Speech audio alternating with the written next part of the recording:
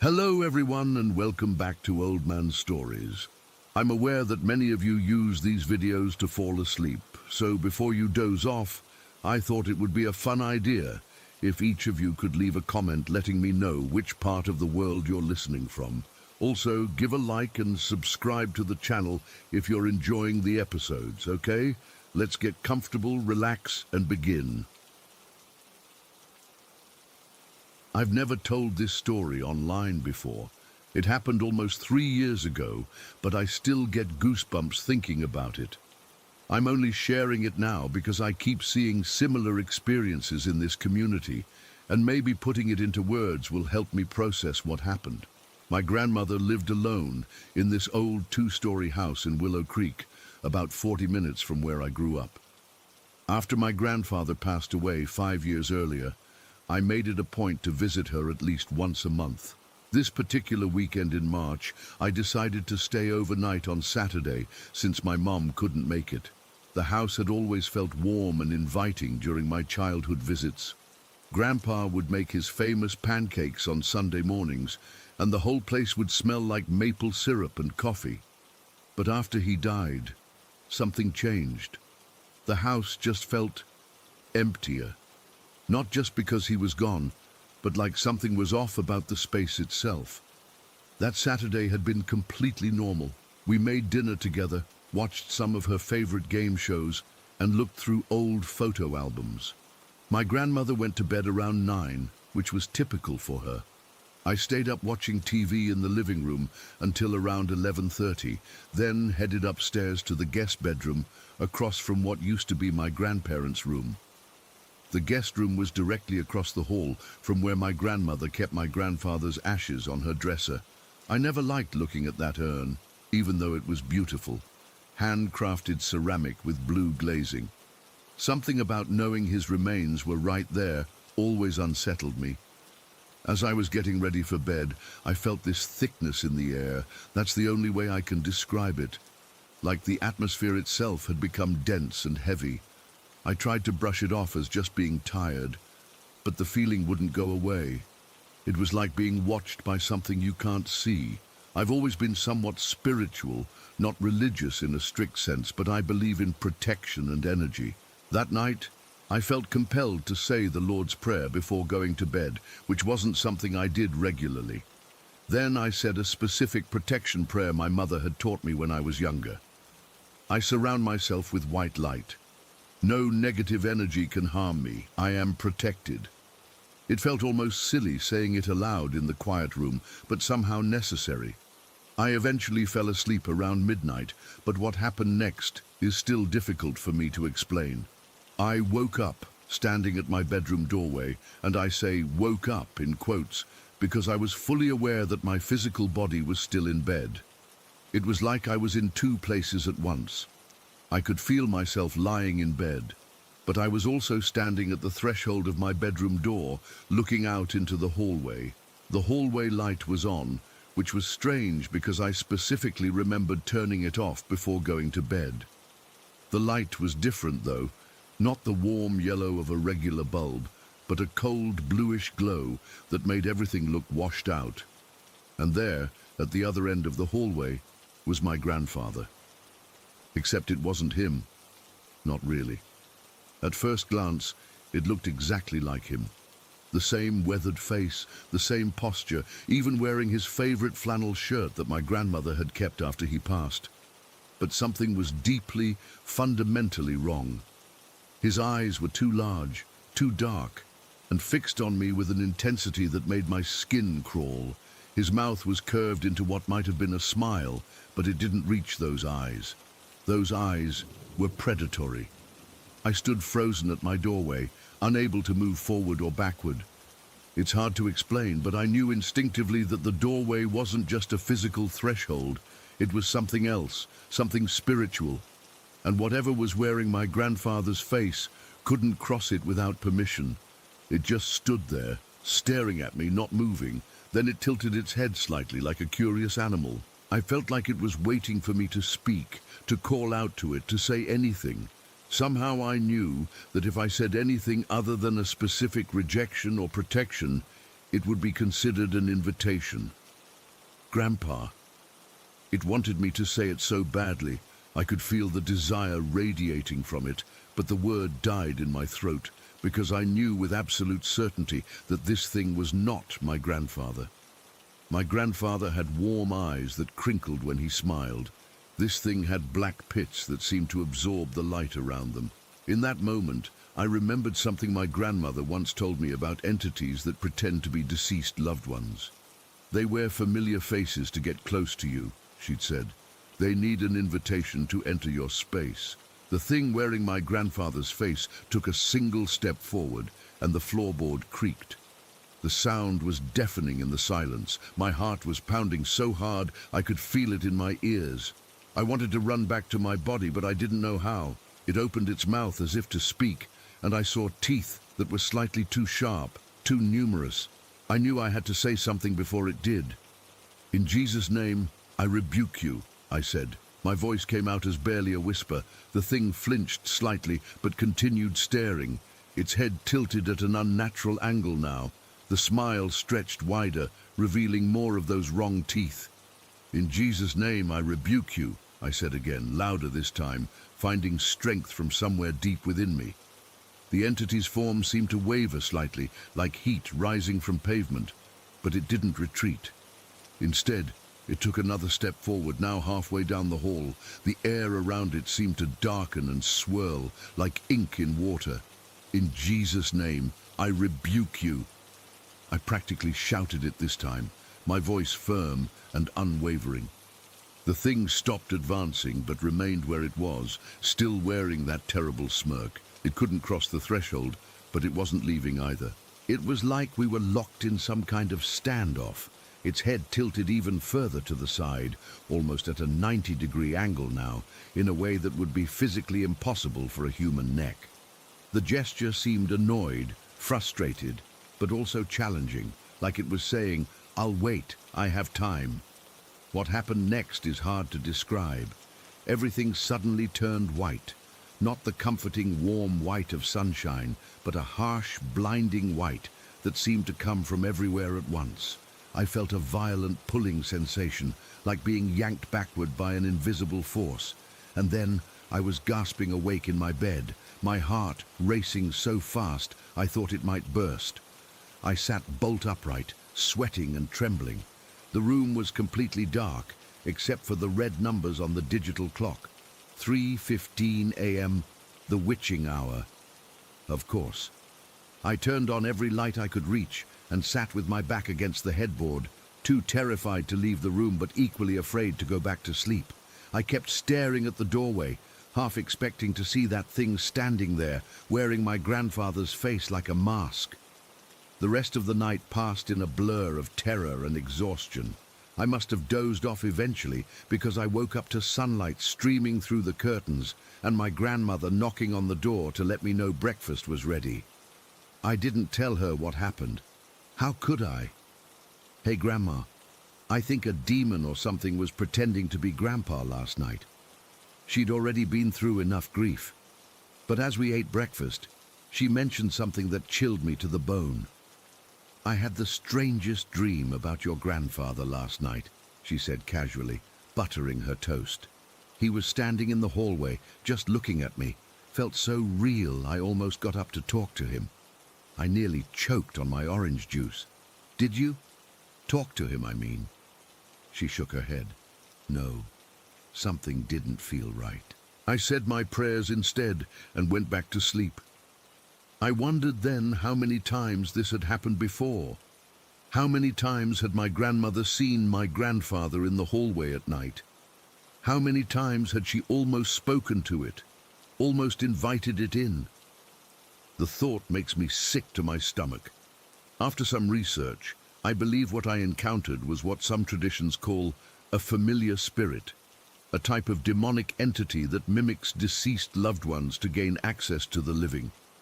They feed on grief and loneliness, targeting those who are vulnerable. I've never experienced anything like that again, thankfully.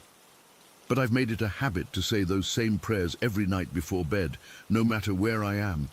And I've insisted that my grandmother stay with us during holidays and family gatherings.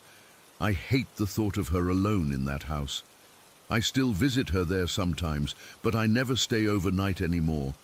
And I never ever look at my grandfather's urn.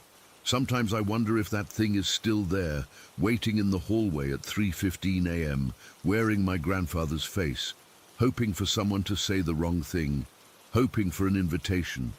Whatever it wasn't my grandfather, and it's the knowledge that such things exist. Entities that can look so much like someone you loved, but be something so malevolent underneath, that still keeps me up at night sometimes. I don't have any proof this happened. I know it sounds like a bad dream or sleep paralysis. That's what I tried to tell myself at first. But deep down, I know what I saw. And I know that threshold saved me that night. Story 2. I've been sitting in front of my computer for almost an hour now, trying to figure out how to even start typing this. My hands are shaking a bit, and I keep glancing over my shoulder at the wall where that damn clock used to hang. We took it down last week, couldn't stand looking at it anymore. I guess I should just get into it. This all happened about 3 months ago, though it feels like yesterday. My grandfather passed away last year. He was this sweet old man who owned a clock shop in Millfield for over 40 years. He was kind of a local legend around here, the guy everyone went to when they needed something fixed. After he died, we inherited some of his belongings, including this beautiful wooden wall clock he'd made himself back in the 70s. It had been in his shop forever, and my dad was pretty emotional about hanging it up in our living room. Said it was like having a piece of his dad still with us. Everything was normal for months. The clock worked perfectly, keeping perfect time like everything my grandfather ever made, until that Tuesday evening when it just stopped. I remember because I was sitting on the couch scrolling through my phone when I realized I couldn't hear the ticking anymore. It had stopped at 7:32 exactly. My dad tried to wind it, but it wouldn't start again. He wasn't too worried. Said it probably just needed cleaning or something. We ended up going out for dinner that night because my mom didn't feel like cooking, just a normal family dinner, nothing special. We were gone maybe 3 hours total. When we got home around 10:30, I was the first one through the door, and I immediately noticed the ticking. I actually called out, "Hey, the clock's working again." My dad came in behind me looking confused. He hadn't touched it since trying to wind it earlier. That's when my brother Jake pointed out something weird. "Doesn't it seem faster?" he asked. We all stopped to listen, and yeah, the ticking definitely sounded too fast, like it was running at double speed or something. But the really freaky part was when we looked at the time. The clock showed 11:45. More than an hour ahead of the actual time. My dad's face went completely pale. I've never seen him look scared like that before. He's always been the skeptical one in our family, always has a logical explanation for everything, but not this time. "This isn't possible," he kept saying as he examined the clock. "Clocks don't work this way. They can stop, they can run slow, but they can't just speed up time." My dad actually knows a lot about clocks. My grandfather taught him everything about clock mechanics when he was younger, even though my dad ended up becoming an accountant instead of following in the family business. He explained to us that night that mechanical clocks physically can't run faster than they're designed to.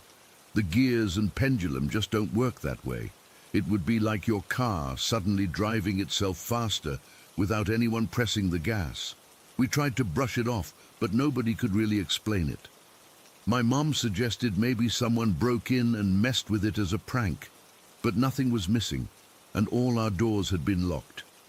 Plus, who breaks into a house just to make a clock run fast? That was just the beginning, though. 2 days later, Thursday, we were all watching some action movie in the living room. It was around 9 at night, and we were about halfway through the film when we heard this massive slam from the front of the house. It was so loud that my mum actually screamed. We all jumped up, thinking someone had broken in. My dad grabbed a baseball bat from the closet, and we all crept towards the front hallway. Turns out it was just our front door. It had slammed completely shut, which would be totally normal, except no one had opened it in the first place, and it's a solid wooden door, heavy as hell. Even on the windiest days, that door doesn't move unless you physically push or pull it. And there was no wind that night, not even a breeze. We checked all the windows, made sure everything was locked up, and tried to go back to the movie, but nobody was really watching anymore. My mom kept looking over her shoulder, and my dad kept getting up to check the door every few minutes. That same night, something even weirder happened. I went to bed around 11, but I couldn't sleep. I kept hearing these weird creaking sounds from downstairs, like someone walking around. Around 1 in the morning, I went to check on my brother Jake, whose bedroom is on the first floor. When I got to his room, I nearly had a heart attack. Jake was asleep on his bed, but his body was wrong. His legs were suspended in the air, like completely lifted up off the mattress. Not just slightly elevated like he was stretching, they were fully in the air, at an angle that didn't make any sense. It looked completely unnatural, like his lower body was being held up by invisible strings. I was so freaked out that I actually took a picture with my phone before saying anything. I still don't know why that was my first instinct, but I'm glad I did it. After I took the photo, I whispered his name, and as soon as he started waking up, his legs just dropped back onto the bed like nothing had happened. He was confused when I told him what I'd seen. Said he didn't feel anything unusual and thought I was trying to prank him. I showed him the picture and his face went completely white. In the photo, his body looked even more contorted than what I'd seen with my own eyes. His knees should have been practically at his face based on the angle, but they clearly weren't. It was like his legs had bent in places where there weren't even joints. Jake started crying. He's 17, not exactly a little kid, but he was terrified. I ended up staying in his room that night, sleeping on the floor next to his bed. Neither of us mentioned the clock or the door, but I think we were both thinking about it. The next morning at breakfast, we told our parents about what happened. My dad tried to dismiss it at first. Said Jake probably just had a muscle spasm in his sleep or something. But when I showed them the picture, my mom started crying and my dad just stared at it for a long time without saying anything. That's when my mom finally said what we'd all been thinking, but afraid to say out loud, "It's Dad, isn't it? He's trying to tell us something." My grandfather had been obsessed with time, not just in the sense that he made and fixed clocks for a living, but in a deeper way. He used to talk about how time wasn't as linear as people thought, how clocks were just imperfect tools trying to measure something humans couldn't fully comprehend. We always thought it was just the philosophical ramblings of an old clockmaker, but now I'm not so sure. The door slammed 2 more times that week, always when we were all together, always with that same violent force. The last time it happened, my little sister Ella's toy car, which had been sitting on a shelf near the door, flew across the room and smashed against the wall. There was no way the door slamming could have caused that. The shelf wasn't even close enough to be affected, but the part that still gives me nightmares happened last Sunday. I was going through my phone, trying to find that picture of Jake to show my cousin who was visiting. I scrolled through my camera roll, but the photo wasn't there. I thought maybe I'd accidentally deleted it, so I checked my recently deleted folder. Nothing. Then I remembered I'd sent it to our family group chat that morning after it happened. I opened the chat and scrolled back to that day, and I could see my message. Look what happened to Jake last night, followed by what should have been the photo. But instead of the image, there was just a grey box with an exclamation mark.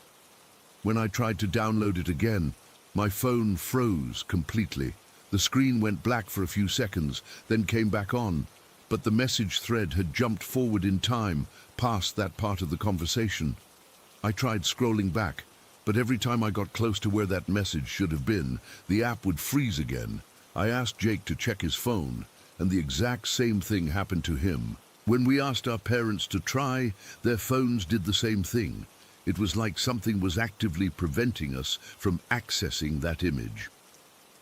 That night, the clock stopped again. Just completely died. At exactly 7:32, the same time it had stopped the first time. My dad took it down from the wall the next morning and put it in the attic. He said he couldn't look at it anymore. We haven't had any more incidents since then. No slamming doors, no weird positions in bed, nothing. But I can't stop thinking about it all, about what my grandfather might have been trying to tell us, about how he somehow manipulated time and physical objects. Sometimes I wake up in the middle of the night, convinced I can hear ticking from the attic. But when I really listen, there's nothing there. I don't know if we'll ever understand what happened during that week. All I know is that I'll never look at clocks the same way again. And sometimes when I'm alone in the house, I swear I can feel someone watching me, like time itself has eyes, and my grandfather is looking through them. Story 3. I'm still shaking as I write this. I need to get this off my chest because I can't stop thinking about it, and I'm honestly scared to be alone in my house right now. This happened yesterday afternoon. I'm a graduate student at Northwestern in Chicago, living in a 2-story house we're renting about 15 minutes from campus. My husband Michael works as a respiratory therapist at the hospital. He's been pulling extra shifts since everything went crazy with COVID. We've been married for 3 years, together for 6. We have 2 cats, Milo and Bean. Yesterday was my day off from classes. Michael had left for work around 6 in the morning for a 12-hour shift. I'd been catching up on housework all morning. You know, the usual stuff that piles up when both of you are busy. Around 3 in the afternoon, I was in the kitchen wiping down the counters while listening to a podcast. Nothing unusual or spooky about the day. It was sunny outside, completely normal Thursday afternoon. I'd just finished cleaning the stovetop when I heard it. Clear as day from downstairs. Olivia? It was Michael's voice, not just similar. It was exactly his voice, with that slight uptick he always has when he's calling for me from another room. The way he slightly emphasizes the second syllable of my name. My first thought was confusion. I hadn't heard the garage door opening, which is super loud and impossible to miss. I hadn't heard his car pulling up either. Michael always texts when he's heading home early, especially since his schedule has been so unpredictable lately. Before I could even process this, Milo and Bean bolted from their sunny spot on the kitchen floor and ran to the staircase that leads downstairs. This is their exact routine whenever Michael comes home. They race to greet him. Bean even jumped onto the banister like she always does, looking down expectantly. I called back, "Michael?" No response. That's when the hair on my arms stood up. Something felt wrong. Very wrong. I stood there frozen for a moment, listening. The house was completely silent, except for the podcast still playing on my phone. I shut it off. "Michael, are you home?" I called again, louder this time. Nothing. Our downstairs level has the garage entrance, laundry room, Michael's office, and a small half bath. There's also a door that leads to our backyard. We almost never use the front door. I should mention that I grew up in rural Tennessee, where pretty much everyone has guns. My dad taught me to shoot when I was 12, and I've always kept a pistol in the house. Michael teases me about it sometimes, being a city boy, but he understands it makes me feel safer, especially when he works nights. I went to our bedroom and took my Glock from the lockbox in my nightstand. I checked that it was loaded, though I keep it that way. The weight of it in my hands calmed me down a bit, made me feel less helpless. Carefully, I started down the stairs, checking each step so they wouldn't creak. The cats were still at the bottom, looking confused now, glancing between me and the hallway that leads to the garage. "Michael!" I called again, gun pointed down but ready. My heart was pounding so hard I could feel it in my throat. I reached the bottom of the stairs and checked the garage first. Empty. His car wasn't there. The door that leads outside was still locked from the inside, deadbolt and chain still in place. I checked every room downstairs methodically. Michael's office, empty. Laundry room, empty. Half bath, empty. I even looked behind the shower curtain in the upstairs bathroom and checked all the closets. Nothing was disturbed, no signs that anyone had been in the house. The backyard door was locked too. I looked out the windows, no one in sight. Just our small yard and the wooden fence around it. I was starting to question my sanity at this point. Had I imagined it? But then why did the cats react? They were still acting weird, sniffing around the bottom of the stairs and looking expectant. They definitely heard something too. With shaking hands, I pulled out my phone and FaceTimed Michael. He picked up after a few rings. The hospital background was immediately visible behind him. "Hey, what's up?" he asked, looking concerned. "I rarely call him at work. Have you been home?" I asked, trying to keep my voice steady. He looked confused. "No, I'm at work. I've been here since this morning. Everything okay?" I didn't want to freak him out while he was working, so I just said, "Yeah, I just thought I heard something. The cats are acting weird." "Probably just the neighbor's dog again," he suggested. "Remember how they went crazy last week when that new family moved in next door with the German Shepherd?" But this wasn't like that. Not at all. The cats hadn't barked at a noise. They had run to greet someone they thought was Michael, someone whose voice sounded exactly like him. After hanging up, I did another walkthrough of the house, this time checking window locks, looking under beds, behind furniture. I even checked the attic access in the hallway ceiling, though it would be impossible for someone to have gotten up there without a ladder, which we keep in the garage. Nothing was out of place. No signs of forced entry. Nobody hiding anywhere. I sat down on the couch, gun still in my hand, trying to make sense of what had happened. I've never believed in ghosts or anything supernatural, but this was impossible to explain rationally. I clearly heard Michael's voice call my name. The cats clearly heard it too.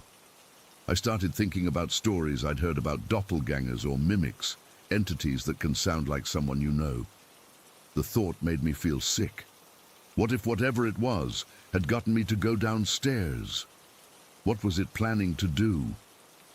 The rest of the afternoon, I sat with my back against the wall, gun within reach, jumping at every little sound. I turned on all the lights in the house, even though it was still daylight. I called my sister and stayed on the phone with her for over an hour, though I didn't tell her exactly what happened, just that I was feeling anxious being alone. When Michael finally got home around 7:30, I nearly burst into tears from relief. The cats greeted him normally, running to the stairs, Bean jumping on the banister, exactly like they had done earlier when there was nobody there. I told Michael everything. He looked concerned but tried to rationalize it. Maybe it was the TV I'd left on. I hadn't. Or a neighbor calling someone with the same name. Our houses aren't that close together. Or maybe I was just overtired and imagined it, but the cats. Last night I barely slept. Every creak and settle of the house had me wide awake, staring into the darkness. Michael slept soundly beside me, his arm thrown over my waist, completely untroubled. This morning he left for work again. Before going, he checked all the doors and windows, made sure everything was secure. He even looked in the attic for me.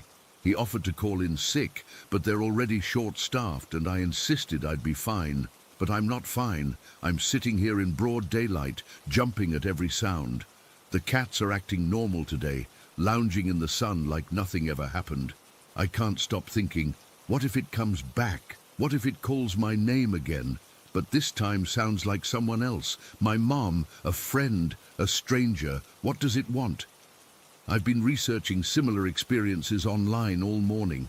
Some people talk about skinwalkers or mimics in folklore, entities that can take on the voices or appearances of loved ones to lure people. Others mention more scientific explanations like auditory hallucinations or weird acoustic phenomena where sounds from far away can be carried to unexpected places. But none of that explains the cats. They heard it too. They recognized it as Michael. Animals don't hallucinate the same things humans do, right? I'm sitting here with every light on, doors locked, gun within reach. I keep telling myself there's a logical explanation, but deep down, I'm terrified there isn't. What do you do when something impossible happens in your own home? How do you make yourself feel safe again? Michael's shift ends at 8 tonight. That's 5 more hours alone in this house. 5 more hours wondering if I'll hear that voice again, calling my name from somewhere it shouldn't be. I've lived in this house for 2 years and never felt unsafe until yesterday. Now I can't shake the feeling that something was here, something that knew my name, something that knew exactly how Michael sounds when he calls for me, something that wanted me to come downstairs. I don't know what to do. I don't know who to tell that won't think I'm losing my mind. I know what I heard. I know the cats heard it too, and I can't stop wondering if I had gone downstairs without checking first, without my gun, what would have been waiting for me? Story 4. I never thought I'd be the type of person to share something like this online, but I need to get this off my chest. Maybe someone out there has experienced something similar and can help me make sense of it all. I've spent most of my life trying to rationalize what's happened in my childhood home, but I can't anymore. My name is James Wilson. I grew up in a small city outside of Toronto, one of those places where everyone knows everyone else's business, and most families have lived there for generations. Our house wasn't anything special. A 2-story brick home built in the 1970s with 3 bedrooms upstairs, a finished basement, and a creepy crawl space that would become the center of my nightmares. The first incident I remember happened when I was 5 years old. My parents had gone out for dinner, leaving my older sister to babysit me. I was playing with my toys in the living room when I heard the distinct creak of the crawlspace door opening in the basement. If you've ever had a crawlspace in your home, you know they have those small doors that typically need a knob to be turned and pulled to open. Ours was no exception. My sister was upstairs doing homework, so I went to investigate on my own. Stupid, I know, but I was 5 and fearless. When I reached the bottom of the stairs, I froze.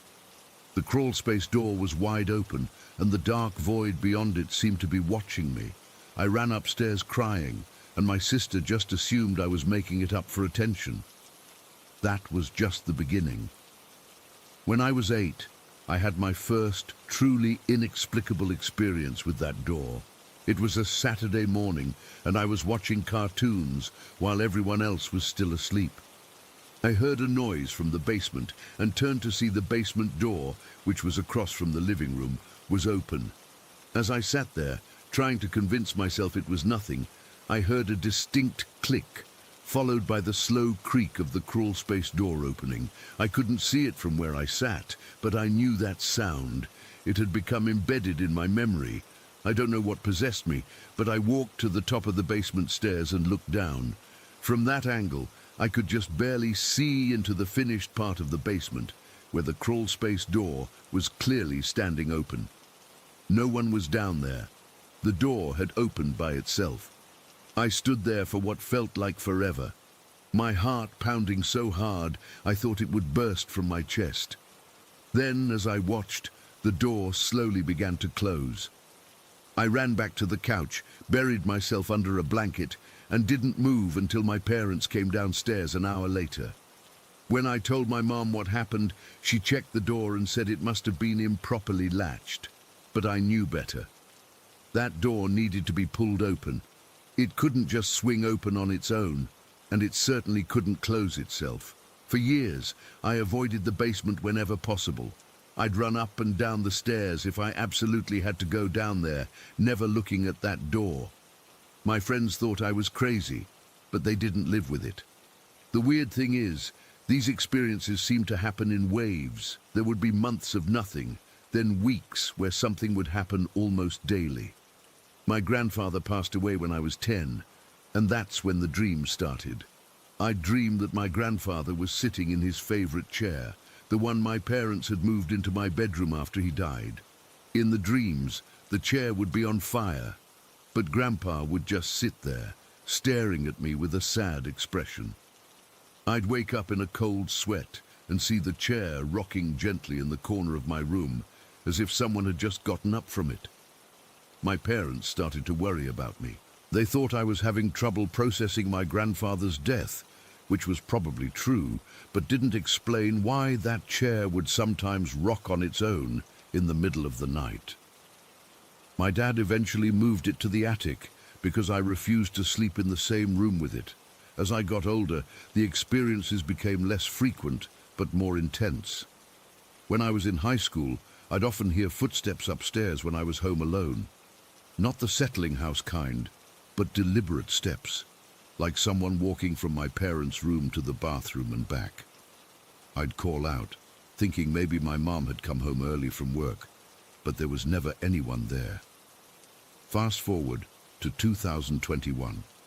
I was 24 and had moved back in with my parents temporarily while looking for a job after college. I thought I had outgrown my fear of the house, chalked it all up to an overactive childhood imagination. I was wrong. It started with knocking. 3 consecutive knocks on my bedroom wall at exactly 3 in the morning. The first night it happened, I thought it was a branch hitting the side of the house, but there were no trees near that wall. Plus, my bedroom was on the 2nd floor, and that particular wall faced the outside of the house. There was nothing and no one who could be knocking on it. The second night, the knocks came again. Same time, same pattern. 3 knocks, a pause, then 3 more. I got up and pressed my ear against the wall. The knocking stopped. I went back to bed, and as soon as I pulled the covers up, it started again, louder this time. I got up and went downstairs, thinking maybe I could hear better from outside. As I stood in the kitchen, the knocking followed me. It was now coming from the ceiling directly above me, where my bedroom was. When I went back upstairs, the sound moved back to the wall. I barely slept that night. The next morning, I asked my parents if they'd heard anything, but they both said they'd slept through the night. My dad checked outside for any loose siding or branches, but found nothing that could explain the knocking. The knocking continued for a week straight, always at 3 a.m., always the same pattern. Then, as suddenly as it started, it stopped. I almost missed it. The silence felt more ominous somehow. A month later, my friend Amy came over to hang out. We were watching a movie in my room when she went to use the bathroom. While she was gone, I felt something that still makes my skin crawl when I think about it. A hand, a very distinct hand with long, bony fingers and sharp nails, scratched slowly down my back, from my shoulder blade to my lower back. I jumped up and spun around, expecting to see Amy playing a prank. Instead, for just a split second, I saw a tall, middle-aged man standing by my closet. He had hollow eyes and a gaunt face, and he was staring right at me. I blinked, and he was gone. When Amy returned, she found me standing in the middle of the room, white as a sheet. I didn't tell her what I'd seen. I didn't want her to think I was losing it. But later that night, as she was getting ready to leave, she said something that made my blood run cold. "Hey, James, this is going to sound weird, but does your house ever feel off to you?" When I asked her what she meant, she confessed that every time she'd come over in the past few months, she'd felt like someone was watching her in my room. She said she'd been too embarrassed to mention it before. I finally told her everything: the crawl space door, the knocking, the man I'd seen. Instead of laughing it off like I expected, she nodded and said she believed me. She said the air in my room sometimes felt heavy, like walking through water, especially near my closet. After Amy left, I couldn't shake the feeling that by acknowledging these experiences out loud, I'd somehow made them stronger. That night, I woke up to the sound of my closet door slowly creaking open. I kept my eyes shut tight, paralyzed with fear. Something moved across my room. I could feel the shift in the air, the weight of a presence that shouldn't be there. My bed dipped slightly, as if someone had sat down on the edge of it. I couldn't breathe. I couldn't move. I lay there, eyes squeezed shut, praying for morning to come. Eventually, the weight lifted, and I heard my closet door close. The next morning, I told my parents I was moving out. I couldn't stay in that house anymore. They were confused but supportive. My dad helped me find an apartment, and within 2 weeks, I was gone. I thought that would be the end of it, that whatever was in that house would stay there. For a while, it seemed like I was right. My new place felt normal. No knocking, no footsteps, no phantom hands on my back. Then, in 2022, my sister called me in the middle of the night, hysterical. She'd been staying at our parents' house while they were on vacation. She said she'd been watching TV when she heard the crawlspace door open by itself. When she went to check, she saw it standing wide open. As she watched, it slowly closed, then latched itself shut. I felt sick. It wasn't just me. It never had been. Last month, I had to go back to my parents' house to help my dad move some furniture. I hadn't been inside that house for almost a year, and the moment I walked in, I felt it. That heaviness, that sense of being watched.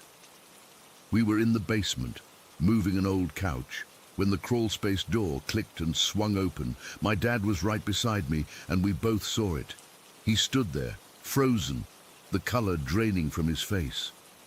"That's not possible," he whispered. "I changed the latch last year. It can't open without being pulled." But it had, and as we stood there, staring at the dark opening, I heard a soft, rhythmic knocking coming from inside the crawlspace. 3 knocks, a pause, then 3 more. My dad heard it too. We left the couch where it was and went upstairs. He called a priest the next day. I don't know if it helped. I haven't been back and I don't plan to. I still hear knocking sometimes in my dreams. I still wake up feeling like someone is sitting on the edge of my bed. And sometimes, just as I'm drifting off to sleep, I swear I can hear the distant creak of a crawlspace door swinging open on its own. I don't know what's in my parents' house. I don't know if it followed me. All I know is that some things can't be explained away, no matter how hard we try.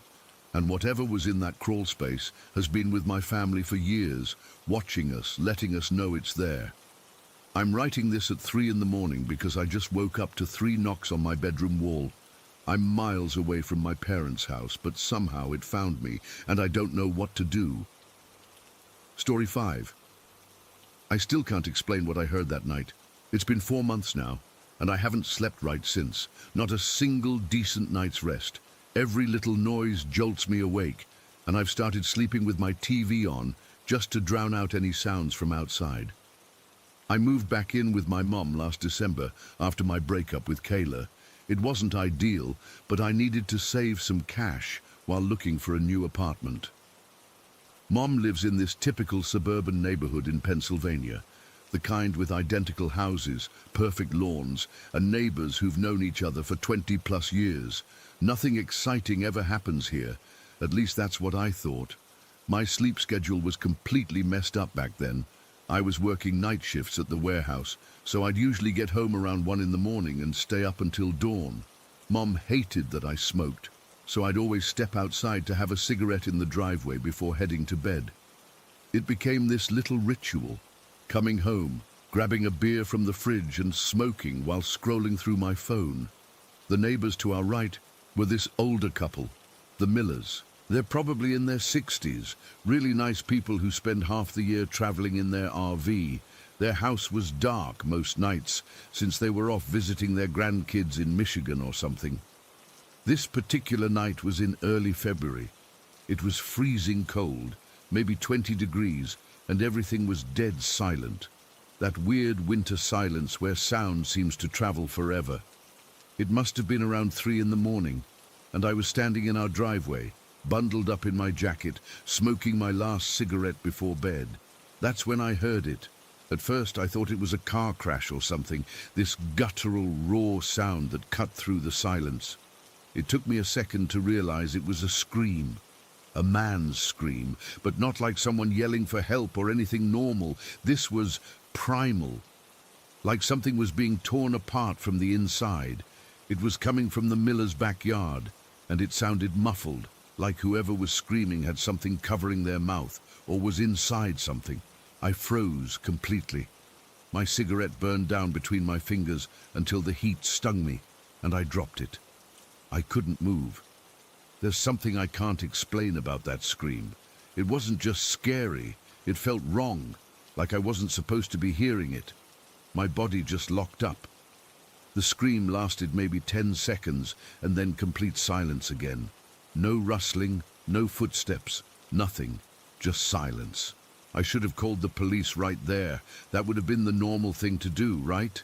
If you hear someone screaming in pain, you call for help. But I didn't. Instead, I ran back inside, locked the door, and sat on the couch until the sun came up. I can't explain why, but every instinct in my body told me not to get involved, not to even acknowledge what I'd heard. The next morning, I checked the Miller's house from my bedroom window. Everything looked completely normal. Their car wasn't in the driveway. They were definitely still away. I convinced myself I'd imagined it, or that maybe it was some animal fighting, coyotes or something. I didn't mention it to my mom, but 2 weeks later, it happened again. Same time, almost exactly 3 in the morning, same spot in the driveway, same cigarette break ritual, and the exact same scream, exactly the same. That's what freaked me out the most. It wasn't just similar, it was identical. The same pitch, same duration, same horrifying intensity. This time I actually dropped my beer bottle. It shattered on the driveway, and I remember staring at the broken glass while that sound echoed in my ears. And just like before, after the scream, there was nothing. No follow-up sounds, no movement, no lights turning on in any of the neighboring houses. Just me standing there with shards of glass around my feet, wondering if I was losing my mind. I walked to the edge of our property that night and peered toward the Miller's backyard. They have this wooden privacy fence, so you can't see much, but there's a small shed back there. It's this weathered thing that looks like it's been there since the 70s. The sound seemed to be coming from that direction. I didn't go any closer. Something kept me rooted to our property line. This overwhelming sense of dread, like if I took one more step, something terrible would happen. I've never felt anything like it before or since. After that second night, I started asking myself all sorts of questions. Was someone breaking into the Miller's place while they were gone? Was somebody hurt or trapped? Should I call someone? But the screams didn't sound like they were coming from a living person. That's the only way I can describe it. They were too consistent, too mechanical almost, like a recording, but not quite. I did some research online, trying to find explanations for what I might have heard. Maybe it was some weird acoustical phenomenon. Maybe sound was traveling from somewhere else and just seemed like it was coming from next door. I even wondered if some animal had gotten trapped in the shed, but nothing explained the timing. Exactly 2 weeks apart, exactly the same time of night. For the next few weeks, I avoided going outside at night. I'd smoke by my bedroom window instead. I started sleeping with headphones in.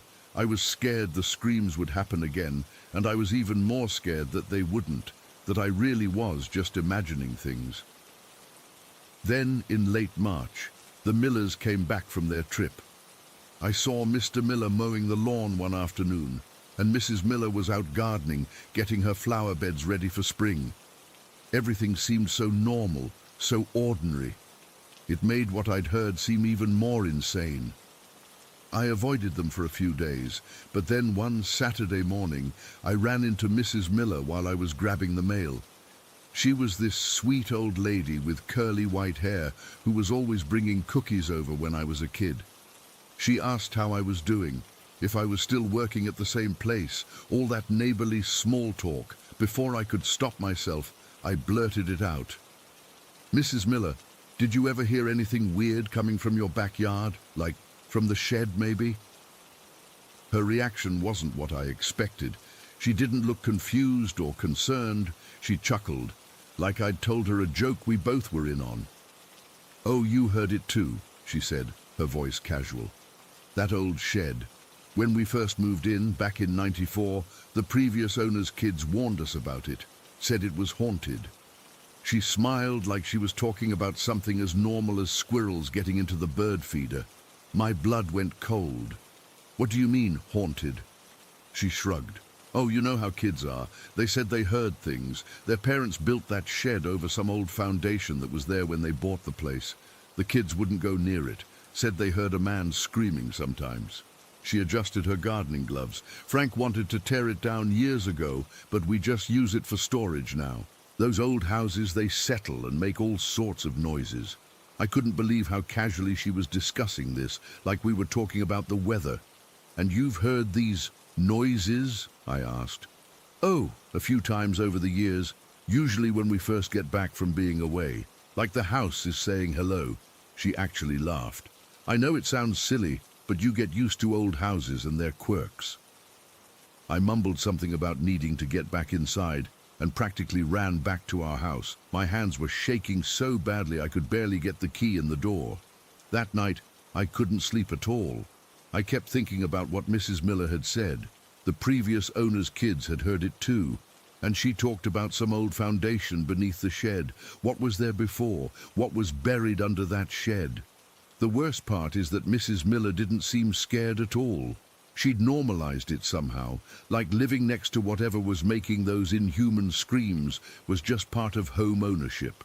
You get used to old houses and their quirks. Her words kept repeating in my head. I started researching the history of the neighborhood online. Our subdivision was built in the late 70s, but before that, it was all farmland.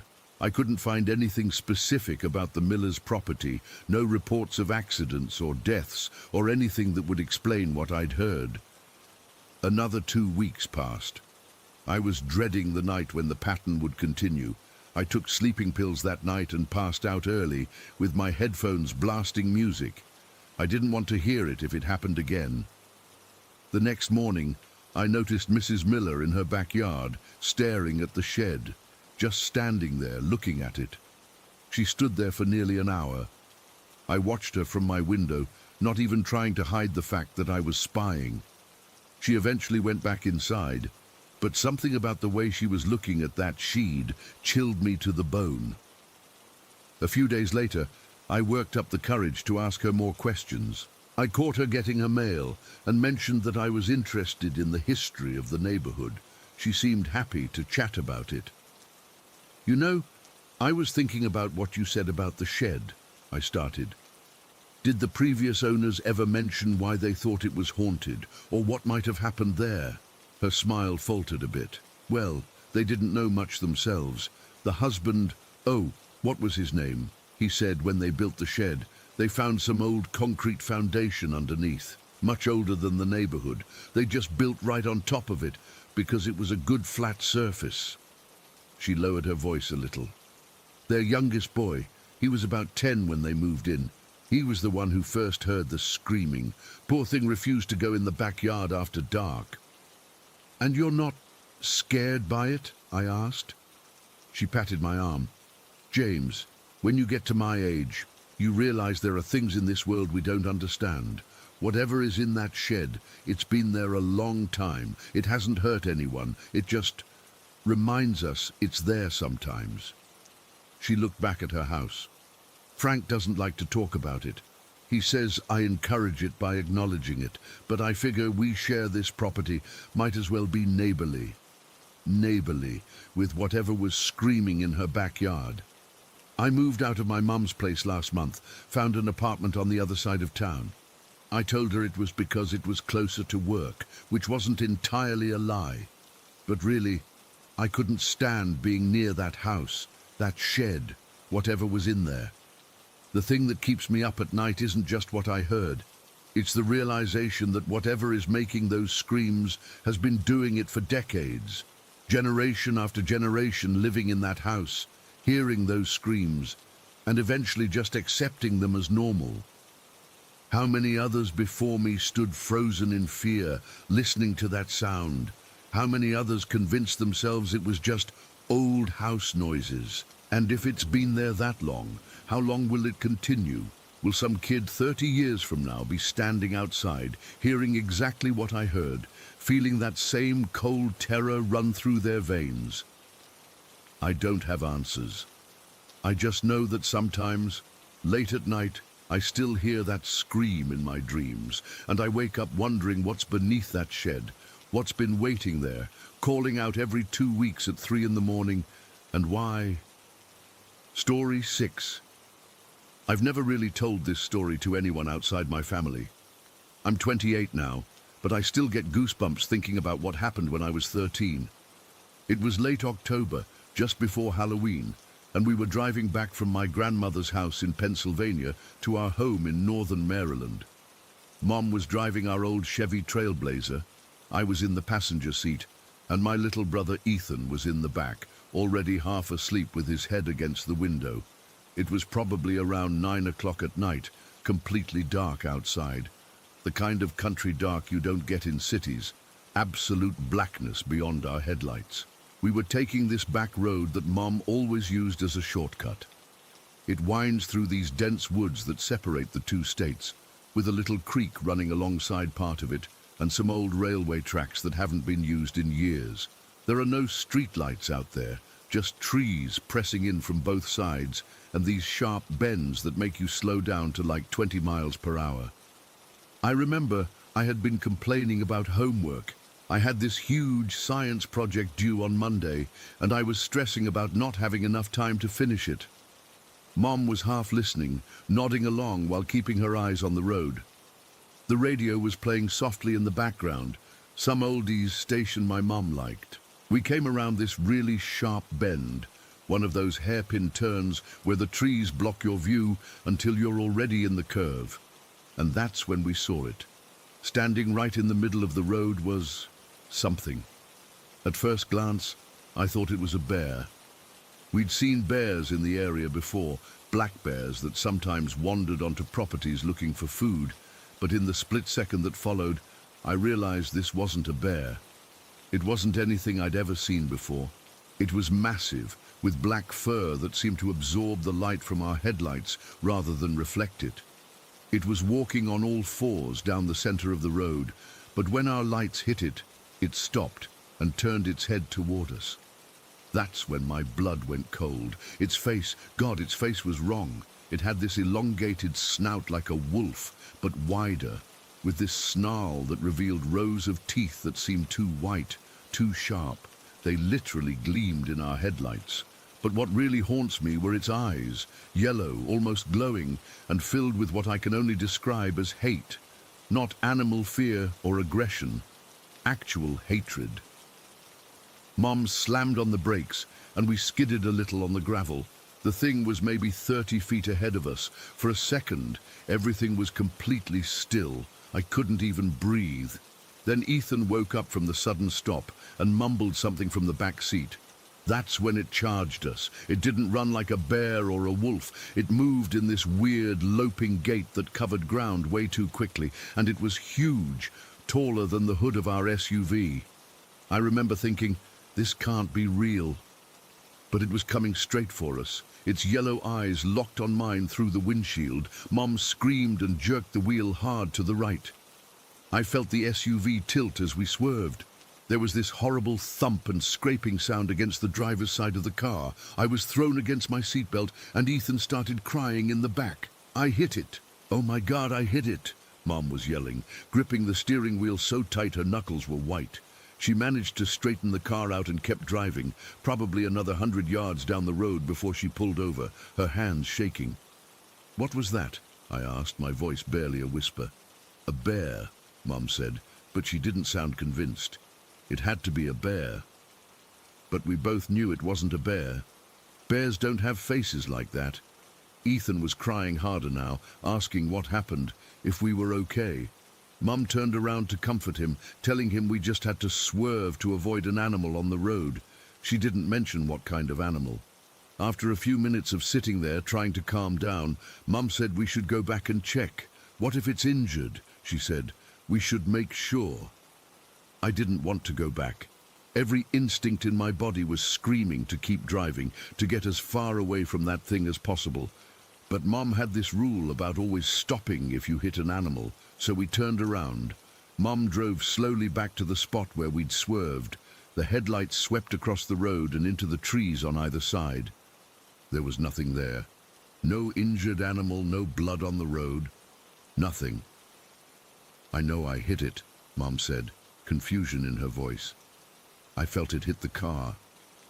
We got out, Mom grabbing the flashlight from the glove compartment. She told Ethan to stay in the car, and he didn't argue. I followed her, staying close as she shined the light on the asphalt, then into the woods on both sides of the road. The woods were completely silent. No crickets, no owls, nothing. Just our breathing, and the beam of the flashlight cutting through the darkness. The creek gurgled softly nearby, and a light breeze rustled the leaves. But otherwise, there was this unnatural stillness that made the hair on my arms stand up. "I don't understand," Mom kept saying. "I know I hit something." When we got back to the car, she checked the driver's side where we'd felt the impact. There was nothing. No dent, no scratch, no animal hair stuck in the paint. Nothing to indicate we'd hit anything at all. The drive home was tense and quiet. Ethan had calmed down and was dozing again in the back seat. Mom white-knuckled the steering wheel the whole way, constantly checking the rear-view mirror. I kept my eyes on the woods along the roadside, terrified I'd see those yellow eyes watching us from between the trees. When we got home, Dad was already asleep. Mom checked the car again in our driveway, this time with better light. Still nothing, not even a smudge on the paint. "Maybe we just clipped it," she suggested, but her voice was uncertain. "Maybe it ran off into the woods." But we both knew that wasn't right. We'd felt the impact. It had been solid, like hitting a wall. And that thing, it had been too big, too solid to just disappear without a trace. That night, I couldn't sleep. I kept seeing those yellow eyes, that too wide mouth with its gleaming teeth. I told myself it was just a weird-looking bear, maybe deformed somehow, or maybe a wolf with some kind of disease that made it grow too large. But deep down, I knew better. The next morning, I half expected Mom to dismiss the whole thing as our imaginations running wild. But over breakfast, while Dad was in the shower and Ethan was watching cartoons, she leaned in close to me.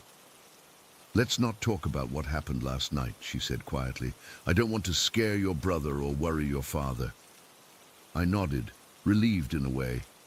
If Mom was acting like this, it meant I hadn't imagined it. Whatever we'd seen was real. For weeks afterward, I had nightmares about that thing charging at our car. In my dreams, we didn't swerve in time, and it smashed through the windshield with those terrible teeth. I'd wake up gasping, drenched in sweat. Mom refused to take that road again, even though it added 20 minutes to the drive to Grandma's house. She never explicitly said why, but I knew. Sometimes I'd catch her staring off into the distance, a troubled look on her face, and I knew she was thinking about it too. I tried researching what we might have seen. I spent hours at the library and online, looking up local wildlife, cryptids, anything that might explain what that creature was. The closest thing I found were stories about the Maryland goatman or the Beast of Bray Road from Wisconsin, but neither quite matched what we'd seen. A few years later, when I was 16, I finally worked up the courage to ask Mom about it directly. We were alone in the car, driving back from a doctor's appointment. "Mom, do you remember that night when we were coming back from Grandma's, when we saw that thing on the road?"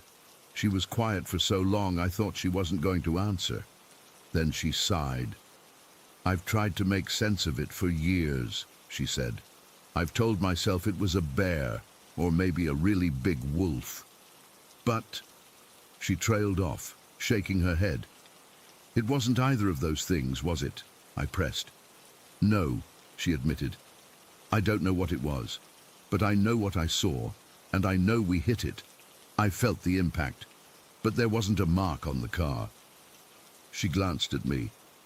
"I've never told your father. He wouldn't believe it anyway. We've talked about it a few times since then, always when we're alone. Mom still doesn't have an explanation. Neither do I. I've spent years trying to convince myself it was just some deformed animal, or that the shadows and headlights played tricks on our eyes. But I know what I saw. Those yellow eyes looking directly into mine. That hatred in them, the impossible size of it. The way it moved. The impact we both felt, but that somehow left no trace. 15 years have passed, and I still get chills driving on dark rural roads. I still find myself scanning the tree line, half expecting to see those yellow eyes staring back at me. Sometimes I wonder if it's still out there, prowling those woods between Maryland and Pennsylvania. Sometimes I wonder if anyone else has seen it. I've never gone back to that specific stretch of road. I'm not sure I could make myself do it, even now. Some part of me is afraid that if I did, that thing would be waiting for me, as if no time had passed at all. I don't know what we encountered that night. I just know it wasn't something that should exist in our world. And sometimes, in my darkest moments, I wonder if it's been looking for us ever since. Story 7. I've been debating whether to share this for years. Even typing this makes my hands shake, but I need to get it off my chest. Maybe someone here has experienced something similar, or can explain what I saw. Back in 2019, I was living with my mom and brother in this small Minnesota town, the kind where everyone knows everyone and nothing interesting ever happens. Our apartment was on the second floor of this old building that faced endless cornfields. The street wasn't well lit, just a couple of dim streetlights that barely cut through the darkness. I've always been into music, and I had my piano set up near my bedroom window. I remember that night so clearly. It was mid-October, getting cold already. Around midnight, I was playing some melancholy piece I'd been working on. Mom and my brother were asleep, and the apartment was quiet except for my music. I glanced up from the keys and froze. Across the street, where the cornfield began, I saw something poking out between the stalks. It took me a second to realize what I was looking at. A black goat. Just its head at first, peering out from between the corn. At first, I wasn't scared. I figured it was someone's escaped farm animal. We lived in rural Minnesota, after all. Not exactly unusual to see livestock. I went back to playing, but something kept drawing my eyes back to the window. When I looked up again, my stomach dropped. The goat had moved. It wasn't at the edge of the cornfield anymore. It was standing in the middle of the street, directly facing our apartment building. Even from that distance, I could tell it was staring right at my window. I'd made the mistake of watching some stupid horror movie earlier that day, something about witches and demonic animals, so I was already on edge. I told myself I was being ridiculous, that it was just a goat that had wandered away from a farm. I closed my curtains, turned off my light, and got into bed. But I couldn't sleep.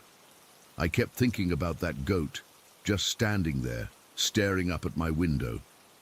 After about an hour of tossing and turning, my curiosity got the better of me. I crept back to the window and peeked through a gap in the curtains. My heart nearly stopped. The goat had gotten closer. Much closer.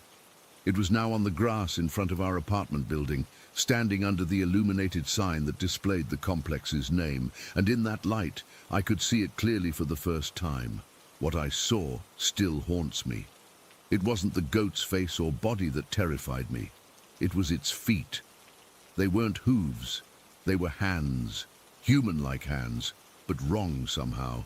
Gnarled grey things with long, skinny fingers that bent at unnatural angles, like they'd been broken and never healed properly. They looked mangled and ancient, like something that should be buried, not attached to a living creature. I backed away from the window so fast, I knocked over my bedside lamp. I kept telling myself I was imagining things, that the horror movie had gotten to me, that it was just a trick of the light. But I know what I saw. I grabbed my blanket and pillow and went to the living room. There was no way I was sleeping in my room that night.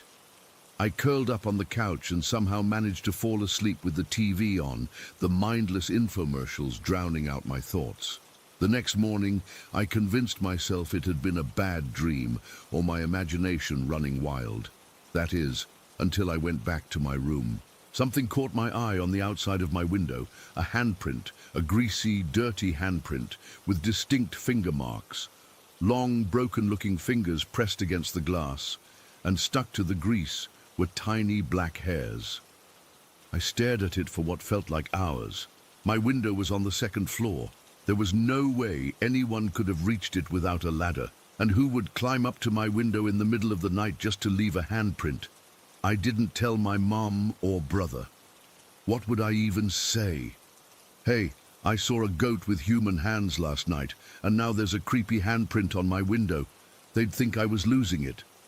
For weeks after that, I kept my curtains closed tight. I pushed my piano to another wall. I avoided looking out at night, but I couldn't shake the feeling of being watched. About 2 months later, I moved in with my boyfriend in a different part of town. I never told him about the goat. I wanted to forget it had ever happened, and for a while I almost did. Then the dreams started.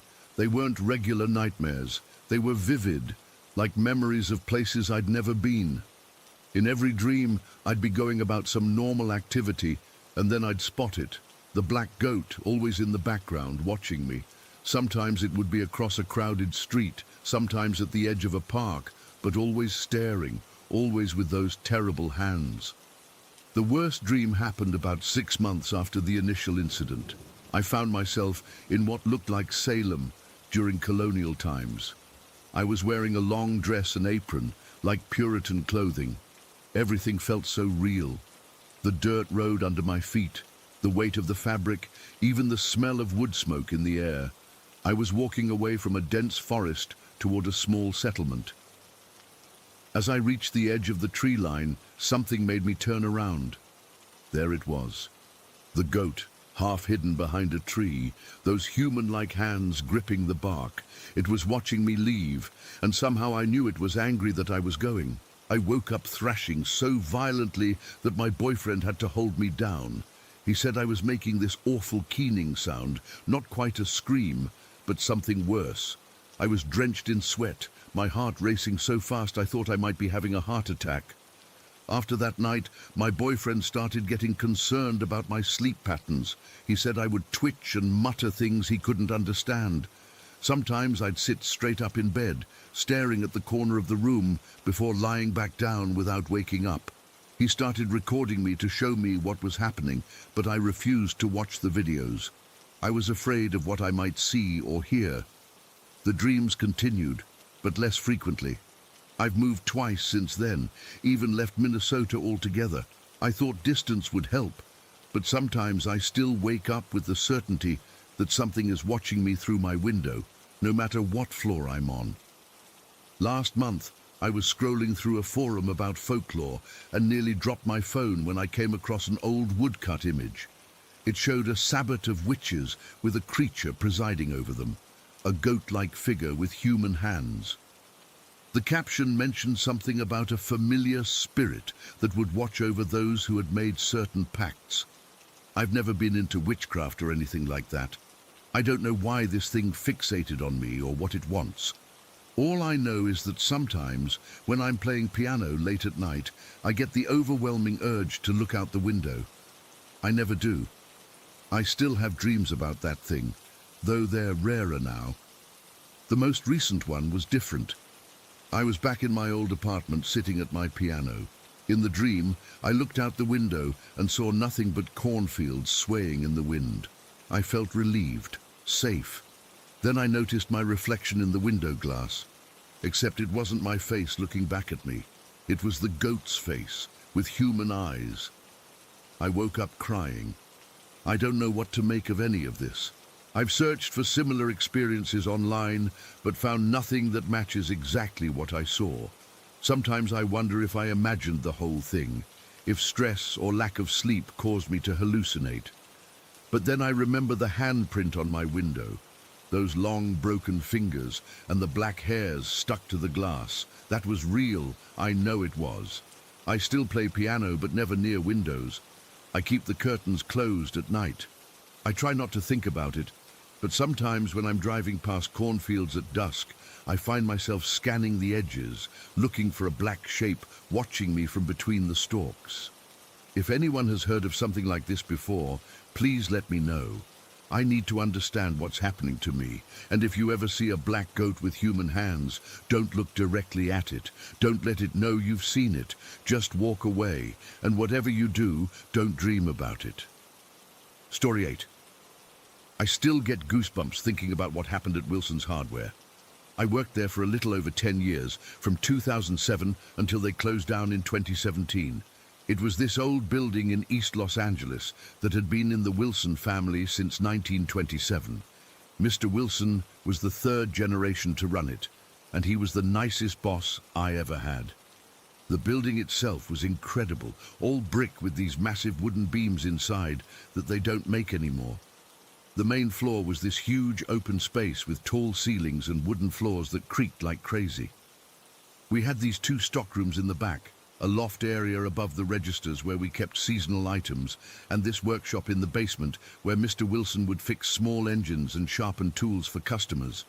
I never believed in ghosts or anything like that before working there. I was always the practical type. If I couldn't see it or touch it, I figured it probably didn't exist. But something about that building changed my mind completely. It started with little things. I'd be closing up, counting the register at around 9:30 at night, and I'd hear footsteps upstairs in the loft. At first, I just assumed it was Mr. Wilson checking inventory or something, but then I'd remember he had already left for the day. I'd call out, "Hello?" and the footsteps would just stop. Other times, I'd be alone in the store during a slow afternoon and hear someone whisper my name from the plumbing aisle. I'd walk over and find nobody there. This happened so many times that I started to think I was losing my mind. Then there were the sounds on the roof. This happened maybe once a month.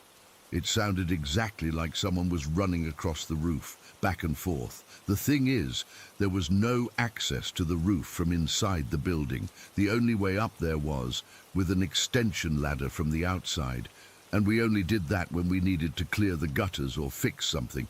I asked Mr. Wilson about it once, and he just gave me this knowing smile and said, "That's just Charlie. He's been with us since the 50s. I didn't press him for details because I wasn't sure I wanted to know more.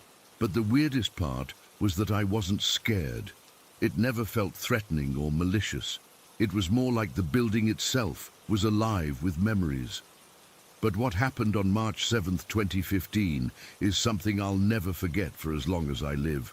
It was a Saturday, and we had a big sale planned for the weekend. I had the opening shift, which meant getting there at 6 in the morning to get everything ready before we opened at 8.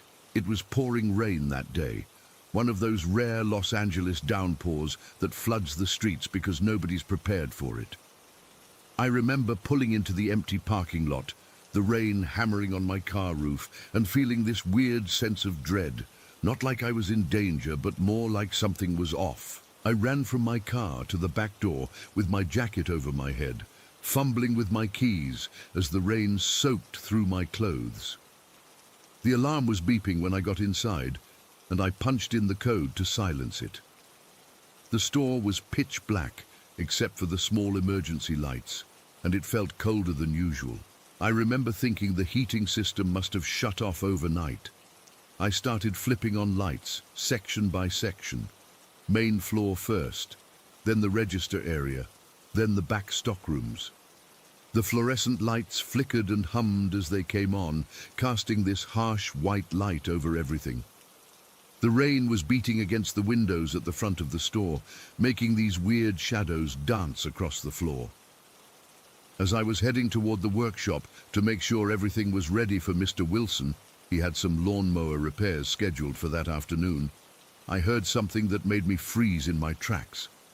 It was the sound of movement under the loft area, like someone shifting their weight on the old wooden floor. Then I heard a man's voice. It wasn't clear enough for me to make out the words, but it sounded like a one-sided conversation, like someone was on the phone. My first thought was that we had a break-in, that someone had spent the night hiding in the store. I stood there, heart pounding, trying to decide if I should call the police or confront whoever it was. Then the voice stopped, and I heard footsteps moving toward the loft stairs. I backed up against the wall, looking around for something I could use to defend myself. The best I could find was a plastic snow shovel from our winter display. I gripped the shovel handle, feeling ridiculous but terrified, and looked up toward the loft. What I saw next is something I've tried to rationalize 1,000 times since, but I know what I saw. There was a man standing at the edge of the loft, looking down at me. He was about 5'10", with a full beard and wearing what looked like old-fashioned work clothes. Not like historical costume, but the kind of simple, sturdy clothes someone might have worn in the 1970s. A flannel shirt with the sleeves rolled up, faded jeans, and these worn leather work boots. He looked to be in his 50s, with deep creases around his eyes and this weathered, tanned skin. The strangest part was how solid he looked. This wasn't some transparent figure or a trick of the light. He looked as real and physical as any customer who'd ever walked into the store.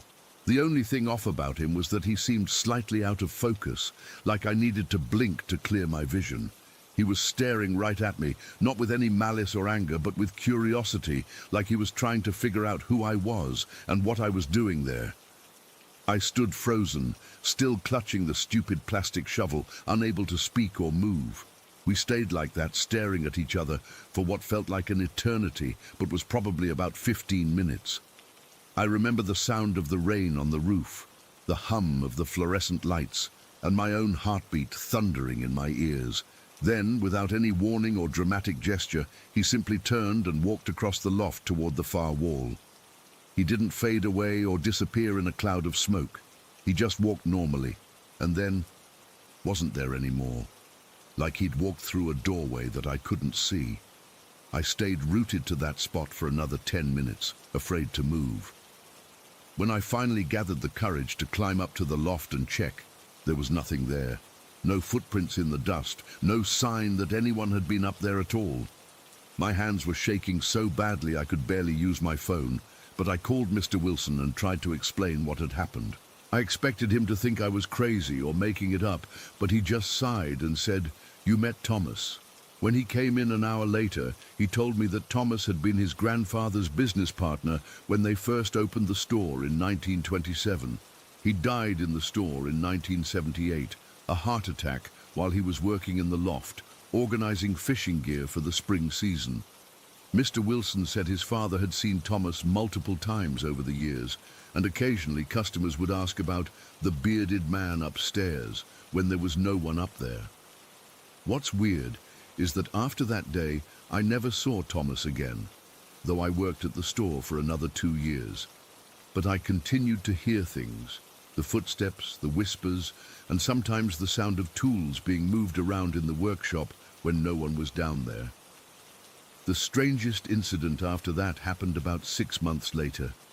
I was helping a customer find replacement parts for an old sink when a box of washers suddenly fell off the shelf right next to us. Neither of us was close enough to have knocked it over. The customer laughed it off, but then looked at me and said, "This place has always been haunted, hasn't it?" When I asked her what she meant, she told me she'd been coming to the store since she was a little girl in the 1960s, and she'd always felt like someone was watching her from the loft. I kept working at Wilson's until they closed down in 2017. Mr. Wilson retired, and his kids weren't interested in taking over the family business.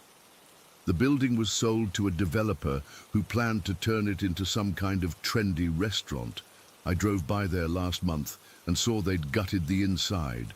All those beautiful old beams were gone.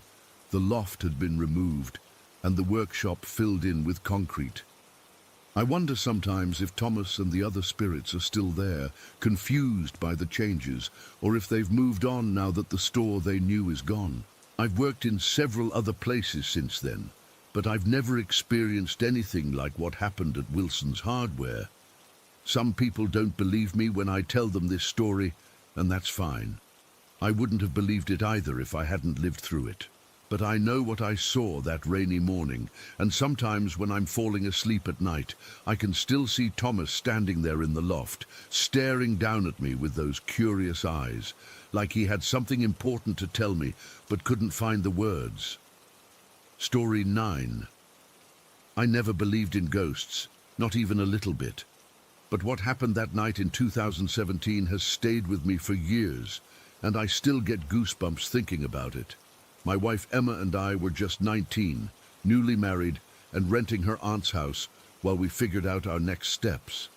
It wasn't anything fancy, just a standard 3-bedroom ranch with a living room that connected to a hallway leading to the bathroom and bedrooms.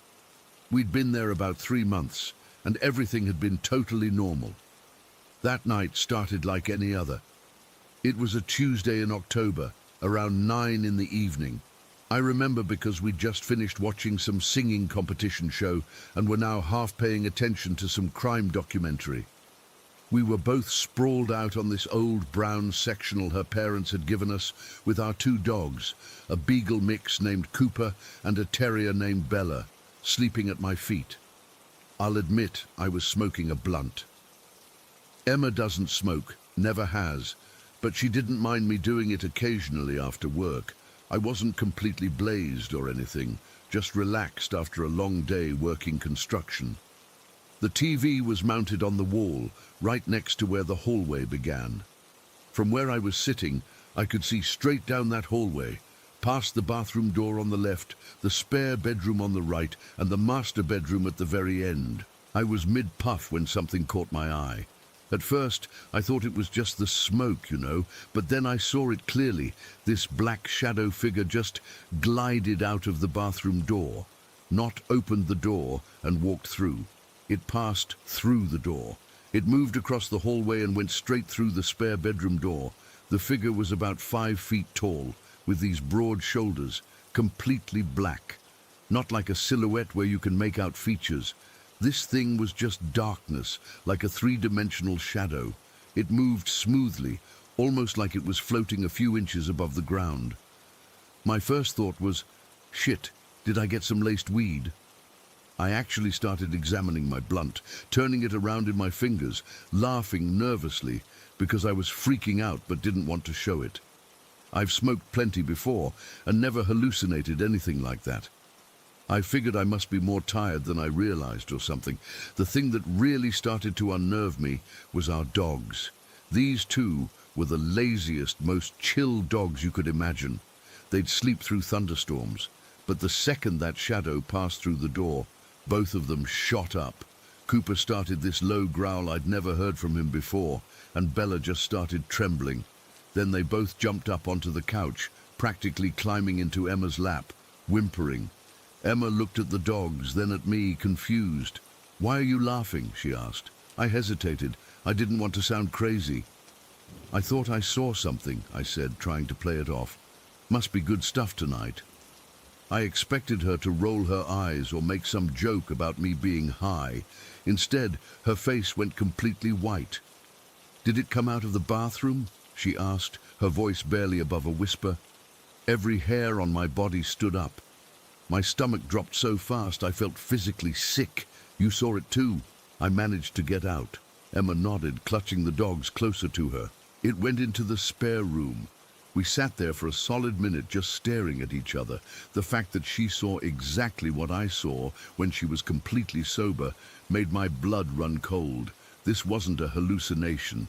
This was real. I started to rationalize. Maybe it was a shadow from a car driving by, but we didn't have windows in that hallway. Maybe the ceiling fan in the spare room was creating some weird shadow effect. But the fan wasn't on. And anyway, how would that explain it moving through doors?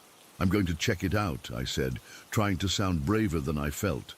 Emma grabbed my arm, hard enough to leave marks. "Don't," she whispered.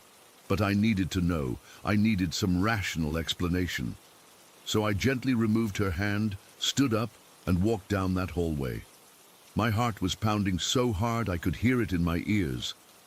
I flipped on every light switch as I went. The bathroom was empty. Nothing unusual. I checked behind the shower curtain, in the cabinets, everywhere. Then I went to the spare bedroom. We mainly used it for storage, with some boxes and an old futon. I flipped on the light and stood in the doorway for a good 30 seconds before working up the courage to step inside. The room was cold, noticeably colder than the rest of the house. I checked the windows, all closed and locked. The closet was empty except for our winter coats and some old shoes. I even looked under the futon, feeling ridiculous but desperate for an explanation. Nothing, absolutely nothing out of place. I checked the ceiling fan, confirmed it wasn't moving. I even went outside to see if there was any way headlights could somehow project a shadow like that into our house. There wasn't. When I came back inside, Emma was still on the couch, the dogs huddled against her. "Did you find anything?" she asked. "Nothing," I said, sitting back down. "But you definitely saw it too?" A shadow figure about 5 feet tall, broad shoulders? Yes, she nodded. It came out of the bathroom and went into the spare room. It didn't walk exactly, it kind of glided, like it wasn't touching the ground. That's when I got real chills. That was exactly what I'd seen. Exactly. How could we both see the same hallucination? It wasn't possible. The dogs saw it too, Emma said quietly, stroking Cooper's head. He was still trembling. We stayed up until after midnight, talking about what we'd seen, trying to find some logical explanation. We even called Emma's aunt, who'd owned the house for 15 years before renting it to us. She laughed it off, told us I was sharing my high with Emma, and suggested we get some sleep. She'd never experienced anything unusual in the house, she assured us, but we knew what we saw. Even now, 7 years later, I can picture that figure perfectly. The way it moved, smooth, deliberate, like it had somewhere to be, the complete absence of features, the unnatural way it passed through solid doors. We stayed in that house for another 6 months, and nothing like that ever happened again. No more shadow figures, no unexplained noises, nothing. If it had just been me who saw it, I would have eventually convinced myself it was the weed or my imagination. But Emma saw it too. Our dogs saw it or sensed it. What makes it even weirder is that we've talked to paranormal experts since then, and they say shadow figures are actually a common type of apparition. They're not typically described as harmful, more like observers or echoes of something that once was. But knowing that doesn't make it any less terrifying to actually see one in your home. I've been in some scary situations before, car accidents, nearly falling off a roof at work, but nothing has ever made me feel as vulnerable as seeing that shadow figure. It was like suddenly realizing the rules of reality weren't as solid as I thought they were. We moved out of that house years ago, got our own place across town. Sometimes I think about the people living there now, wonder if they've seen anything. Part of me wants to drive by and ask them. Most of me is afraid of what they might say. Emma and I don't talk about it much anymore, but sometimes I'll catch her staring down our current hallway with this distant look in her eyes. And I know she's thinking about it too. What was that thing? Was it watching us? Was it just passing through, or did it have some purpose? I don't have answers. All I know is what we saw that night was real. It wasn't a trick of the light or my mind playing tricks from the weed. It was something else. Something I can't explain even now. I've tried researching, watching ghost hunting shows, reading about paranormal encounters online. Nothing quite matches our experience. Most people who see shadow figures report feeling threatened or paralyzed with fear. We didn't feel that, just confusion and a deep sense of wrongness, like witnessing something that shouldn't exist in our world. The most unsettling part is knowing that this thing was in our house, possibly the whole time we lived there, and we just happened to catch a glimpse of it that one night. How many times had it moved through our home while we slept? How many times had it stood in our bedroom, watching us, without us knowing? I don't smoke anymore, not because of that night specifically, but I can't help wondering if that slight alteration to my perception somehow allowed me to see something that's normally invisible to us. And honestly, that scares me more than the shadow itself. The idea that these things might be around us all the time, just beyond our normal perception. Sometimes I still wake up in the middle of the night and stare into the dark corners of our bedroom, half expecting to see that featureless silhouette watching me. So far, I haven't. But I can't shake the feeling that it's still out there somewhere. And I can't help but wonder if someday, when I least expect it, I'll look down a hallway and see it gliding toward me again. Story 10. I still remember exactly what I was doing when it happened. It was a Tuesday afternoon in late October, maybe around 4 o'clock. Mum was working late at the hospital, and Dad wouldn't be home from his construction job until after 6. My little brother was at a friend's house until dinner, so I had the place to myself for a couple hours. Our single wide in Pinewood Valley wasn't anything special. 3 bedrooms, 1 bathroom, and the kind of thin walls that let you hear everything. We'd lived there since I was in elementary school, and I never thought twice about being home alone. Nothing weird had ever happened before. I was 13 at the time, scrolling through Facebook on our ancient desktop computer in the living room. This was back when Facebook was actually cool for middle schoolers, probably around 2008, I think. The computer desk faced the wall, with my back to the kitchen and the hallway that led to my parents' bedroom. I remember I was looking at some stupid quiz my friends had taken. One of those, "Which Harry Potter character are you?" things. When I got this weird feeling, it wasn't like a chill exactly. More like when you realize someone's staring at you in class, that prickly awareness that raises the hair on your neck. At first, I tried to ignore it. Our house had all the normal creaks and sounds that houses make, especially these manufactured homes with their thin walls. The heating system would kick on with a thump, or the refrigerator would suddenly start humming. You get used to it, but this feeling wouldn't go away. It kept getting stronger, like someone was standing right behind me. I remember I kept turning the volume up on the computer speakers, playing some Coldplay song on repeat, trying to drown out the silence that suddenly felt threatening. Every few minutes I'd quickly glance over my shoulder toward the hallway, then immediately look back at the screen. Nothing there, just the empty kitchen and the dark hallway beyond it. But the feeling wouldn't stop. I told myself I was being stupid. I'd watched some horror movie at my friend Kaylee's house the weekend before, something about ghosts, and clearly it was just messing with my head. But my palms were getting sweaty on the mouse, and I couldn't focus on anything on the screen anymore. After about 20 minutes of this, I decided I'd had enough. I was going to look, really look, down that hallway and prove to myself there was nothing there. I spun around in the squeaky computer chair, ready to laugh at myself for being so childish. That's when I saw her. She was standing exactly at the point where our kitchen linoleum met the carpet of the hallway. Not fully in the kitchen, not fully in the hall, just standing at the threshold. A woman completely and utterly white. Not pale like someone who doesn't get enough sun, but white like paper, like snow. Everything about her was white.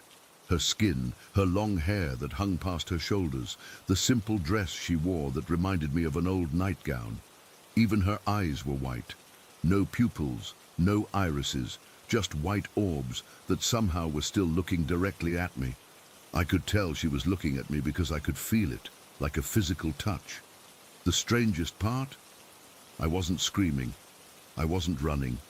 I was just frozen, staring back at her. It was like time stopped for both of us. She didn't move, and neither did I.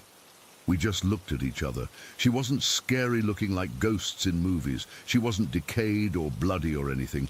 She was just a woman, maybe in her 30s, completely white and slightly transparent.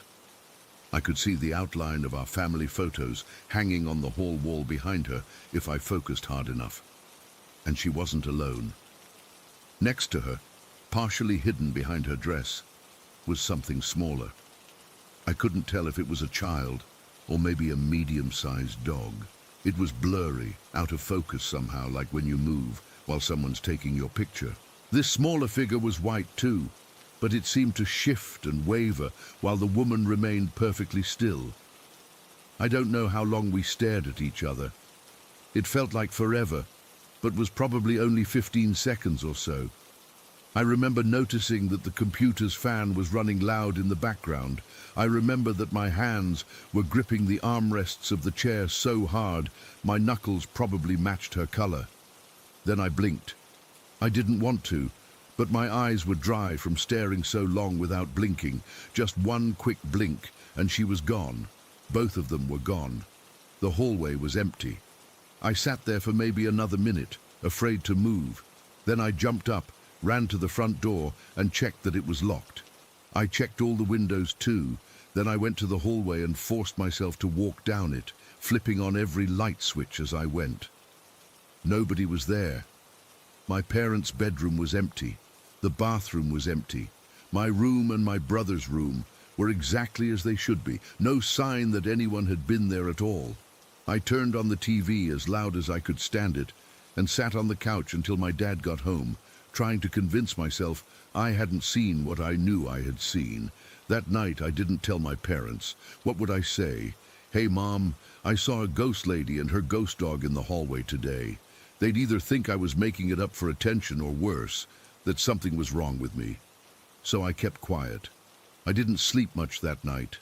I kept my desk lamp on and stared at my bedroom door, half expecting the white lady to walk through it. But she didn't. The weird thing is, I wasn't exactly scared of her. Shocked, yes. Confused, absolutely. But the lady herself didn't seem threatening. She hadn't tried to come closer to me or do anything scary. She just looked at me, like she was as surprised to see me as I was to see her. Over the next few days, I found myself looking down that hallway constantly, wondering if she'd come back. I'd pause outside my parents' bedroom, wondering if she was somehow connected to their room. I even tried standing in the exact spot where I'd seen her, wondering if I'd feel something strange. Nothing. I started researching the history of our neighborhood, wondering if someone had died in our house, but Pinewood Valley was a relatively new development. Our house was only about 15 years old when we moved in. Before that, the whole area had just been pine woods, hence the name. No ancient burial grounds, no tragic accidents that I could find. As the weeks passed, I began to doubt myself. Maybe it had been a trick of the light. Maybe I dozed off at the computer and dreamed the whole thing. But deep down, I knew what I'd seen. The strangest part is that we lived in that house for 5 more years, until I graduated high school, and I never saw her again. Not even a glimpse. Whatever door had opened between us that October afternoon had closed just as quickly. Sometimes I'd feel that same prickly sensation, like I was being watched. It happened maybe 3 or 4 times over those years, always when I was alone in the house, always centered around that hallway. But no matter how long I stared down that hall, she never reappeared. I'm 28 now, living in an apartment across the state, and I still think about the lady in white. I wonder who she was. I wonder why she appeared to me that one time and never again.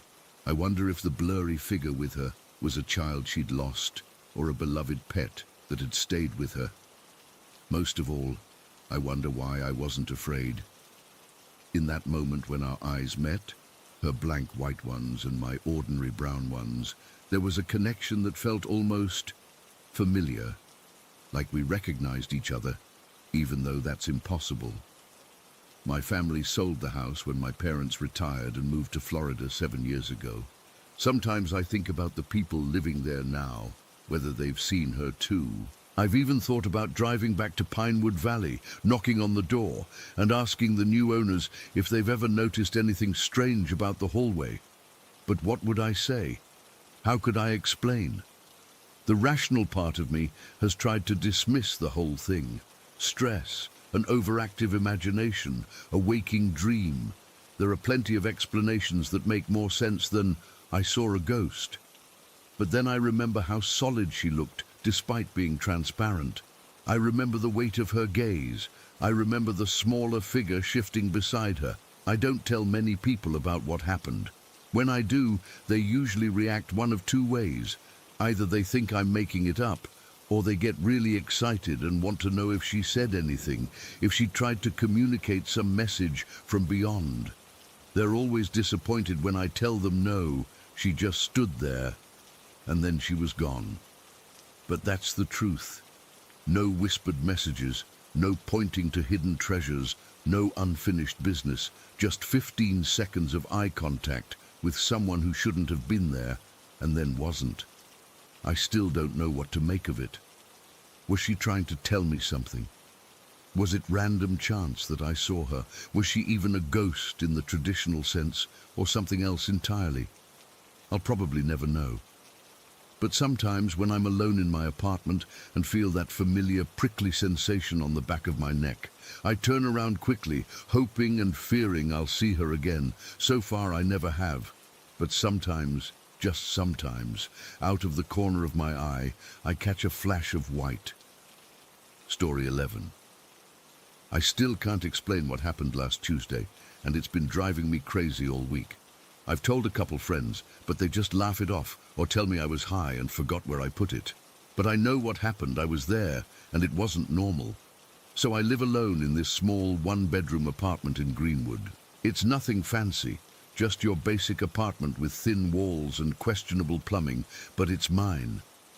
I've been here about 3 years now. Tuesday was my day off, and I spent most of it being lazy, watching YouTube videos about parallel universe theories and quantum physics, stuff that always fascinates me, but honestly goes way over my head. Around 9 in the evening, I decided to unwind with a spliff. It's part of my routine when I don't have work the next day. I grabbed my rolling tray from the top of my wardrobe, where I always keep it, out of sight from any potential maintenance people who might come by. The tray had everything on it: papers, grinder, my little bag of weed, and my bright yellow lighter. This lighter is pretty distinctive. It's a bright, almost neon yellow BIC with a small coffee stain on the bottom where I once set it down in a spill.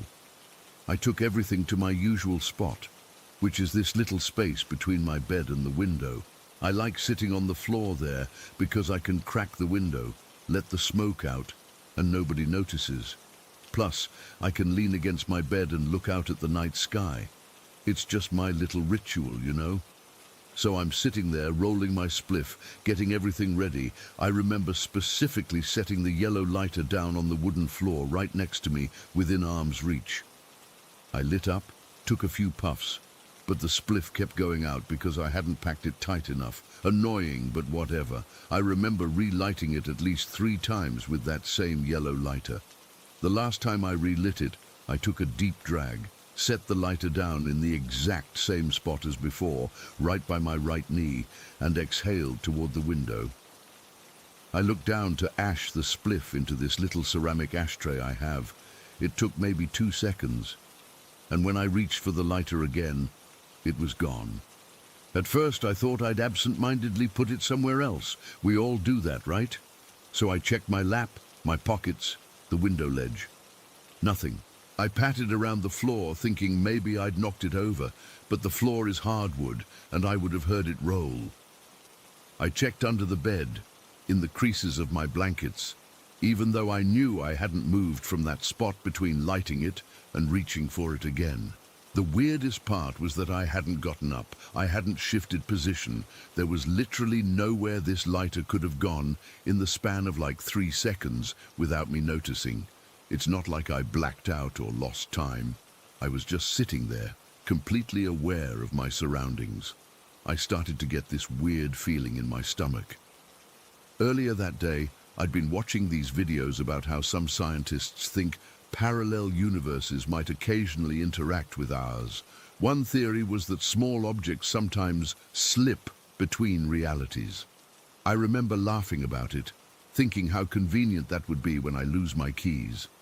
But now, sitting there with my lighter just vanished into thin air, it didn't seem so funny. I half-jokingly said out loud, "Did I just jump dimensions or something?" But the joke didn't land even with myself, because I was getting genuinely freaked out. I got up and dumped out my entire rolling tray onto the bed. I shook out all my clothes, checked every pocket. I moved the bed away from the wall, thinking maybe it had somehow bounced or rolled in an impossible direction. I even checked ridiculous places, like inside my pillowcases and under the rug across the room. The lighter was just gone.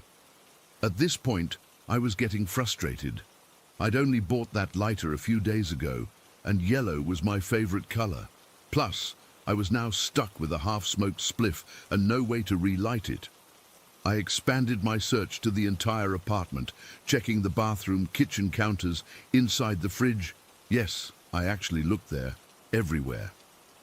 I even went so far as to open my window completely and look down at the bushes below, thinking maybe it had somehow fallen out, even though that was physically impossible given where I was sitting. After about 45 minutes of increasingly frantic searching, I gave up. I was standing in the middle of my bedroom, which now looked like it had been ransacked, and I felt this weird mix of confusion and unease. I'm not a superstitious person, but something about this felt wrong. Objects don't just disappear when you're looking right at them. I remember saying out loud to my empty apartment, "You're going to have to put this lighter back somewhere really creative for me to not think I've jumped dimensions." I was half joking, half serious, addressing whatever cosmic force or glitch in the universe had stolen my lighter. I ended up having to use my stove to light the rest of my spliff, which was a pain. Eventually, I cleaned up the mess I'd made searching, put everything back on my rolling tray except for the missing lighter, and placed the tray back on top of my wardrobe. I specifically remember looking at the tray and thinking how empty it looked without that bright yellow spot. I tried to shrug it off and went to bed still feeling uneasy. The next morning, I searched again in daylight, thinking maybe I'd missed something. Nope, still gone. I even checked all the same ridiculous places again. Nothing. By evening, I'd basically accepted that my lighter had vanished into the ether and bought a new one, blue this time, on my way home from work. That night, I completely forgot about the whole incident. I was tired from work and just wanted to relax. I reached up to the top of my wardrobe to grab my rolling tray for my evening smoke, brought it down, and nearly dropped it when I saw what was sitting right in the middle of the tray, the yellow lighter. My yellow lighter, with the coffee stain on the bottom. I actually gasped out loud. I stood there frozen, staring at it, trying to process what I was seeing. This wasn't just any yellow lighter. It was definitely mine. The small coffee stain was exactly the same, but it was impossible for it to be there. Let me be absolutely clear. I had emptied that entire tray the night before. I had shaken everything out. I had thoroughly cleaned the tray while searching for the lighter. And when I put the tray back, I specifically noticed the lighter wasn't there. There is absolutely no way it could have been on that tray when I put it away. I picked up the lighter with shaking hands, turning it over and examining it like it was some alien artifact. It was just my regular cheap BIC lighter, nothing special about it, except that it had literally disappeared and reappeared in a place it couldn't possibly be. I sat down on my bed, still holding the lighter, trying to make sense of what happened. I lit it. It worked perfectly fine. No sign that it had traveled between dimensions or whatever, just a normal lighter that had done something completely abnormal. I've tried coming up with rational explanations. Maybe someone came into my apartment and put it there. Impossible. I live alone, no one has a key, and my door was locked. Maybe I hallucinated the whole thing, but I wasn't that high, and I distinctly remember every detail of searching for it. Maybe I somehow overlooked it on the tray. Absolutely not. I had emptied everything, and besides, a bright yellow object doesn't hide on a small wooden tray. The experience has left me genuinely questioning reality. I've always been skeptical about paranormal stuff or glitches in the Matrix type things, but I cannot explain what happened with that lighter. It vanished from a spot right next to me while I was fully conscious and aware, and then reappeared in a place I had thoroughly checked. It's been almost a week now, and I still get goosebumps thinking about it. I've been using the lighter normally, but I can't help staring at it sometimes, wondering where it went for those 24 hours. Was it in another dimension? Did some ghost decide to play a trick on me? Is my apartment built on some kind of weird energy vortex? The thing that gets me most is how mundane the object was. It wasn't some precious family heirloom or mysterious antique, just a cheap yellow lighter you can buy at any gas station. But that almost makes it creepier, you know? Like reality just hiccuped for a second over something completely random. I still smoke by the window in my usual spot, but now I keep a closer eye on my things. And sometimes, when I'm sitting there alone at night, I find myself wondering if I'm in the same universe I was born in, or if something shifted that night. Something small, but fundamental.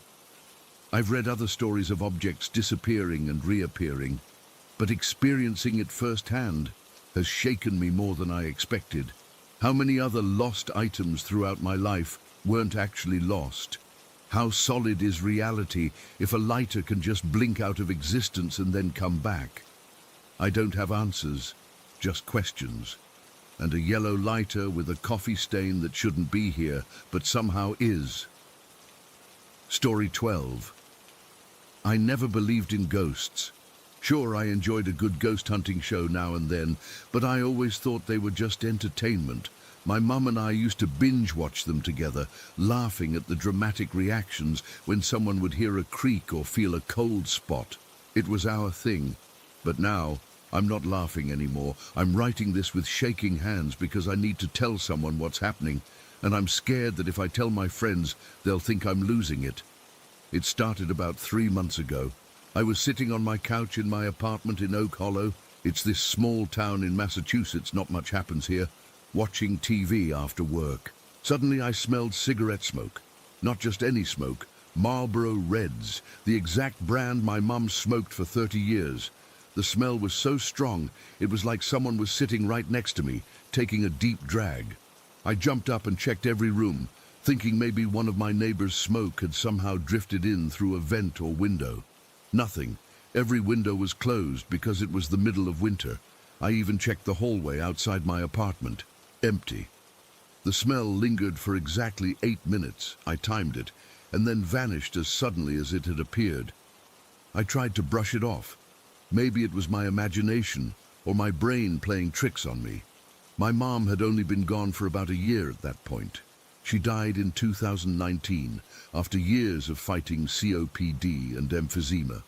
Her lungs were basically destroyed from smoking, but she refused to quit, even when the doctors put her on a waiting list for a double lung transplant.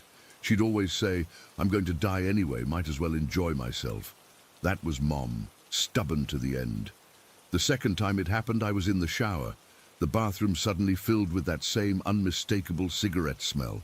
It was so strong my eyes started watering. I rushed out, wrapped in a towel, and searched the entire apartment again. Nothing.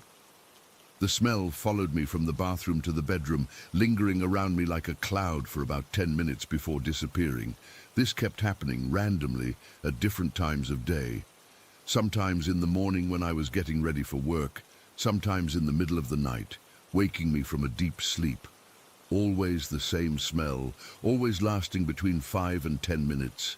It was driving me crazy. I called maintenance to check if there could be some kind of fire hazard in the walls or if smoke could be coming through the vents from another apartment. The maintenance guy, Rob, spent 2 hours checking everything. He even brought in some kind of air quality monitor. Nothing. He looked at me like I was nuts when I tried to explain what I was experiencing. "No one in this building smokes, Ms. Parker," he said. "It's been a non-smoking building for 8 years. That's when I started to really freak out. Because if it wasn't coming from somewhere in the building, where was it coming from? I didn't immediately jump to ghost. I'm not that person.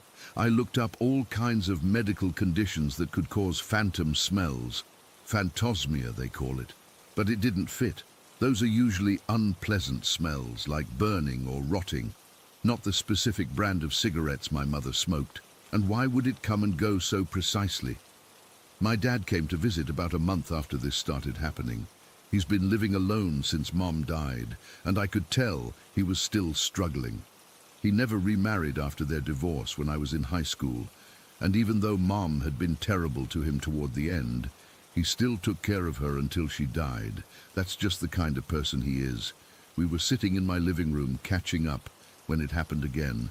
That thick, heavy cigarette smell filled the room. I saw my dad's face change. His eyes widened and he paled, looking around frantically. "You smell it too?" I asked, my heart pounding. He nodded slowly. "Marlboro Reds," he whispered. That's when I told him everything, all the incidents over the past month. As I talked, I could see his hands trembling. "There's something I never told you," he said finally, his voice quiet. "The last few weeks before your mum died, when she was in hospice, she was different. The pain medication made her say things, cruel things. I knew this part. I'd been there for some of it. As Mom's health deteriorated, so did her temperament. She'd always had a sharp tongue, but in those final months, she became downright vicious, especially to Dad and me.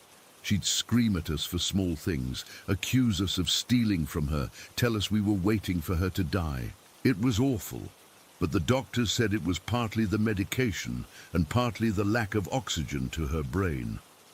The night before she died, Dad continued, she made me promise to stay with her until the end. I did, of course. But then she smiled, not her normal smile, something different, and said, "It won't matter. I'll be with both of you anyway. Especially you, John. I'll make sure you never forget me." A chill ran through me as he spoke. I remembered Mum saying similar things to me, but I'd written it off as the ramblings of someone whose mind was clouded by medication and illness. I thought it was just talk, Dad said. But now, the smell disappeared exactly 7 minutes after it had started. We sat in silence for a while. "She's haunting us," I finally said, the words sounding ridiculous even as they left my mouth, but Dad didn't laugh or tell me I was being silly. "I think she might be," he agreed. After Dad left, things escalated. The smoke smell became more frequent, sometimes appearing 3 or 4 times a day, and other things started happening too. I'd come home to find my TV on when I was sure I'd turned it off. The channel would always be set to one of those ghost hunting shows Mom and I used to watch. Once, I found a pack of Marlboro Reds on my kitchen counter. I live alone, and I don't smoke. I never bought cigarettes, not even for Mom when she was alive. I threw the pack away, hands shaking. The next morning it was back in the exact same spot. I took pictures of it that time before throwing it away again. I needed proof I wasn't going crazy. The pack never reappeared after that, but the smell continued. I tried talking to it, to her once. I felt stupid, standing in my empty apartment saying, "Mom, if that's you, please stop. You're scaring me." The smoke smell intensified so much I started coughing. It felt like a response. Last week I was cooking dinner when all my cabinet doors flew open at once. Not just 1 or 2, all of them. I ran out of the apartment and didn't come back until morning. When I returned, everything was normal, except for that lingering smell of cigarettes. I called my dad that night, and he admitted similar things had been happening at his house. Objects moving, the TV turning on to Mom's favorite shows, and always that cigarette smell. He sounded exhausted. "I don't know how much more of this I can take, Jess," he said. "I'm not sleeping. I'm jumping at every sound. I feel like I'm losing my mind." I understood exactly how he felt. This constant presence, this reminder of someone who had caused us both so much pain in her final years, was becoming unbearable. Yesterday was the worst day yet. I was in the shower when the water suddenly turned ice cold, then scalding hot, then off completely. When I got out, dripping and scared, the bathroom mirror was fogged up despite the water being off. And there, drawn in the condensation, was a smiley face, the exact way Mom used to draw them in birthday cards, with a little curl on one side of the smile. I took a picture of that too, before wiping it away with a shaking hand.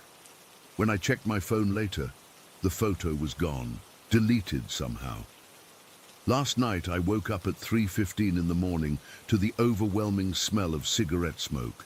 It was so thick I could barely breathe. I turned on my bedside lamp, and there, at the foot of my bed, was the shadow of a person. Just a shadow with no one casting it. It was shaped like a woman, sitting, with one arm raised to her mouth like she was taking a drag from a cigarette. I couldn't move, couldn't scream. I just watched as the shadow stayed there for what felt like forever, but was probably only minutes. Then it slowly faded away, along with the smell. I haven't slept since. I'm writing this now because I don't know what else to do. My mom promised she would haunt us, and she's keeping that promise. The rational part of my brain wants to believe there's an explanation for all of this. Gas leaks, neighbors playing tricks, my own grief manifesting in strange ways.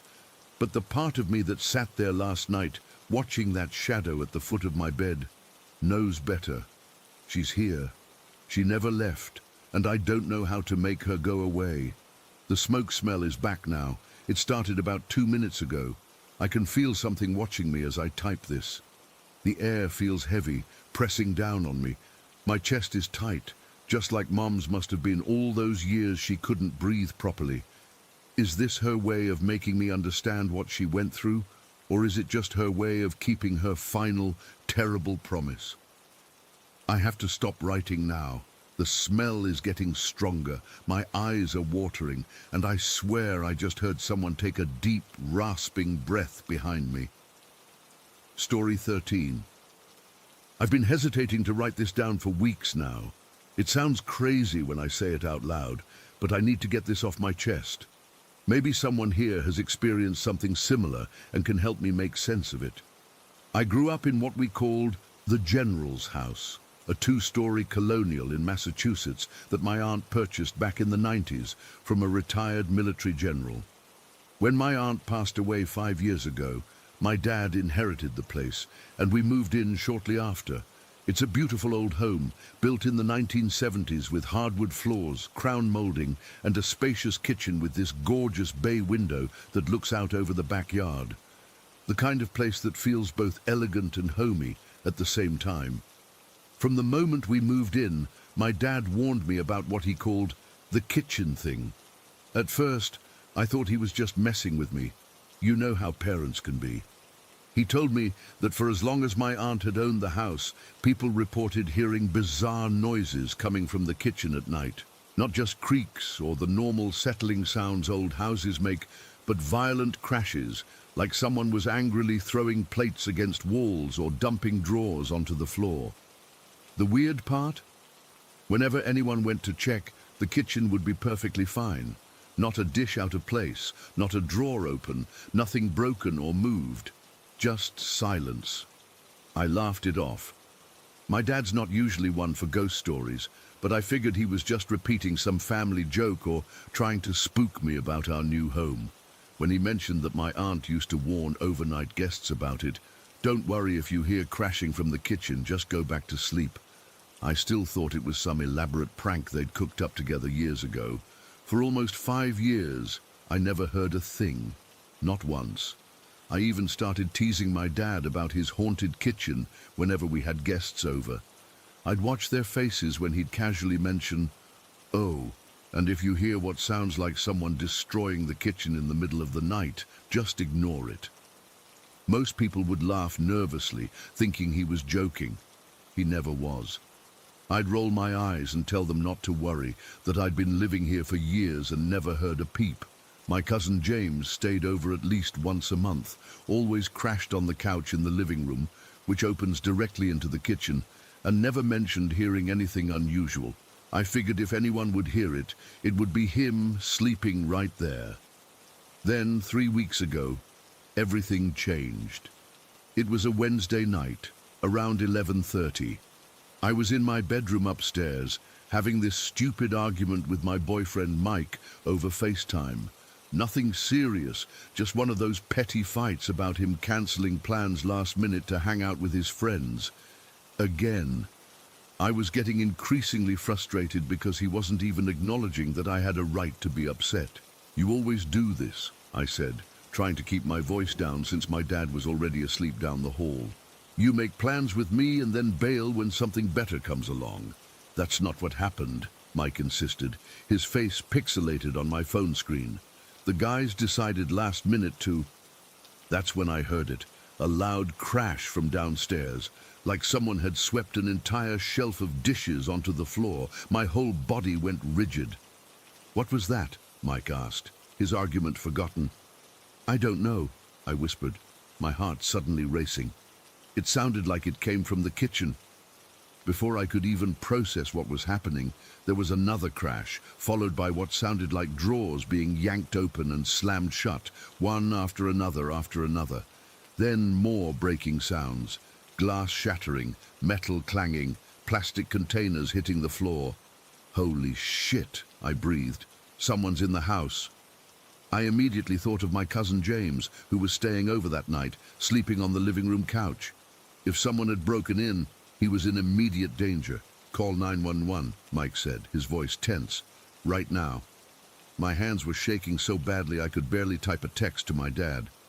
"Dad, someone's in the kitchen, breaking things. Do you hear it?" I was terrified to make any noise, afraid whoever was downstairs would hear me and come up. The crashing continued. It sounded like absolute destruction, like someone was methodically pulling everything out of every cabinet and smashing it on the floor. I could distinctly hear the sound of our ceramic plates hitting the tile, the metallic clang of pots and pans, the hollow thunk of Tupperware bouncing across the floor. My phone buzzed. "Dad, I don't hear anything. Are you sure?" I stared at his message in disbelief as another tremendous crash echoed through the house. How could he not hear this? His bedroom was at the end of the hall, closer to the stairs than mine. "There's someone destroying the kitchen," I texted back frantically. "Wake up, James!" The noise was getting worse. Now it sounded like someone was throwing things against the walls, opening the refrigerator and dumping contents, slamming cabinet doors so hard I was sure they were being ripped from their hinges.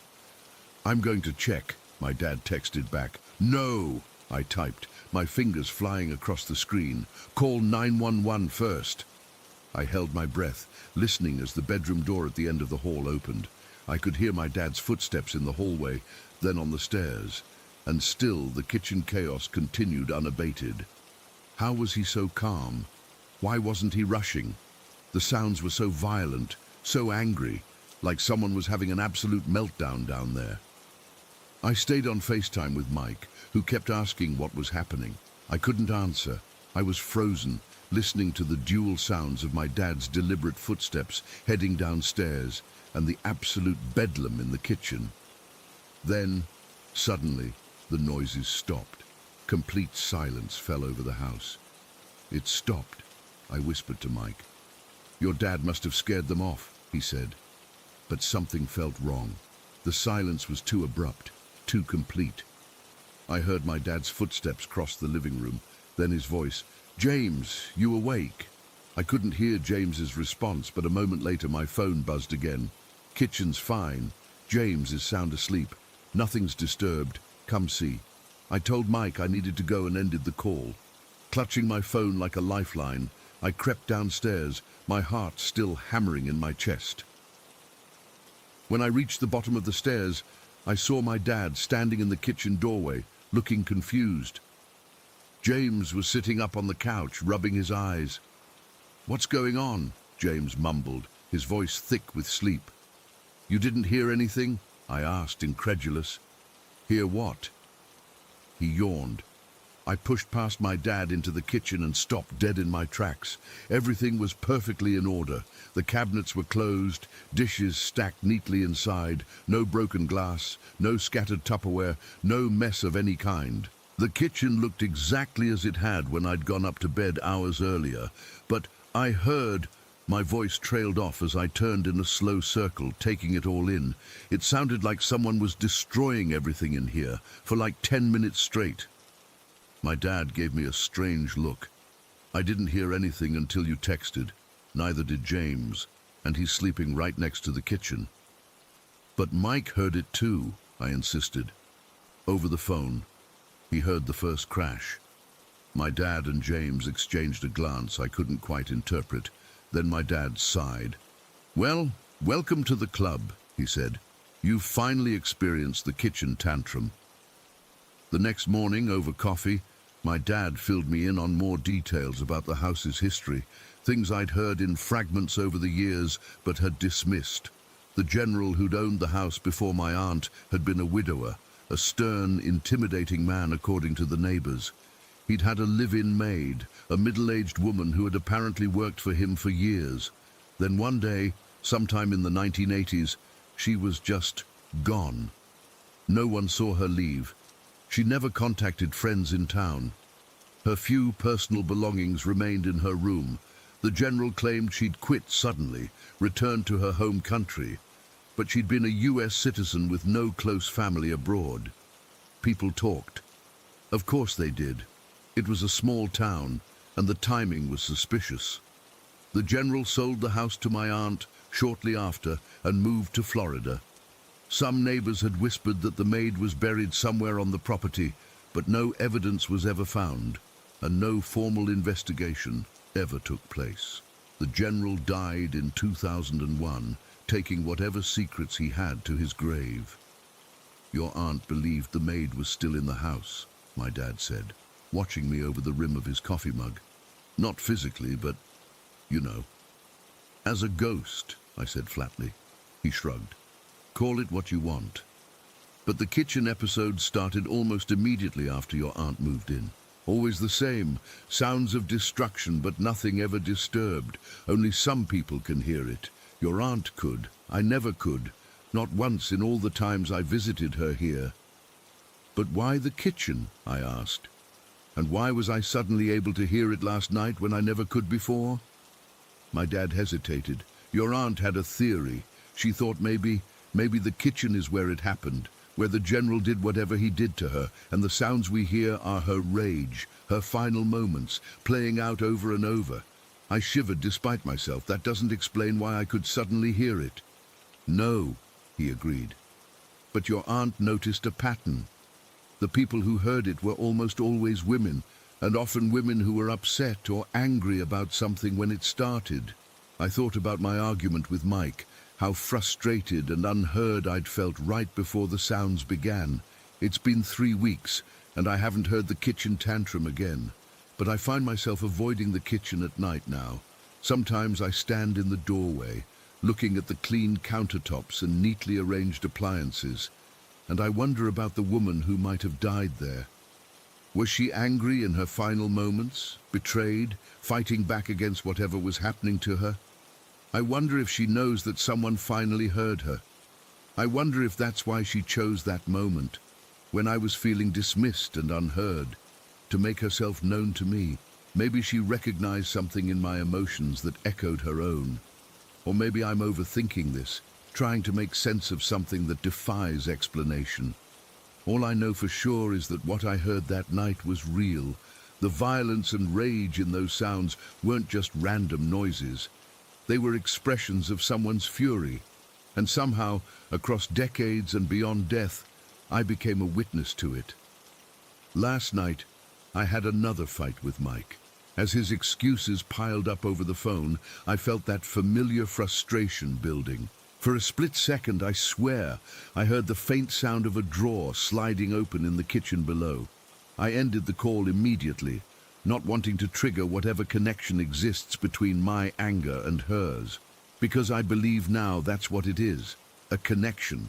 Her rage reaching out to mine across some impossible divide, and while part of me is terrified to hear those sounds again, another part of me wonders if acknowledging her anger somehow helps her. If being heard, even decades too late, might be what she's been waiting for all this time. Story 14.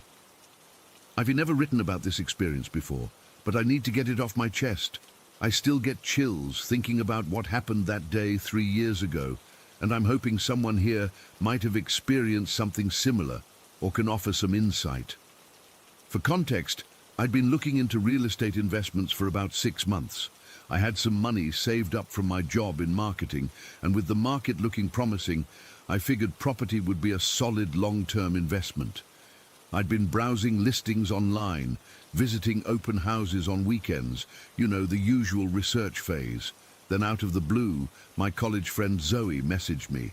We weren't super close anymore, but kept in touch through social media and the occasional coffee meetup. Her text caught my attention immediately. Hey Sarah, random question, but are you still looking to buy property? My in-laws have a place they're trying to sell. Really nice area, building's practically new. I was definitely interested. Getting a lead through personal connections sometimes means finding those hidden gems before they hit the market. We arranged to meet for coffee the next day, so she could give me more details.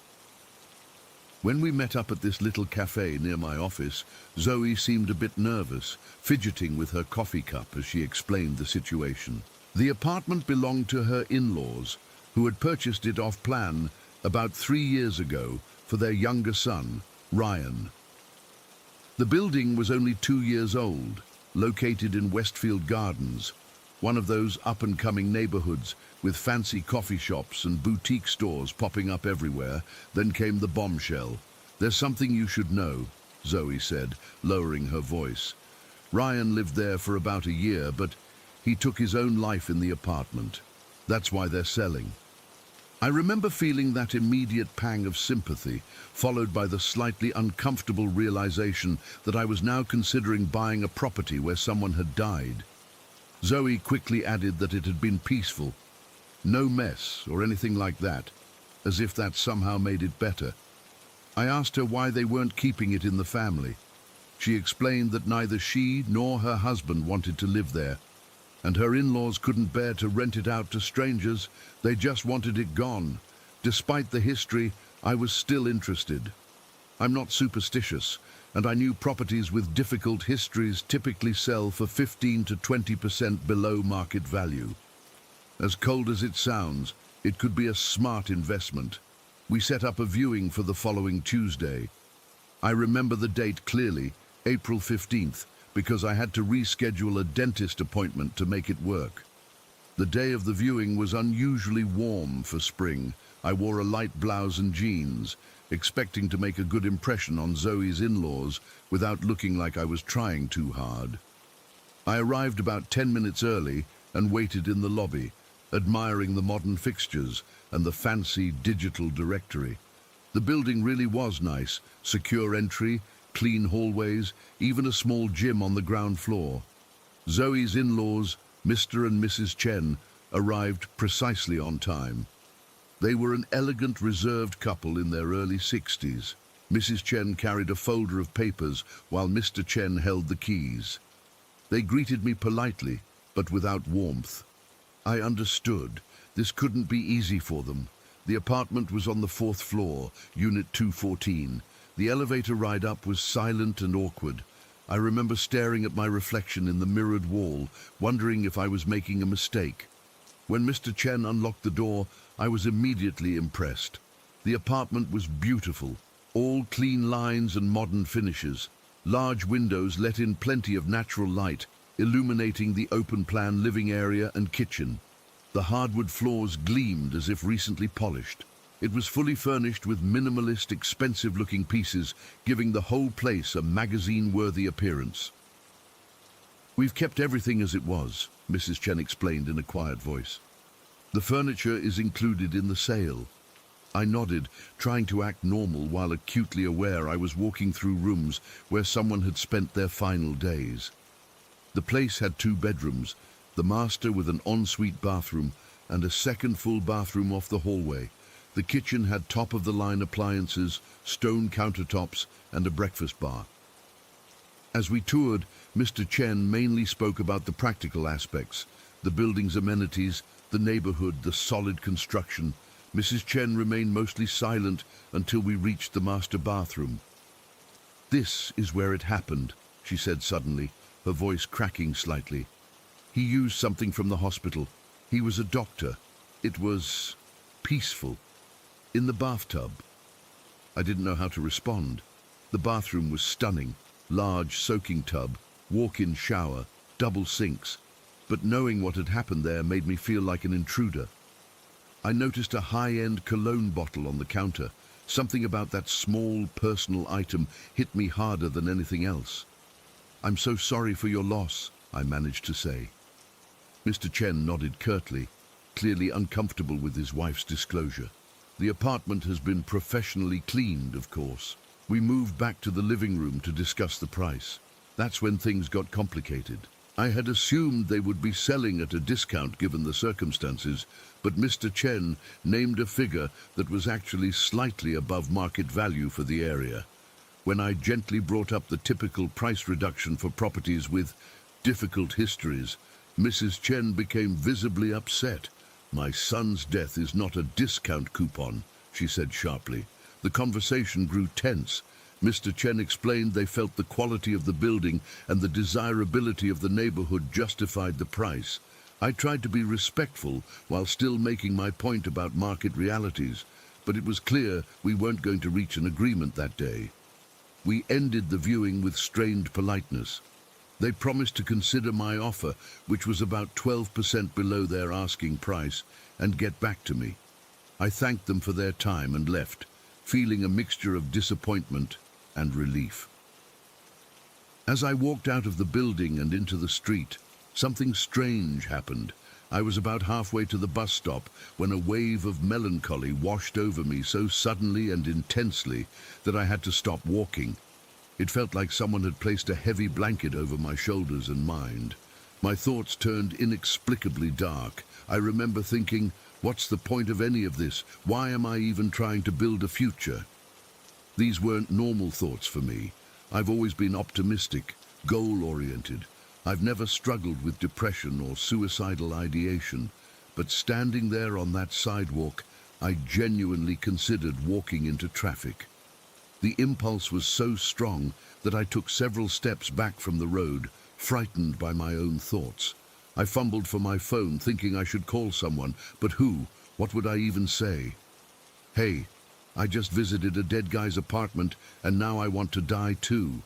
It sounded crazy even in my head. Instead, I ordered a rideshare, not trusting myself to take public transportation in that state. During the 15-minute ride home, I sat silently in the back seat, fighting back tears and trying to understand what was happening to me.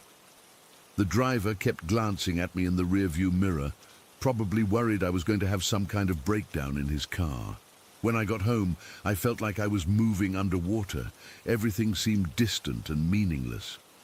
I dropped my purse on the floor and stood in my kitchen, staring blankly at the wall. I needed to do something, anything, to distract myself from these invasive thoughts. Baking has always been my go-to stress reliever, so I mechanically gathered ingredients for chocolate chip cookies, moving as if on autopilot. I measured flour, cracked eggs, beat butter and sugar together. The familiar motions helped a little, but that oppressive feeling of hopelessness remained. About 20 minutes into my baking, as I was folding chocolate chips into the dough, something extraordinary happened. The dark feeling lifted, not gradually but all at once, like someone had flipped a switch. One moment I was contemplating whether anything mattered at all, and the next I was just normal again. Standing in my kitchen, making cookies, and wondering what the hell had just happened, and then I smelled it, a distinctive cologne, the same high-end scent I'd noticed on the bathroom counter in Unit 214. It was unmistakable, that particular combination of sandalwood and something citrusy. I froze, cookie dough dripping from my spatula onto the counter. I live alone. No one had been in my apartment. There was absolutely no logical source for that smell. The scent lingered for maybe 30 seconds before fading away. As it disappeared, I was hit with the sudden, bone-deep certainty that Ryan, Zoe's brother-in-law, had followed me home from his apartment. That his energy, his despair, had somehow attached itself to me and then let go. I abandoned the cookies and called Zoe immediately, my hands shaking so badly I could barely hold the phone. When she answered, I blurted out everything, the sudden depression, the suicidal thoughts, the cologne. There was a long pause before she spoke. "Oh God, Sarah, I'm so sorry. I should have warned you." "Warned me about what?" I demanded. "The cologne thing. It's happened before, to me and David when we helped clean out the apartment after it happened. We both smelled Ryan's cologne at random times for days afterward. That's why we refused when his parents suggested we move in there." I felt a chill run through me. "You could have mentioned this before I went there." "I didn't think it would happen to you just from a viewing," she said defensively. "And honestly, I was afraid you wouldn't go if I told you. My in-laws are desperate to sell." I ended the call shortly after, feeling betrayed and shaken. I never did put those cookies in the oven. Instead, I sat on my kitchen floor until well past midnight, processing what had happened. I withdrew my offer the next day. I couldn't explain to Zoe's in-laws why. How do you tell grieving parents that their son's spirit tried to make you kill yourself? It's been 3 years, and I've never experienced anything like that again. I've since bought a different property in another part of town. Sometimes I wonder if someone else bought Unit 214 and if they've felt what I felt.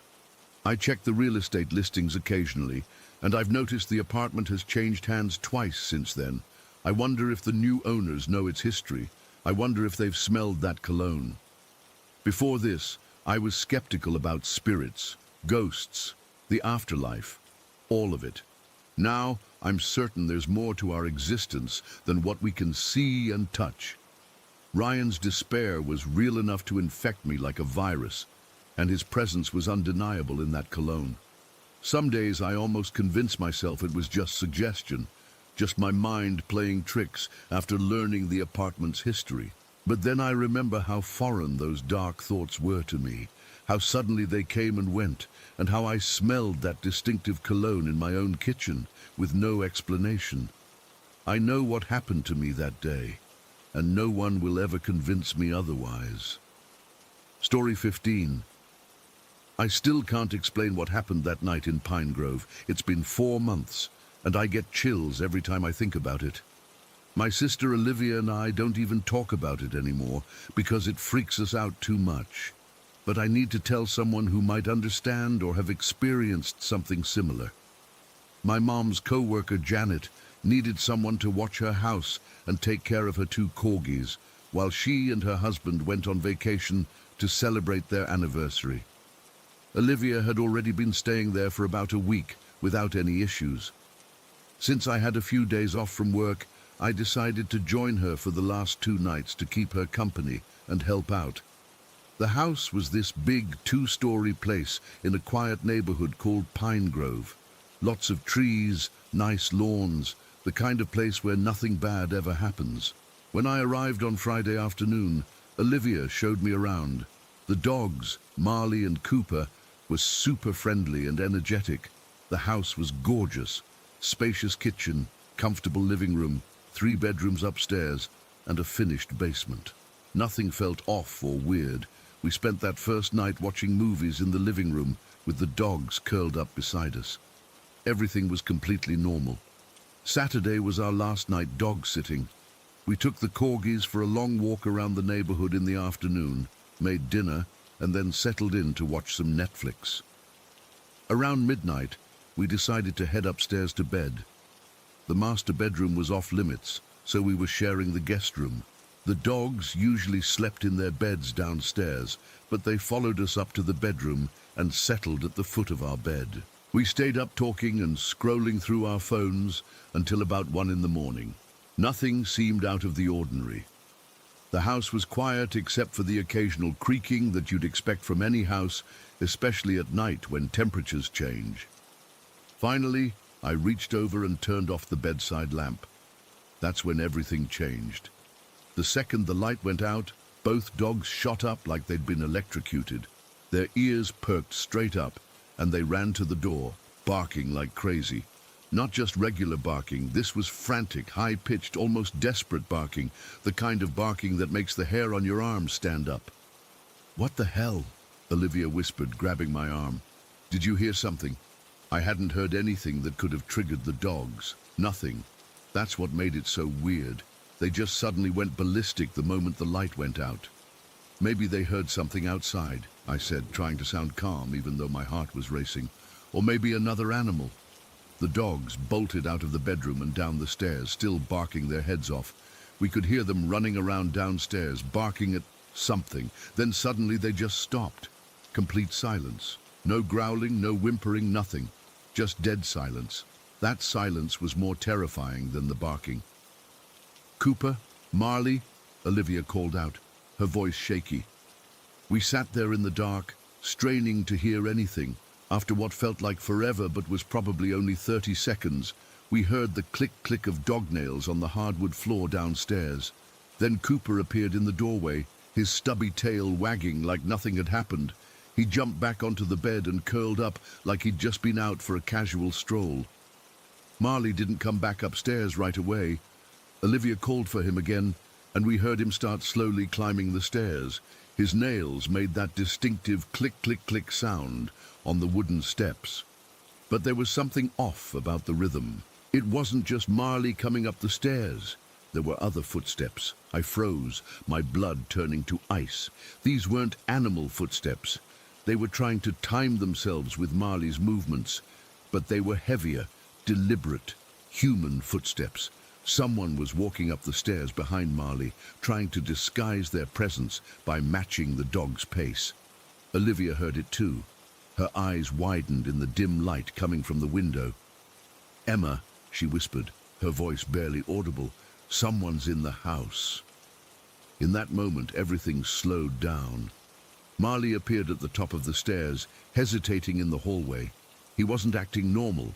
His ears were back, his body low to the ground. He looked scared. Behind him, I could see nothing but darkness in the hallway, but I could still hear those footsteps, now paused at the top of the stairs. Without thinking, I lunged for the door and slammed it shut, turning the lock with trembling fingers. Olivia grabbed her phone from the nightstand and started dialing 911, but before she could hit call, there were 3 distinct knocks on the bedroom door. Knock, knock, knock. Not frantic, not angry.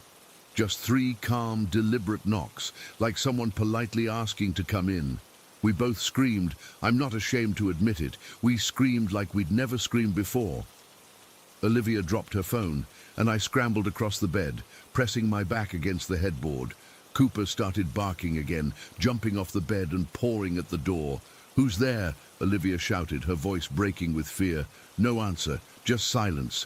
"We've called the police," I lied, trying to sound confident even though I was shaking uncontrollably. "They're on their way right now." Still no response from the other side of the door.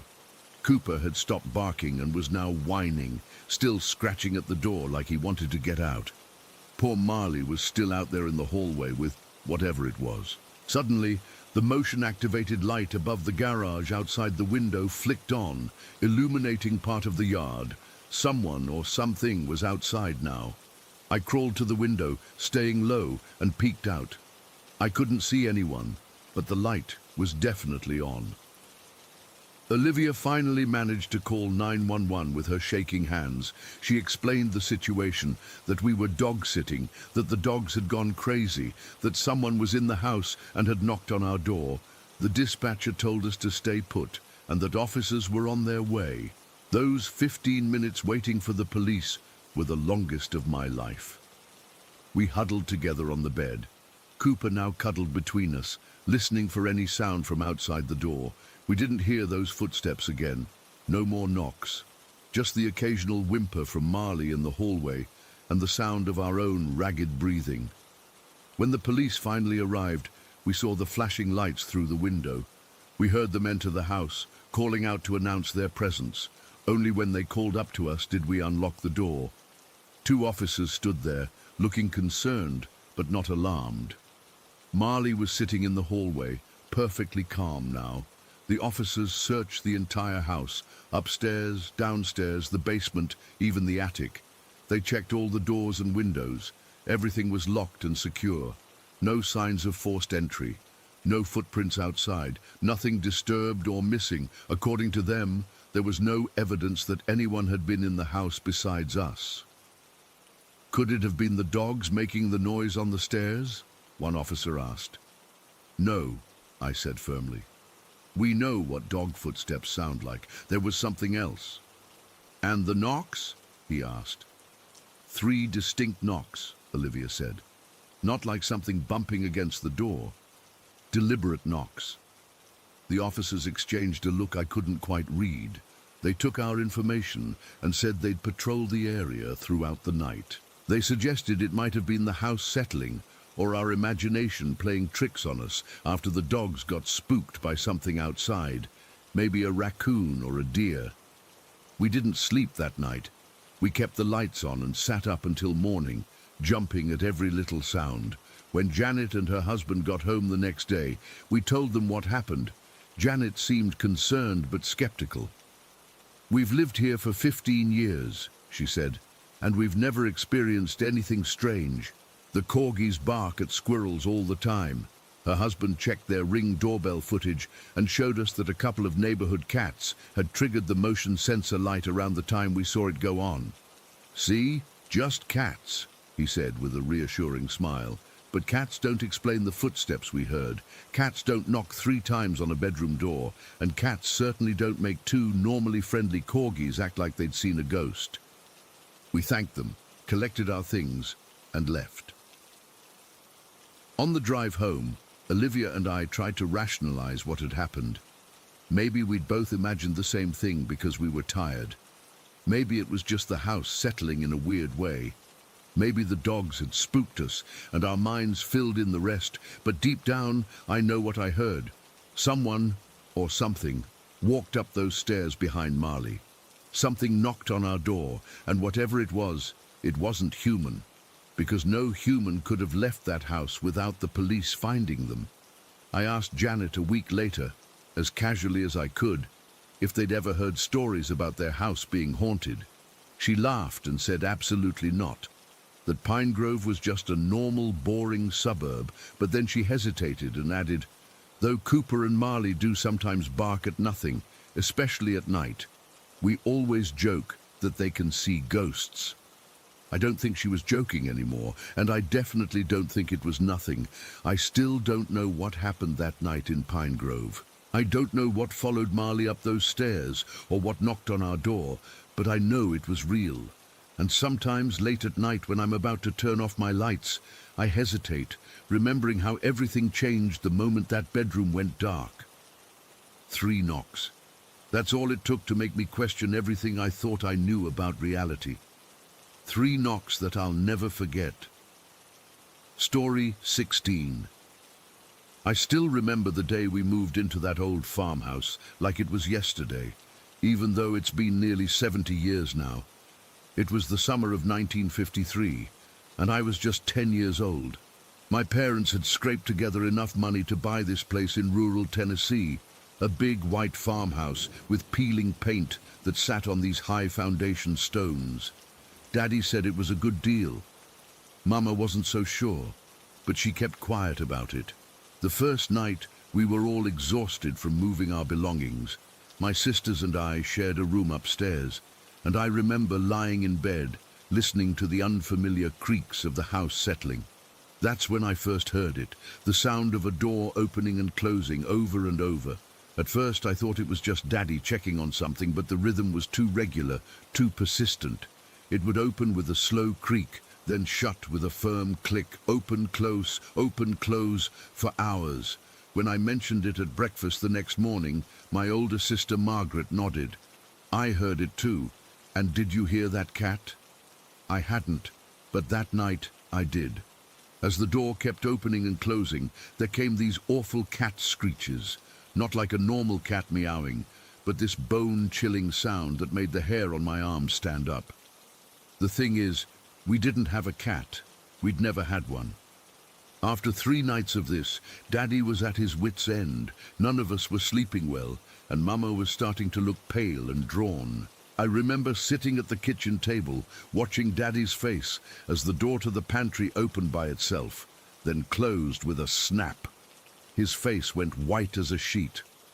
"I'll fix it," he said firmly, pushing back from the table. That afternoon, he took all the doors off their hinges, every single door in the house. He replaced the metal hinges with pieces of leather he'd cut himself. "The spirits can't manipulate leather like they can metal," he explained, though I don't know where he'd heard such a thing. It didn't work. That night the doors still opened and closed, the leather hinges bending as if pushed by invisible hands. The cat still screeched. During the day the house seemed almost normal. Almost. My little brother Tommy was the one who found the hair. He came running into the kitchen one morning, his eyes wide. "There's lady hair under the house," he shouted. Daddy and I followed him outside. The house sat high enough off the ground that you could crawl underneath into what was supposed to be the cellar, though it was really just bare dirt with stone walls. Tommy pointed to a small pile of greyish long hair, like a woman's hair, but dull and lifeless. It was neatly arranged, almost deliberately placed. "Don't touch it," Daddy said, pulling Tommy back. We found hair like that every day after, always in different spots under the house, and beneath each pile of hair was a coin. Old coins, not the kind that were in circulation anymore. Daddy collected them in a jar but wouldn't spend them. Bad luck, he muttered. About 6 months after we moved in, Mama got sick. She couldn't get out of bed, complained of cold spots that followed her around, and kept saying she felt like someone was watching her. Daddy finally called Grandma, Mama's mother, to come help. Grandma was Cherokee, though nobody talked about it much back then. She'd married a white man and tried to leave her heritage behind, but there were things she knew, things she could sense that other folks couldn't. She arrived late one afternoon with her bag of herbs and remedies. I remember how she paused at the front door, her hand hovering over the knob like she was afraid to touch it. That night, she made Mama tea and put cool cloths on her head, humming songs in a language I didn't understand. The next morning, before the sun was even up, I woke to find Grandma in the kitchen, hastily packing her things. "Where are you going?" I asked, rubbing sleep from my eyes. She jumped like I'd fired a gun next to her ear. "I can't stay here, Caroline," she said, her voice trembling. "This place ain't right." "But what about Mama?" "I've done what I can. The rest is up to your daddy." She looked over her shoulder, like she was checking if someone was listening. "I seen things last night. A man and his wife. They walked right through the dresser and into the wall. The wife." She swallowed hard. The wife was missing her head. A cold chill ran through me. "What do you mean?" "Just what I said. They passed through like the wall wasn't even there. The man was carrying her head in his hands, all wrapped up in a cloth." She grabbed my shoulders. "Don't you be playing in that cellar, you hear me? Promise me." I nodded, too scared to speak. Grandma left before anyone else woke up. Mama got better on her own after a few more days, but she was never quite the same after that. She'd stare at the walls sometimes, like she was waiting for something to come through. The strange thing was, we weren't the only house with problems. Across the road stood this huge old 3-story ranch house. It had been abandoned for years. Windows broken out, porch caved in on one side, but every night a light flickered in one of the upper windows. Not electric light, but the warm glow of candlelight, moving back and forth like someone was pacing. Daddy went to investigate one afternoon. I begged to go with him, but he made me stay with Mama. He came back an hour later looking troubled. "The stairs are gone," he said when Mama asked what he'd found. "Rotted clean away. There's no way anybody could be up there, not unless they flew." But the light appeared again that night, and every night after. Things got worse as the months passed.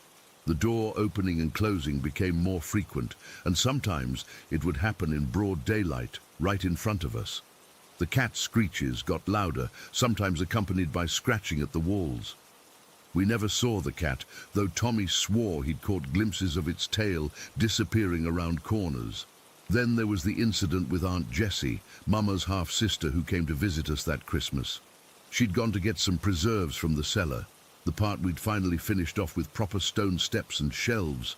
I was in the kitchen when I heard her scream. She came running up, white as a ghost, her chest heaving. "There's a man down there," she gasped. "An old man." I opened the door and he was looking up at me from the bottom of the steps. He said, "Come on in." "But Caroline, there ain't no steps there. The cellar door opens to nothing but a drop." Daddy went to check, his shotgun in hand, but found nothing, just the dirt floor of the cellar, 15 feet below the door. We all started sleeping in the living room after that, huddled together for safety. Mama would read Bible verses aloud until we fell asleep. Though the sounds of the doors and the cat never stopped, the hair kept appearing too, and the coins. Daddy's jar was half full by now. Once, I found a small, yellowed tooth mixed in with the hair. I didn't tell anyone about that. One night, about 2 years after we'd moved in, I woke up needing to use the outhouse. Everyone else was asleep. I was too scared to go outside alone, but too embarrassed to wake anyone. As I crept through the kitchen, I saw a woman standing by the pantry. Her back was to me, her long grey hair hanging down past her waist. She was wearing an old-fashioned dress, the kind I'd only seen in photographs. "Mama?" I whispered, though I knew it wasn't her. The woman turned and I screamed. Where her head should have been, there was nothing, just a ragged stump of a neck.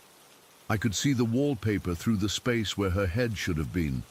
My scream woke the house, but by the time Daddy came running with his shotgun, she was gone. After that night, I started seeing her regularly. She'd be standing in corners or sitting in chairs when I entered rooms. Sometimes she'd be carrying her head, cradled in her arms like a baby. Sometimes the head would be talking, its lips moving soundlessly. I never told my parents. I was afraid they'd think I was making it up, or worse, that I was going crazy. The final straw came 3 years after we moved in. Tommy, who was 8 by then, disappeared one afternoon. We searched everywhere, the fields, the barn, the woods behind the property. As dusk fell, Mama was beside herself, and Daddy was organizing the neighbors into search parties. I went back to check the house one more time and heard a faint tapping coming from under the floorboards. I pressed my ear to the floor and heard Tommy's voice, small and frightened. "Caroline, is that you? Help me. The cat lady won't let me leave." I ran to get Daddy. He tore up the floorboards in the kitchen with a crowbar, revealing a space beneath that none of us had known existed. Tommy was huddled there, shivering. Next to him sat piles and piles of that grey hair and coins, hundreds of them, glinting in the lantern light. And scratched into the dirt was a crude drawing of a woman carrying her own head. We moved out the next day, leaving most of our belongings behind. Daddy said we could replace things, but not our lives. We stayed with relatives until we found a new place, far away from that farmhouse and the 3-story house across the road. Years later, I heard the farmhouse burn to the ground. No one could explain how the fire started. The only thing that survived was that jar of coins Daddy had collected, which the fire crew found sitting untouched in the middle of the ashes. I'm an old woman now, with grandchildren of my own, but I've never been able to explain what happened in that house. I've never told the full story to anyone until now. Sometimes I still wake up in the middle of the night, thinking I hear a door opening and closing, and the screech of a cat that isn't there. Story 17. I still can't sleep with the lights off. It's been 3 years since I moved out of that place, and I'm sitting here at 3 a.m. typing this because the nightmares came back last night. Maybe writing it all down will help. I don't know. Worth a shot, I guess. My sister Megan and I were so excited when we found the apartment in Ravenwood. I was 23, she was 20, and it was our first place without roommates or parents. The rent was suspiciously cheap for such a spacious 2-bedroom, but the landlord explained it was an old building with character, code for outdated everything. The selling point for me was this weird little alcove off the living room that I could use as an art studio. I remember walking through it that first time, already planning where I'd put my easel, how the light would hit from the window. We moved in on a Saturday in October, and for the first 2 weeks, everything was perfect. I had my morning shifts at the coffee shop, would come home and paint, and Megan and I would cook dinner together. We were living the dream. Then the little things started. It began with Megan asking me why I was in the kitchen at 3 a.m. I wasn't. She swore she heard silverware clinking against plates, like someone was having a midnight snack. A few nights later, she accused me of jiggling her doorknob while she slept. Again, it wasn't me. We chalked it up to the building settling or vibrations from the street traffic. Old buildings make weird noises, right? Around week 3, I started having trouble sleeping. Not just a little insomnia, I mean waking up 4 or 5 times a night, drenched in sweat. My shift at the coffee shop started at 5 in the morning, so getting decent sleep was crucial. After a week of this, I started keeping a bottle of whiskey by my bed. Just a shot before sleeping, I told myself. I'd never been much of a drinker before, but it helped, temporarily. Meanwhile, Megan developed her own sleep issues. Instead of waking up repeatedly like me, she just wouldn't go to bed at all. She'd blast music until 2 or 3 in the morning. When I'd knock on her door, begging her to turn it down, she'd look at me with these vacant eyes, like she didn't even recognize me. Our relationship, which had always been close, started deteriorating fast. One morning I noticed money missing from my tip jar. Not much, just a few dollars. But I knew exactly how much should have been there. When I confronted Megan, she exploded at me, saying I was accusing her because of my drinking problem. I didn't have a drinking problem. I just needed help sleeping in that goddamn apartment. But the most unsettling thing was finding my bedroom door wide open in the middle of the night. I always closed and locked my door before bed. I'm neurotic about it. But I'd wake up to find it standing open, and things in my room would be slightly moved. A book that was on my nightstand would be on the floor, or my hairbrush would be on the opposite side of my dresser. It was subtle enough that I started questioning my own memory. I became obsessed with cleansing the apartment. I'd burn sage in every corner, carry crystals in my pockets, and place salt lines at the thresholds. I kept seeing the number 444 everywhere, on clocks, receipts, license plates. It felt like a message, but I couldn't decipher it. The rituals got weirder. There was a river about a 15-minute walk from our building. I started going there at night, around midnight, to throw offerings into the water, flowers, coins, little notes with wishes. I'd never done anything like that before, but something in me felt compelled. Like if I didn't do these things, something terrible would happen. Our drinking escalated quickly, both Megan and I. What started as a shot of whiskey before bed for me became half a bottle. I started having blackouts. Not from drinking, at least, I don't think so. I'd be working on a painting, and suddenly it would be hours later, and I'd have no memory of the time passing. The paintings themselves became disturbing. I usually painted landscapes or abstract pieces, but now my canvases were filled with gore, with snakes emerging from women's bellies, with detailed depictions of eyeball removal. I didn't recognize my own work. The nightmares were the worst part. Almost every night, I'd dream of a stern-looking blonde woman, middle-aged, with cold eyes. She never spoke, just watched me from doorways or windows, and I kept having this recurring dream where my art studio was engulfed in flames. But instead of running, I'd walk straight into the fire. Then the whispers started. Always at night, always when I was alone in my room. Leave the body, keep the body. Over and over in a scratchy, gender-neutral voice. Sometimes it would just be my name, Olivia, Olivia, drawn out like someone was standing right behind me. I'd spin around, heart pounding, but no one was ever there. About 4 months into our lease, I had what I can only describe as an out-of-body experience. I was meditating in my art studio, something I'd started doing to try to calm my increasingly erratic thoughts, when suddenly I was floating near the ceiling, looking down at myself. I could move around the apartment in this state, passing through walls. I saw Megan in her room, crying silently while staring at her phone. I saw inside our closets, under our beds. I saw things moving in the shadows that I won't describe. When I snapped back into my body, I vomited immediately and couldn't stop shaking for hours. Our social lives disintegrated. Megan's boyfriend, who used to be this sweet, shy guy, became aggressive and controlling whenever he visited. My friends stopped coming over because every time they did, arguments would break out over nothing. One night, 2 of my closest friends got into a physical fight in our living room. They'd never even raised their voices at each other before. I started dating my best friend, Sam. It was a disaster from the start. We'd known each other for years with no romantic tension, but suddenly we were obsessed with each other in this unhealthy, all-consuming way. We'd have these intense, passionate moments, followed by vicious arguments that left us both devastated. The relationship burned hot and fast, destroying our friendship in the process. Physically, the apartment was taking a toll on me too. My skin was constantly itchy and broken out. I felt irritable and on edge whenever I was home, but the symptoms would subside when I left for work or to run errands. I started staying out as late as possible, dreading going back to that place. One night in February, I woke up to find myself standing in Megan's doorway, watching her sleep. I had no memory of getting out of bed or walking to her room. I just came to while standing there, a kitchen knife clutched in my hand. I don't know how long I'd been standing there or what I intended to do.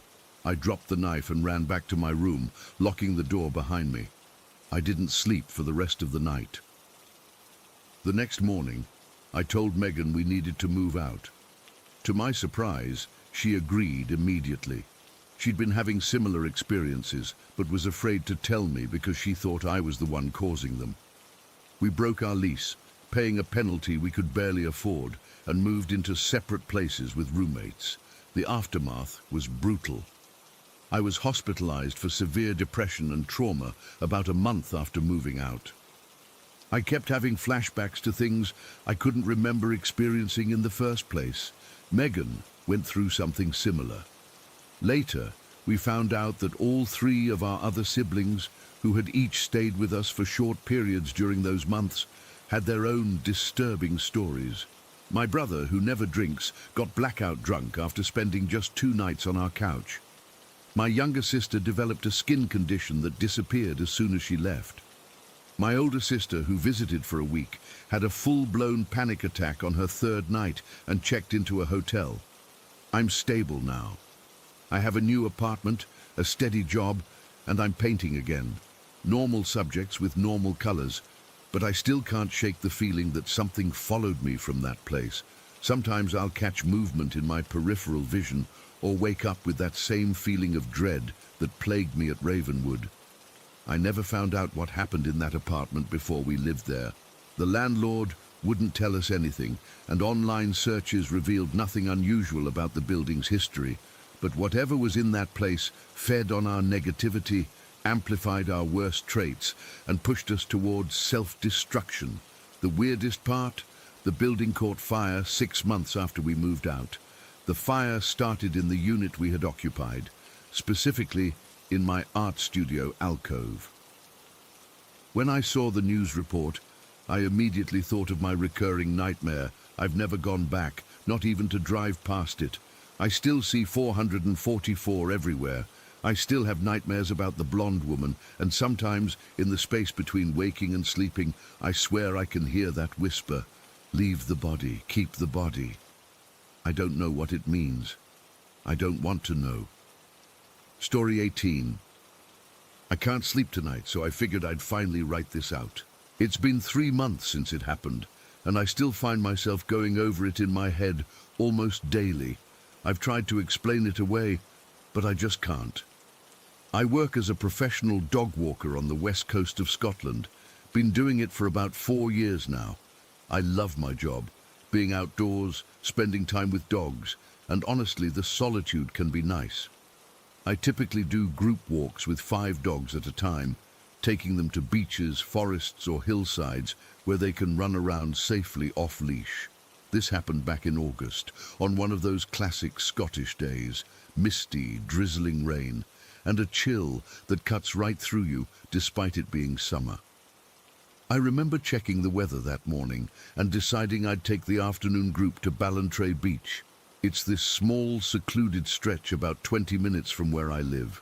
There's a single track road leading down to it, about a 1/4 mile long, with a small parking area at the end.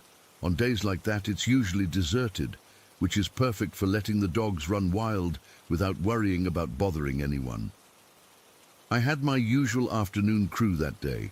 Maisie the Springer Spaniel, Bruno and Jess the Labradors, Pippa the Border Collie, and wee Hamish, a Jack Russell with more attitude than sense. They were all regulars, so I knew their quirks and recall abilities well enough to trust them off-leash. So I loaded them all into my van around 2 in the afternoon. It's nothing fancy, just an old white Ford Transit Connect I bought second-hand when I started the business. The back is fitted with secure crates and has this rubber matting that's easier to clean when the dogs come back covered in sand and seawater. The rain was coming down steadily as I drove, that annoying kind that's not heavy enough for the wipers to be on full, but too heavy for intermittent. The roads were quiet, which was normal for a Wednesday afternoon in that area, especially with the weather being so miserable. I remember putting on the radio, Some pop station playing that song that was everywhere last summer. Can't remember what it was called now. I turned onto the single-track road that leads down to the beach, and that's when I first noticed the other car. It was a dark blue Ford Mondeo estate, newish model, with one of those big grey roof boxes on top. I couldn't see the driver clearly through the rain-streaked windows, but I could make out it was just one person. I felt that little twinge of annoyance you get when you're hoping for some peace and quiet and then realize someone else has had the same idea. Stupid, I know. It's a public beach, but on days like that, I'd gotten used to having it to myself. The track is narrow with passing places, but I didn't need to use any since I was behind the Mondeo. We both continued down to the small parking area at the end. It's not really a proper car park, just a gravelly, roughly rectangular space that can fit maybe 8 cars if everyone parks sensibly.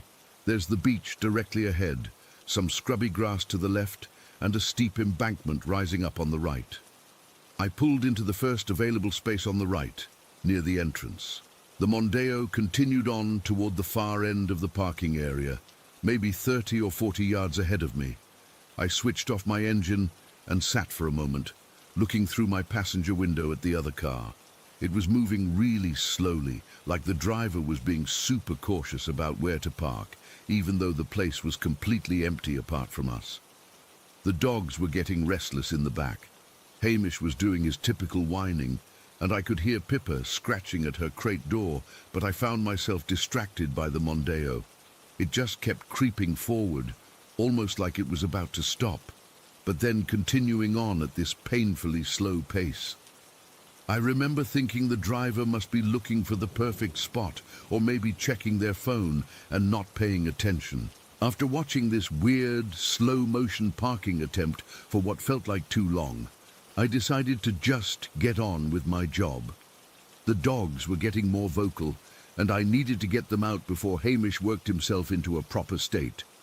I grabbed my waterproof jacket from the passenger seat, pulled the hood up, and got out of the van. The rain immediately hit my face, not heavy, but persistent and cold. I remember the sound it made on my hood, that soft patter that somehow amplifies in your ears. I walked around to the back of my van, glancing once more toward the Mondeo, which was still inching forward. I turned my back to open the van doors. It takes a second, maybe less. The handles on my van are a bit stiff, so I had to give them a proper tug. As soon as I got them open, the dogs started making even more noise, all excited about their walk despite the weather. And that's when it happened. I turned back around to look at the Mondeo again, just instinctively, and it was gone, completely gone. At first I thought I was looking in the wrong place. I actually stood there, rain falling on my face, scanning the entire parking area. But there was nothing, just my van and the empty gravel lot. The logical part of my brain immediately started searching for explanations. Had it driven off while I was opening the doors? Impossible. The track leading to the car park is the only way in or out, and I would have heard it drive past me. Plus, there's no way it could have turned around in that space without me noticing, and it definitely couldn't have gone anywhere else. There's the beach on one side, which no car could drive on without getting immediately stuck in the sand, and steep embankments everywhere else. I actually stood there with the van doors open, dogs barking, just staring at where the car had been seconds before. I even walked over to the spot where I'd last seen it, looking for tire tracks in the gravel. There were some, but with the rain, it was impossible to tell if they were fresh or not. I found myself looking up the track to see if I could spot the Mondeo driving away. Nothing. I even walked a little way up the track to check if it had somehow pulled into one of the passing places, though I knew that made no sense. I would have seen and heard it pass me.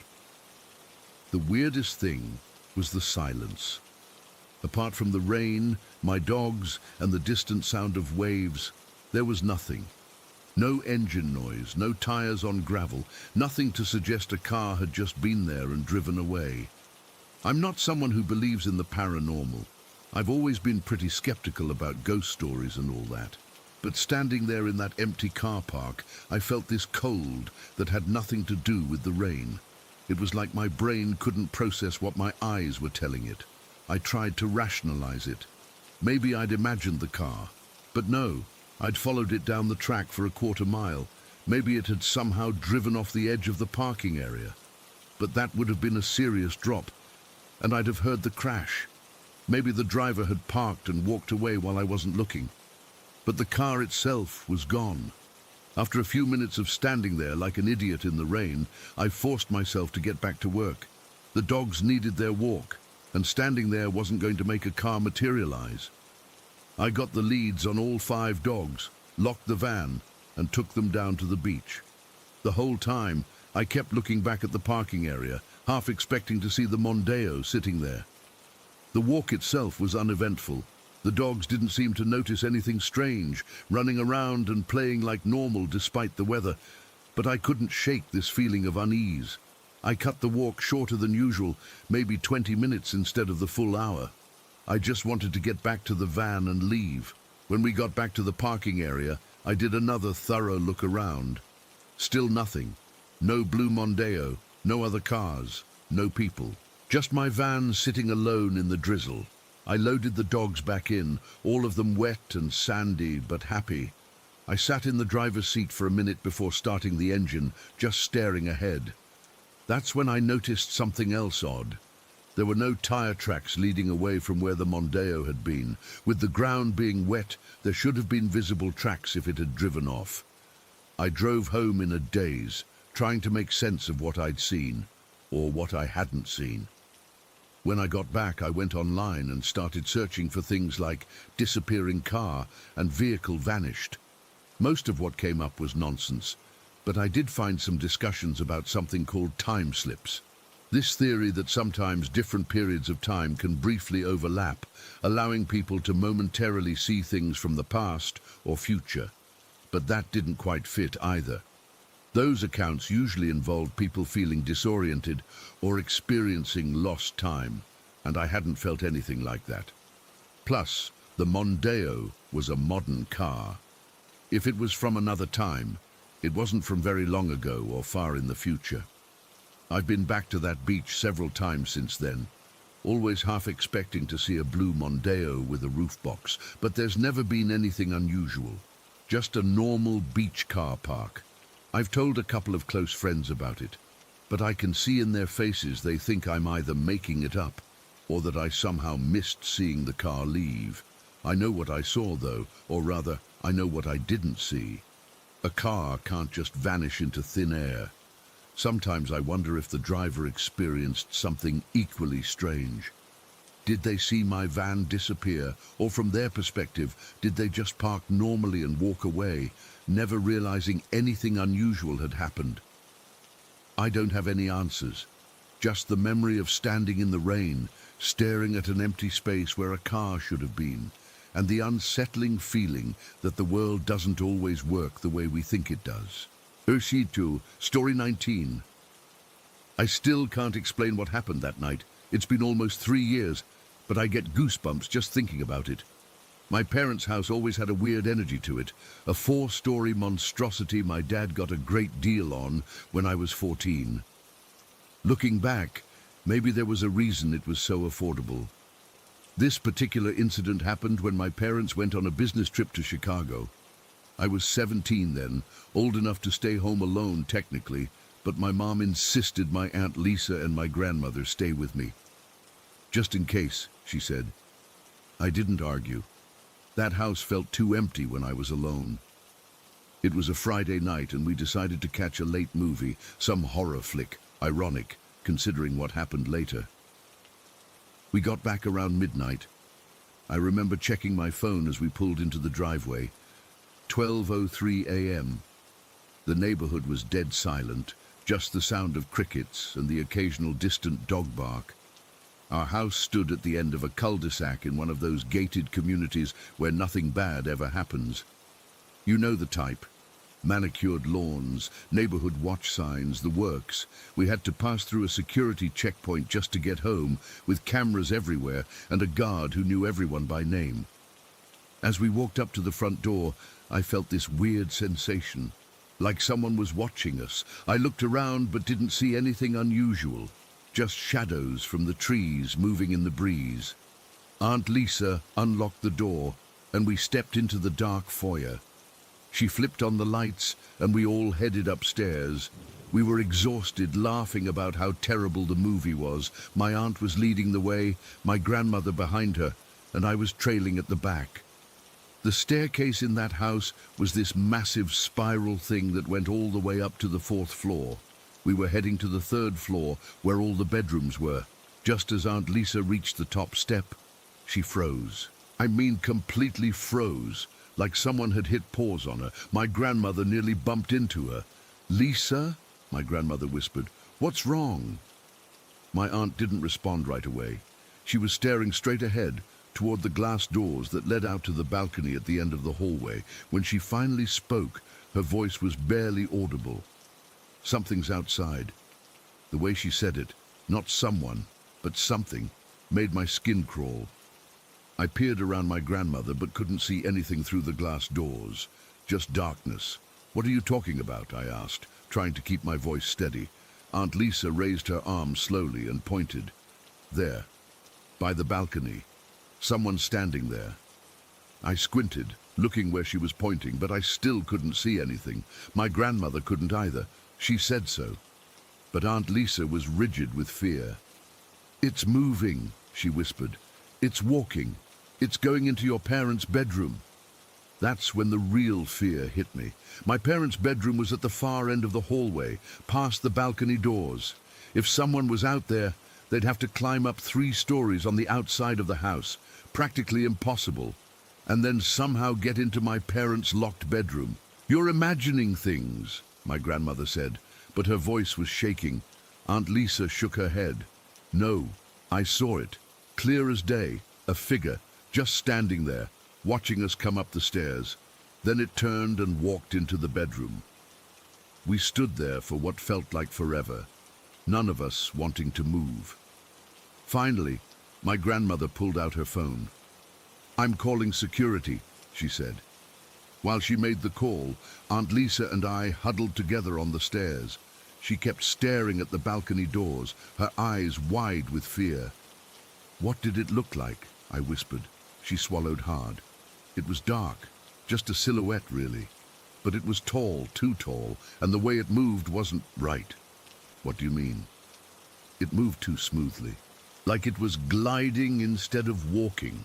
The security guard, Jeff, arrived within minutes. He was this burly guy in his 50s who'd been working in our community for years. I always felt safe when he was around, but that night, even his presence couldn't calm my nerves. He checked every inch of my parents' bedroom while we waited in the hallway. He looked under the bed, in the closets, behind the curtains. He even went out onto the balcony and checked all around the perimeter. "There's nobody here," he finally announced, "and no way anyone could have gotten in. The balcony door is locked from the inside, and there's no way to climb up here without equipment. Plus, none of our perimeter cameras picked up any movement." He must have seen the terror on our faces because he offered to do another sweep of the entire house. We followed him from room to room, jumping at every creak and shadow. By the time he finished, it was almost 1:30 in the morning. "Look," Jeff said as he prepared to leave, "this is one of the most secure neighborhoods in the area. We've got cameras at every entrance, motion sensors around the perimeter, and guards patrolling 24/7. Nobody got in here tonight, I promise you that." But we all knew what Aunt Lisa had seen, or thought she'd seen. After Jeff left, none of us wanted to sleep alone. We ended up in my parents' king-sized bed, all 3 of us, with the lights on and the TV playing softly in the background. I don't think any of us slept more than a few minutes at a time. The next morning, in the harsh light of day, we tried to rationalize what had happened. Maybe it was a shadow from a tree branch. Maybe headlights from a passing car had created some weird reflection. Maybe Aunt Lisa's eyes were playing tricks on her after sitting in a dark movie theater for hours. But none of those explanations felt right, especially when we discovered something that made my blood run cold. While making coffee in the kitchen, I noticed something odd on the security panel by the back door. The system showed that the balcony door on the third floor, the one outside my parents' bedroom, had been opened at 12:10 a.m., just minutes after we got home. I called Aunt Lisa and Grandma to look at it. We all stared at that little digital readout, trying to make sense of it. "But Jeff checked," my grandmother whispered. "The door was locked from the inside." "And we would have heard it open," I added. "The balcony doors were old and creaky. You couldn't open them without making noise." We called security again. This time they sent a different guard, a younger guy named Mike. He checked the system logs and confirmed what we were seeing. According to the security system, the balcony door had indeed been opened at 12:10 a.m. "But that's impossible," he said, frowning at the panel. "We've got cameras covering every angle of this house, and none of them picked up any movement outside. Plus, how would someone get up there in the first place?" He suggested it might be a glitch in the system. "These things aren't perfect," he explained. "Sometimes they register false openings. I can have someone come check it out on Monday." We nodded and thanked him, but none of us believed it was just a glitch, not after what Aunt Lisa had seen.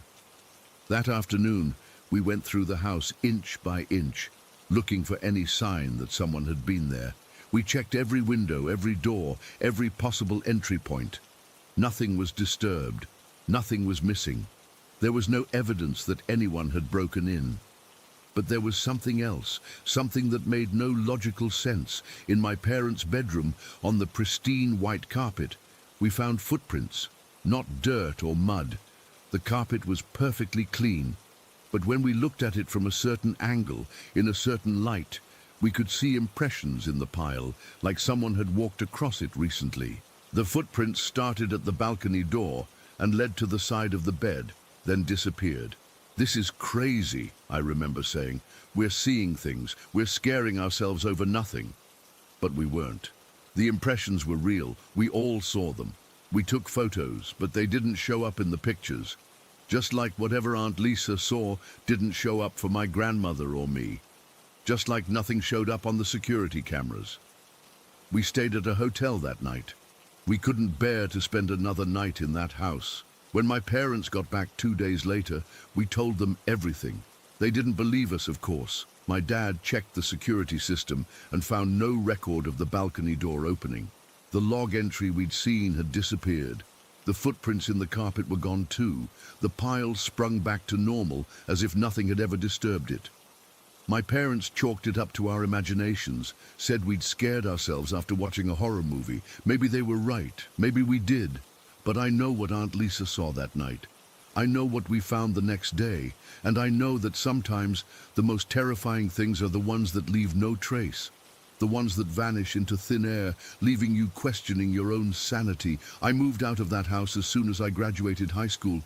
My parents still live there, still laugh off our ghost story from that night. But Aunt Lisa has never set foot in that house again, and neither have I. Sometimes I wonder about that figure, that thing that my aunt saw walking into my parents' bedroom. Where did it come from? Where did it go? And most importantly, what did it want? I don't have answers. I probably never will. But whenever I hear strange noises at night or feel like I'm being watched, I remember that night on the stairs, and I wonder if it's still there, in that house, waiting for someone else to see it. Story 20. I've never been able to explain what happened the night my grandmother died. I'm not sure if I want to understand it. Some things are better left in that space between knowing and not knowing. But I need to tell someone, even if it's just strangers on the internet. It was a Tuesday afternoon when my phone rang. I was at work, in the middle of a meeting, when I saw my father's name on the screen. Dad never calls during work hours. I excused myself, my heart already sinking before I even answered. "Beta, Daddy is gone," he said, his voice breaking in a way I'd never heard before. The world around me blurred. My grandmother, my Daddy, had been sick for some time, but somehow I always thought she'd pull through. She was 84, but had the spirit of someone decades younger. She'd survived so much in her life: partition, the loss of her husband, raising 7 children on her own. How could she be gone? My boss took one look at my face and told me to go home. I don't even remember the drive. I just found myself standing in our living room where my mother was already packing bags. My younger brother Vikram sat on the sofa, staring blankly at the wall. "We need to leave as soon as possible," Mom said, her eyes red but voice steady. "The cremation will be tomorrow morning, and we need to be there for the preparations tonight." Our ancestral village was about 6 hours from Delhi, where we've lived since I was 10. I hadn't been back in almost 2 years. My last visit had been during Diwali, when Dadi had seemed fine, laughing, cooking, telling us the same stories we'd heard 100 times before. I'd promised to visit more often, another promise broken. We left around 5 in the evening. Dad drove in silence while Mom made phone calls to relatives. Vikram and I sat in the back, lost in our own thoughts. I kept thinking about the last time I'd spoken to Dadi, just 3 days before. She'd sounded tired, but had insisted she was fine. "Don't worry about an old woman like me," she'd said. "Tell me about your work." I'd rushed the conversation, distracted by deadlines and meetings that now seemed so trivial. The journey felt endless. Villages and fields passed by in darkness, occasionally illuminated by our headlights. We stopped once at a roadside dhaba for chai, but none of us could eat. Dad's hands trembled as he held his cup. I'd never seen him so vulnerable. We reached the village around 11:30 at night. Even from the outskirts, I could tell something was different. Normally, the village would be completely dark at this hour, but several houses had lights on. As we approached Dadi's house, a modest 2-room structure that had somehow contained all her love and warmth, I saw a crowd of people sitting outside. Our car pulled up, and several elderly men, Dad's childhood friends, approached to embrace him. Women were sitting in one corner, some softly singing bhajans. The sound made my chest tighten. "Where is she?" Dad asked, his voice barely audible. One of the men pointed toward the entrance of the house. Following tradition in our village, they had placed her body at the threshold, covered with a white sheet. Small oil lamps flickered around her, casting long shadows. I couldn't move at first. My feet felt rooted to the ground. Then my mother gently pushed me forward, and suddenly I was kneeling beside Dadi's covered form. Someone pulled back the sheet, and there she was, looking peaceful, smaller somehow than I remembered. Her face was calm. The deep wrinkles that had formed valleys around her smile now softened. My cousins arrived shortly after us, Amit, Priya and Sanjay, along with their parents. More embraces, more tears. The night grew colder, but nobody seemed to notice. Village elders explained what would happen in the morning, discussing funeral arrangements in hushed tones with my father and uncles. By 2 in the morning, exhaustion began to overtake grief, at least temporarily. My Aunt Chaya noticed us younger ones struggling to keep our eyes open. "You children should rest," she said. "Tomorrow will be difficult." The problem was space. The house was small, and many relatives had already claimed spots to sleep. The village homes nearby were similarly crowded with visiting family members. "You can rest here," one of the village elders suggested, gesturing to the area near Daadi. "It's traditional for family to stay with the departed until morning." I looked at my cousins, uncertain. In the city, the idea of sleeping next to a dead body would be unthinkable. But here, in this village where traditions stretched back centuries, it seemed natural, expected even. "Is it okay?" Vikram whispered to me, his 20-year-old confidence suddenly replaced by childlike uncertainty. "Yes," I said, though I wasn't sure myself. "It's what Dadi would want." So we laid out thin mattresses around her. My father insisted on sitting up, keeping vigil with some of the older men, but he encouraged us to rest. "Your grandmother loved you all so much," he said, his voice catching. "She would be happy to have you near her one last time." I lay down about 2 feet from Dadi's body, with Vikram beside me and our cousins arranged nearby. The white sheet covering her was visible from the corner of my eye. Strange as it may sound, I didn't feel fear. There was sadness, overwhelming sadness, but also a peculiar comfort in being near her. The murmuring of the adults grew distant as exhaustion pulled me towards sleep. The last thing I remember seeing was the gentle flicker of oil lamps, creating a halo of light around Daadi's covered form. I don't know exactly when I drifted off, but what happened next has haunted me for years. I found myself awake, or at least I believed I was awake. The oil lamps still burned, but the voices had quieted. I could see my father slumped against the wall, finally overcome by exhaustion. My brother and cousins lay sleeping around me. Then I noticed movement under the white sheet. At first, I thought it was a trick of the light, or perhaps a small animal had disturbed the cloth. But then the movement became more deliberate. The sheet shifted, pulled back, and my grandmother sat up. I wasn't afraid. That's what I still can't explain. Any rational person would have screamed or run, but instead I felt a wave of calm wash over me. Daadi looked exactly as she had in life, not the frail woman of her final months, but the strong, vibrant grandmother of my childhood.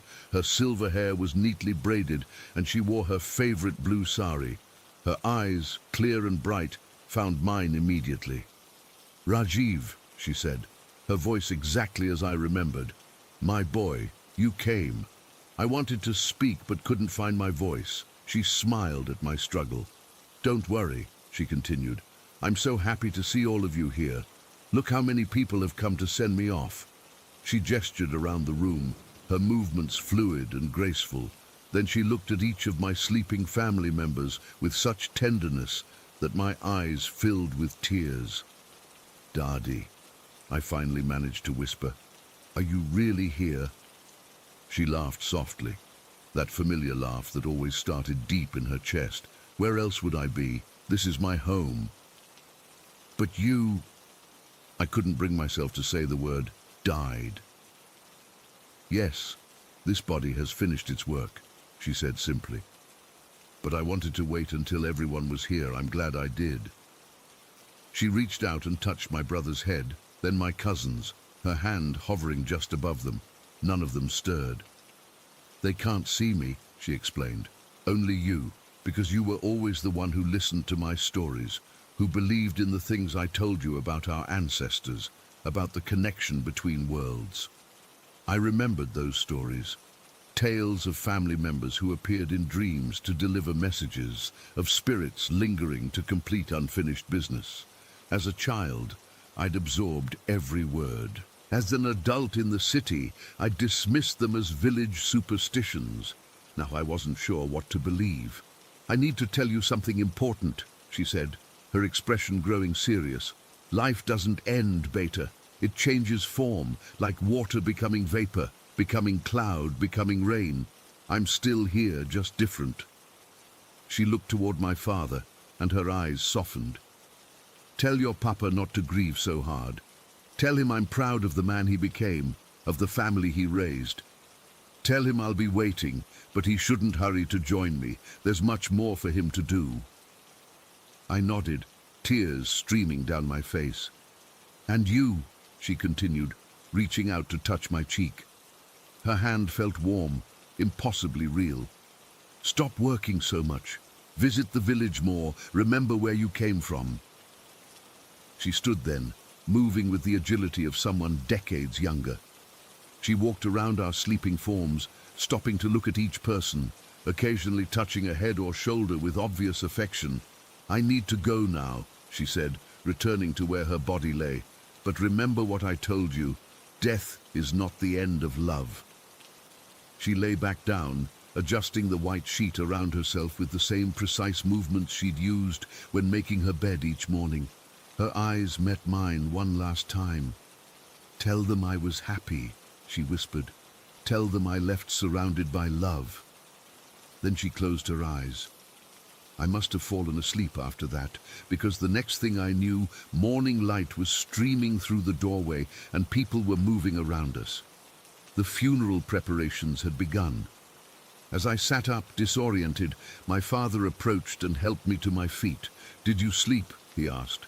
I looked at Dadi's body, still covered by the white sheet, exactly as it had been the night before. I think so," I said. "Dad, I had the strangest dream about Dadi." He looked at me curiously, but there wasn't time to explain. People were gathering, priests had arrived, and the day's rituals were beginning. Throughout the funeral, I kept replaying the dream in my mind. It had felt so real, her voice, her touch, the warmth of her hand on my cheek. During the cremation, as flames consumed her body, I found myself strangely calm, remembering her words. "Death is not the end of love." That evening, as family gathered to share memories, I finally told my father about what I'd experienced. I expected skepticism, or perhaps gentle concern about my mental state. Instead, he grew very still. "What exactly did she say about me?" he asked quietly. I repeated her words, and tears filled his eyes. "The day before she died," he said, "I called her. I told her I was sorry I couldn't visit more often. She told me almost the same thing, that she was proud of me, that I shouldn't feel guilty." We sat in silence for a moment. "Do you think it was real?" I finally asked. "Or just my grief playing tricks on me?" My father looked toward the sunset, his face painted in orange and gold. "In this village, the line between worlds has always been thin," he said. "Your grandmother believed that. Maybe, for one night, you believed it too.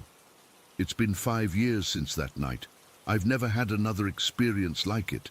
Sometimes I convince myself it was just a dream, the product of emotional exhaustion and grief. Other times, especially when I visit the village, I'm certain she really came to say goodbye. I don't talk about it much. How can you explain something like this to people who live in a world of concrete certainties? But sometimes, when I see an elderly woman in a blue sari or catch the scent of the jasmine flowers Dadi loved, I feel her presence again just for a moment, and I remember what she told me. Death is not the end of love. Story 21. I really don't know how to explain what happened to me 6 months ago. I've tried to rationalize it, looked for logical explanations, even convinced myself it was just my imagination playing tricks on me. But I know what I heard that night, and it wasn't normal. It wasn't human, and I'm terrified it will happen again. My husband Jake and I had been living in our ground floor apartment for about 3 years. It was nothing fancy. 2 bedrooms, 1 bathroom, a decent-sized kitchen and living area. The kind of place you'd expect a young couple to rent while saving for something better. We knew our neighbors well enough to say hello in the hallway, especially the couple living directly above us, Mark and Ellie. That particular Friday evening started like any other. Jake came home from work around 6. We had dinner, and then around 8:30, Mark texted Jake asking if he wanted to come up and check out some new gaming system he'd bought. Jake looked at me with those puppy dog eyes he always makes when he wants something, but doesn't want to seem too eager. "Go," I told him. "I'm just going to take a bath and probably fall asleep watching Netflix anyway." He kissed me on the forehead and promised he wouldn't be long. I heard his footsteps as he walked out of our apartment and up the stairs to Mark and Ellie's place. I remember checking the lock on our front door after he left. It's something I always do when I'm home alone. I'm not usually paranoid, but I like knowing I'm secure. I decided to take advantage of having the bathroom to myself and ran a hot bath with some lavender bath salts I'd been saving. Our bathroom is at the end of a short hallway, past the kitchen. It's small but functional with no windows and just a single door that sometimes sticks when the weather gets humid. I'd been soaking for maybe 20 minutes when I heard our front door open and close. I didn't think much of it. Jake probably forgot something or decided Mark's new toy wasn't as interesting as he'd hoped. I heard footsteps in the kitchen, and then it started. The whistling. It was a tune I didn't recognize, something kind of old-fashioned sounding with a distinct melody. 4 or 5 notes up, then 3 notes down, repeating in a little pattern. It was casual whistling, the kind someone does when they're not really thinking about it.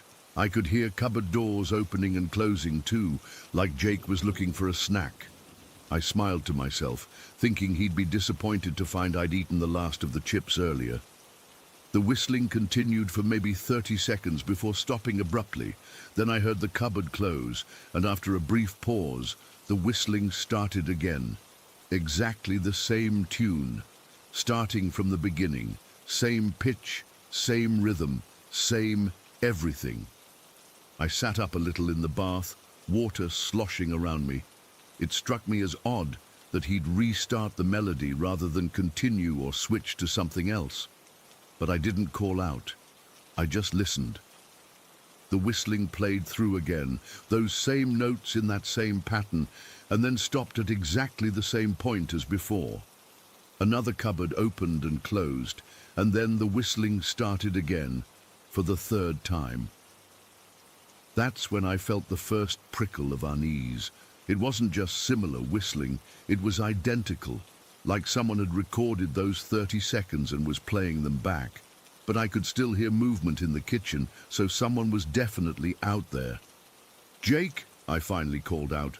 No response, just the whistling, which stopped abruptly at the same point it had before.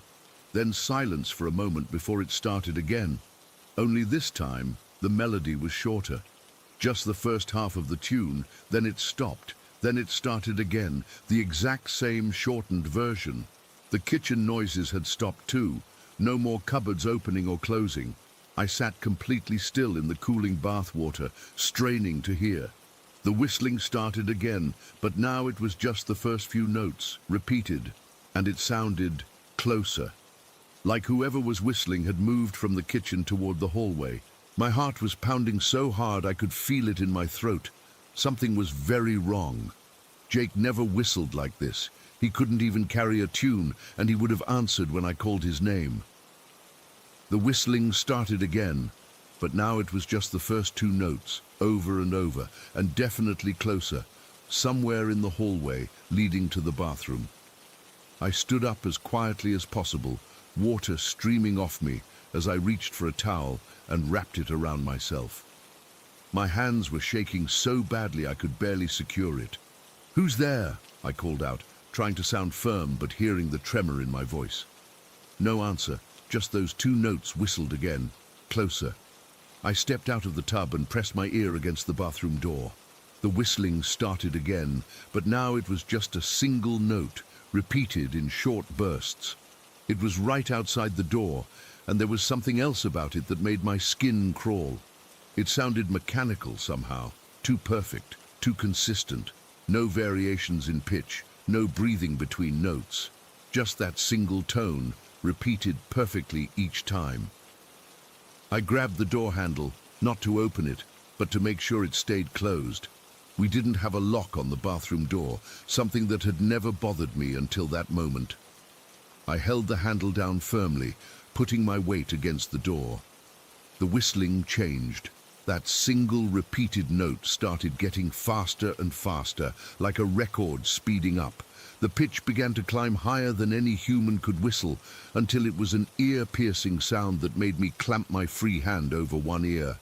And then it held on that impossible note, sustained at a pitch that made my teeth hurt and my vision blur. No human lungs could hold a note that long. I was counting in my head. 5 seconds, 10 seconds, 15 seconds. And still, that whistling continued without a pause for breath, without any fluctuation in tone, just that single perfect inhuman note. And then it stopped. Complete silence. I stood there, still gripping the door handle, water from my hair dripping onto the floor, my knuckles white from how hard I was holding on. I don't know how long I stayed like that. Maybe 5 minutes, maybe 30. I couldn't move. I couldn't breathe. I was terrified that if I opened the door, something would be waiting for me, something that wasn't human, but was trying to sound like it was. Eventually, I heard the front door open and close again, and Jake's voice called out, "Sarah, you still in the bath?" His voice sounded normal, real, human. I nearly collapsed with relief. "Jake," I called back, my voice cracking. "Come here, please." I heard his footsteps. Normal, human footsteps that didn't sound anything like the ones I'd heard earlier, coming down the hallway. When he reached the bathroom door, I finally let go of the handle and stepped back. Jake opened the door, looking confused. "What's wrong? Why are you standing there all wet?" I burst into tears. Between sobs, I tried to explain what had happened, the whistling, the repetition, the impossible sustained note. Jake looked increasingly concerned as I spoke. "Sarah, I've been upstairs the whole time," he said. "I literally just walked in the door 30 seconds ago." "But I heard someone in the kitchen," I insisted. "I heard the cupboards opening. I heard whistling." Jake put his arms around me, not seeming to care that I was getting his shirt wet. "Let's go check it out," he said gently.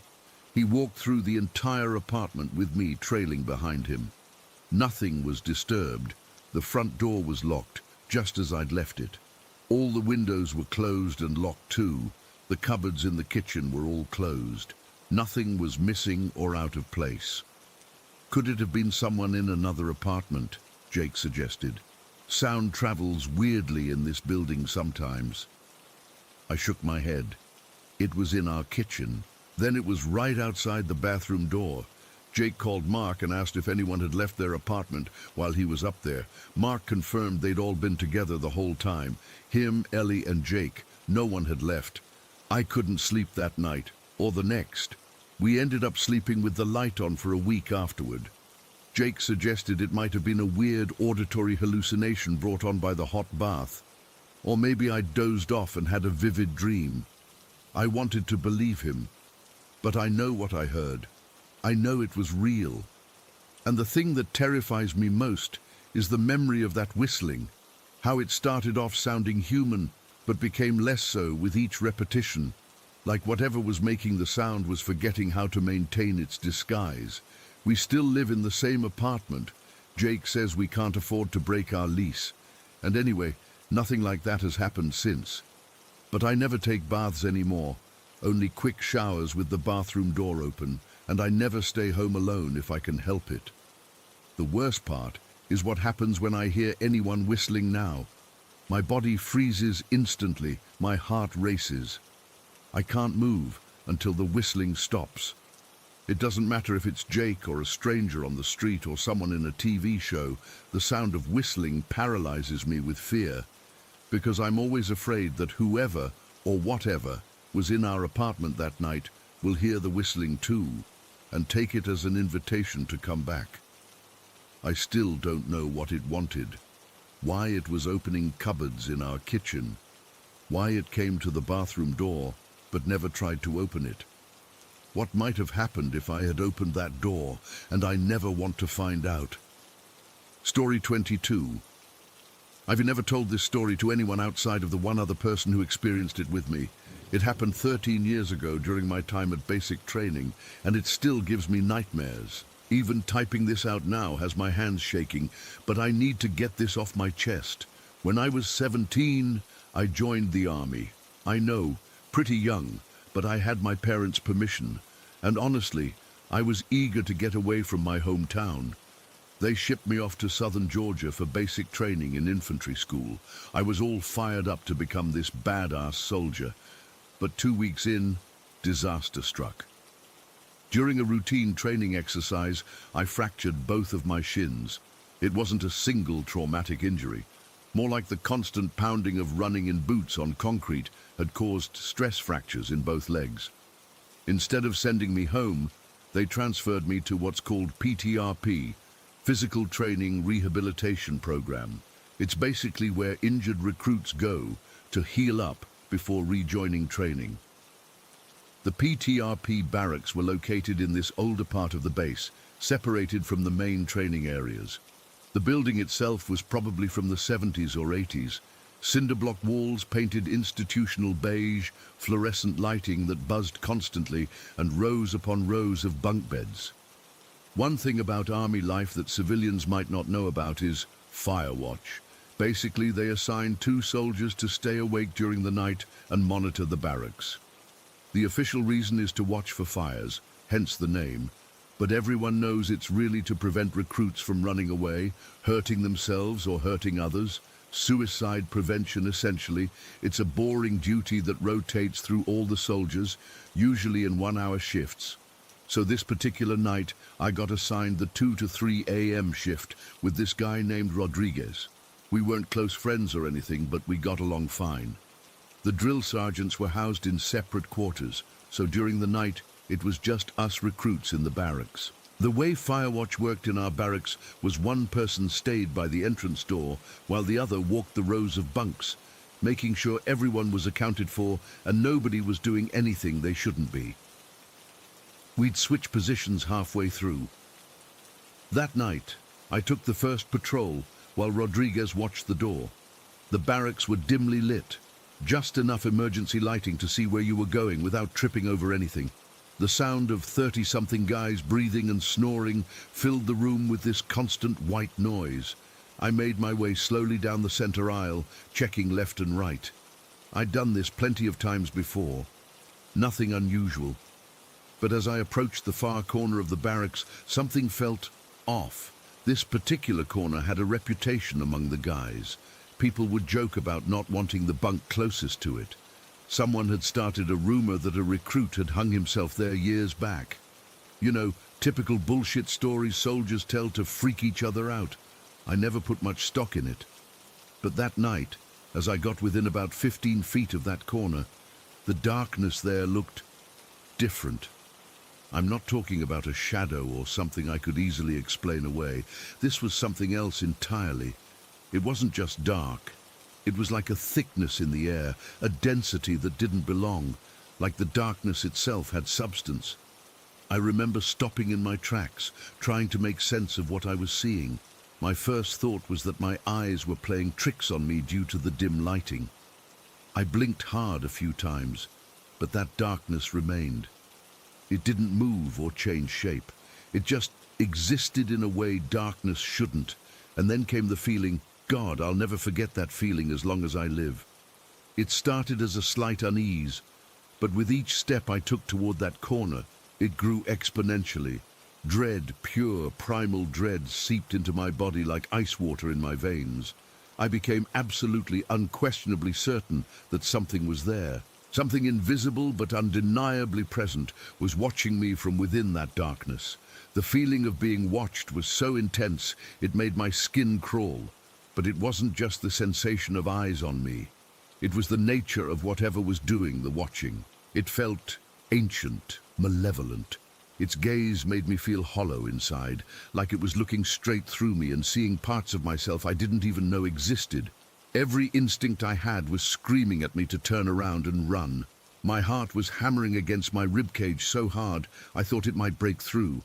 My mouth went completely dry. But here's the truly terrifying part. My feet kept moving forward, one small step after another, as if they weren't under my control anymore. I remember looking down at my legs in confusion. Why was I still walking toward it? I didn't want to go any closer. I was trying to stop, to turn around, but my body just kept advancing toward that corner, as if being pulled by some invisible force. I made it within about 6 feet of the corner before I finally regained control. It took every ounce of willpower I possessed to stop moving forward. I stood there, frozen, for what felt like an eternity, but was probably only seconds. I could feel sweat running down my back, despite the cool air in the barracks. Slowly, so slowly, I began backing away. I remember thinking very clearly that I should not turn my back on whatever was in that corner. I don't know why I thought that, but the certainty was absolute. So I backed away, step by step, never taking my eyes off that spot. As I retreated, I swear the darkness moved. Not in any dramatic way. It didn't suddenly lunge at me or anything. It was more like a subtle shift, an awareness that followed me. I glanced up and had the distinct impression that something was crawling across the ceiling, keeping pace with me, but staying just at the edge of my peripheral vision. By the time I made it back to Rodriguez at the door, I was shaking. He took one look at me and whispered, "Dude, you okay? You look like you've seen a ghost." I couldn't even form words to explain what had just happened. How do you describe a feeling of such profound wrongness? How do you tell someone you think darkness itself was watching you? Before I could even try, something else happened that made the hair on my arms stand straight up. From outside the barracks door, clear as day, we heard a child's voice call out, "Daddy!" Rodriguez and I stared at each other in shock. There are no children on a military training base at 3 in the morning. It was impossible. "Did you hear that?" he whispered. I nodded, my mouth too dry to speak. The voice came again, slightly more insistent. "Daddy, are you there?" It sounded like a young child, maybe 5 or 6 years old. The voice had this innocent quality that somehow made it even more terrifying in that context. Rodriguez looked at me, and I looked at him. We both knew we should investigate. That was our job, to check for anything unusual and report it, but neither of us wanted to open that door. Finally, Rodriguez reached for the handle. "Maybe it's some kind of prank," he whispered, though he didn't sound convinced. He cracked the door open and peered out. I stood right behind him, looking over his shoulder.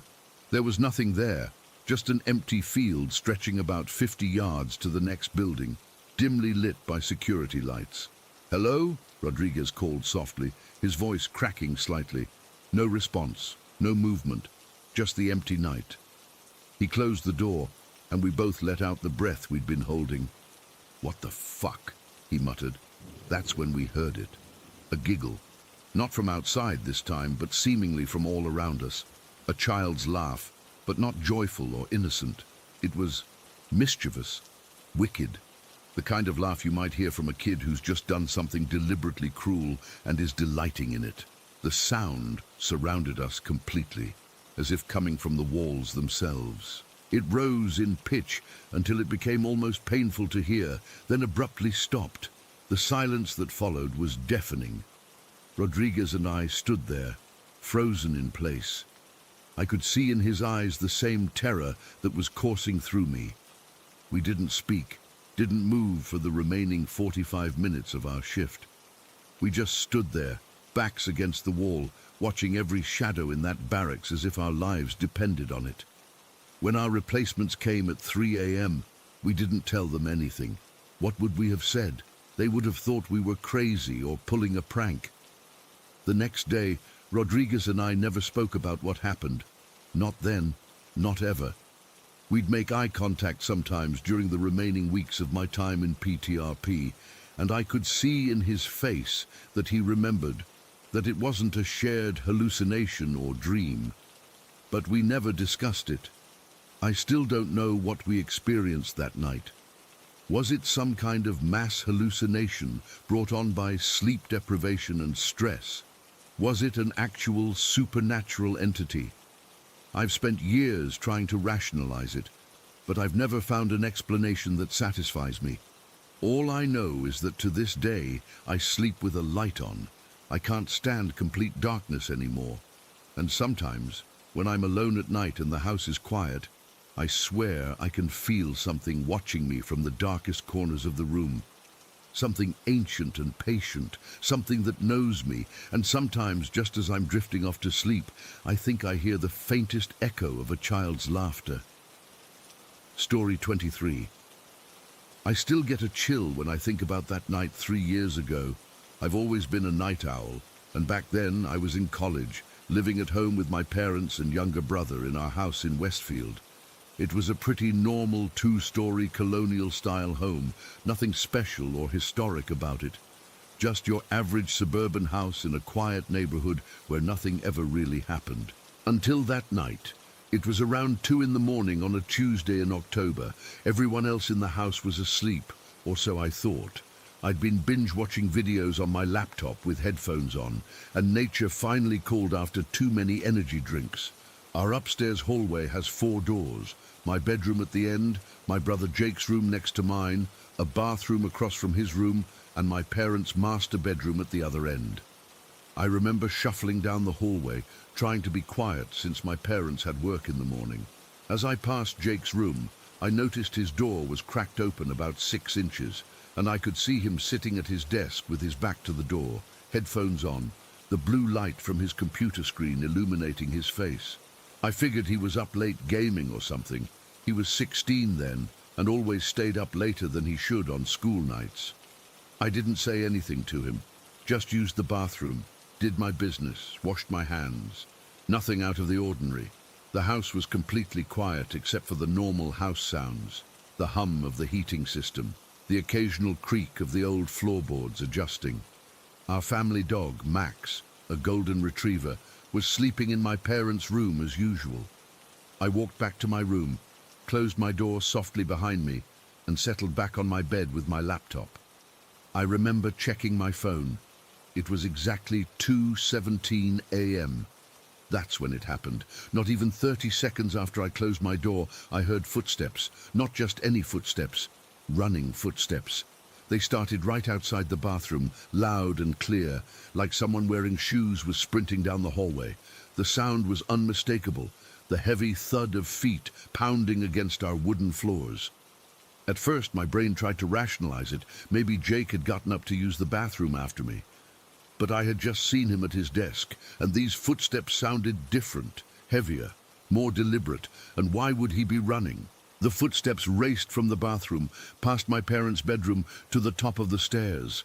I froze, my heart suddenly hammering in my chest. Then the footsteps continued, thundering down our staircase. 15 steps in total. I'd counted them 1,000,000 times growing up, each one creaking under the weight of whatever was running down them. Thud, thud, thud, thud, all the way to the bottom. Then silence. Absolute silence. I sat there completely still, straining to hear anything else. My mouth had gone dry, and I could feel sweat breaking out on my forehead despite the cool air in my room. I waited for another sound. A door opening maybe, or footsteps continuing through the first floor. But there was nothing. After what felt like forever but was probably only 30 seconds, I mustered the courage to get up. My legs felt like jelly as I stood. I crept to my door and opened it as quietly as possible, peering out into the hallway. The hall light was still off, casting everything in shadows, but I could see well enough from the nightlight in the bathroom. I looked toward my parents' door, still closed. Then I glanced toward Jake's room. His door was still cracked open exactly as it had been before, but now I could see his face in the gap, pale and wide-eyed, staring back at me. Before I could say anything, he whispered, "Did you hear that? What was that?" A wave of relief washed over me. I wasn't imagining things, but that relief quickly gave way to a deeper fear. If Jake had heard it too, then something had actually run through our house. "I don't know," I whispered back. It sounded like someone running down the stairs. "Yeah, like sprinting," Jake said, his voice shaky. "I thought it was you at first, but then I realized you had just gone back to your room." We both stood there for a moment, frozen in indecision. Part of me wanted to wake up our parents, but what would we tell them? That we heard footsteps? It sounded so stupid now that I was thinking about saying it out loud. "Should we check downstairs?" Jake asked, opening his door wider. He was still in the clothes he'd worn that day, jeans and a hoodie, not pajamas. I nodded, though every instinct was telling me to close my door and pretend this never happened. Jake joined me in the hallway, and we both listened for a moment. The house was completely silent again. No creaks, no footsteps, nothing. "What about Mom and Dad?" Jake whispered. I crept over to their door and listened. I could hear my dad's soft snoring through the door and the occasional sleep sigh from my mom. They were both heavy sleepers, so it wasn't surprising they hadn't heard anything. I could also hear Max's breathing. He was still in there too, which was strange. Normally Max would bark at any unusual sound in the house, especially at night. Jake and I looked at each other, and without saying a word, we both moved toward the staircase. I went first, my hand gripping the railing so tight my knuckles were white. Each step creaked slightly under our weight as we descended, and I winced at every sound. The first floor was dark, except for the dim light above the stove in the kitchen and the blue glow of the cable box in the living room. We checked everything. The front door was still locked with the deadbolt and chain intact. The back door in the kitchen was locked too. All the windows were closed and locked. Nothing was disturbed or out of place. The basement door was still closed, and when we opened it and flicked on the light, everything down there looked normal too. Could it have been something falling? Jake suggested, though his tone made it clear he didn't believe that himself. I shook my head. That was footsteps, running footsteps. Something came from the bathroom, ran past Mom and Dad's room, and went all the way down these stairs. We both looked at the staircase again. 15 steps, carpeted in the middle, but with exposed wood on either side. Every single one of them had creaked as whatever it was had run down them. "But there's nothing here," Jake said, his voice a mixture of confusion and fear. No doors or windows open, nothing moved, and Max didn't even bark. That's what unsettled me the most. Max was a reliable alarm system. He'd bark if a leaf blew too aggressively against a window, but he hadn't made a peep during all of this. We ended up sitting in the living room with all the lights on until around 4 in the morning, talking in hushed voices about what it could have been. We went through every rational explanation we could think of. Maybe it was the house settling. No, houses don't settle in the distinct pattern of running footsteps. An animal somehow got in. But what animal would sound like a person running, and how would it have gotten in and then out without leaving any trace? A burglar. But nothing was missing. All entry points were secure, and why would a burglar sprint noisily down the stairs instead of trying to be stealthy? By the time we finally went back upstairs, we were exhausted, but no closer to an explanation. We checked the bathroom again. Nothing unusual. The hallway, normal. My parents were still sound asleep, and Max barely lifted his head when we peeked in. The next morning, we told our parents what happened. They listened patiently, but ultimately chalked it up to our imaginations, or maybe the wind causing something to fall that echoed strangely. They didn't experience it, so they couldn't understand the clarity of what we'd heard. It wasn't ambiguous or faint. It was as clear as if a real person had sprinted through our house. In the weeks that followed, I researched the history of our house and neighborhood, looking for any stories of deaths or tragedies that might explain a haunting. I found nothing remarkable. Our house was built in the 90s, and the previous owners had been a retired couple who moved to Florida. No deaths, no accidents, nothing that would leave a spiritual imprint. I've experienced strange things before. We all have. Unexplained noises, objects not being where you left them, the feeling of being watched. But this was different. This wasn't ambiguous or interpretive. This was physical, audible, and witnessed by 2 people simultaneously, 3 years later, and I still can't explain what happened that night. Jake and I still talk about it sometimes, usually late at night when we're both home for holidays. We never heard those running footsteps again, but neither of us has forgotten them. I don't necessarily believe in ghosts or the supernatural, but I know what I heard. Something ran through our house that night, something that sounded exactly like a person but couldn't have been one. Something that came from nowhere and disappeared just as mysteriously. Sometimes when I'm home alone and it's late, I find myself listening for those footsteps again. Part of me hopes I'll never hear them, but another part wants confirmation that what happened was real, that the phantom runner wasn't just in our heads, but maybe some things are better left unexplained. Because if it wasn't our imagination, what was it? And more importantly, why was it running? Story 24. I still can't explain what happened to me in Cades Cove last weekend. I've always been sensitive to weird stuff, ever since I was a kid. But this was different. This was like nothing I've ever felt before. My sister Megan and I had been planning this trip for months. We both needed to get away from our daily lives, her from her stressful accounting job, and me from my endless cycle of night shifts at the hospital. We grew up in eastern Tennessee, but had never properly explored the Smoky Mountains as adults. Mountain therapy, Megan called it. Little did I know what kind of therapy I was in for. I should mention that I've had these experiences since I was young. Nothing dramatic like seeing full-bodied apparitions or anything, just sensing things others don't. Walking into rooms and immediately knowing something bad happened there, feeling watched in empty spaces, that kind of thing. My family used to tease me about it until a few incidents convinced them maybe I wasn't just making stuff up for attention. Anyway, we arrived at Cades Cove on a Friday afternoon in early October. The weather was perfect, crisp but not cold, with that golden autumn light filtering through the trees. The valley was stunning, surrounded by mountains with that blue haze they're named for. We spent most of the afternoon hiking and taking photos of deer and wild turkeys. Normal tourist stuff.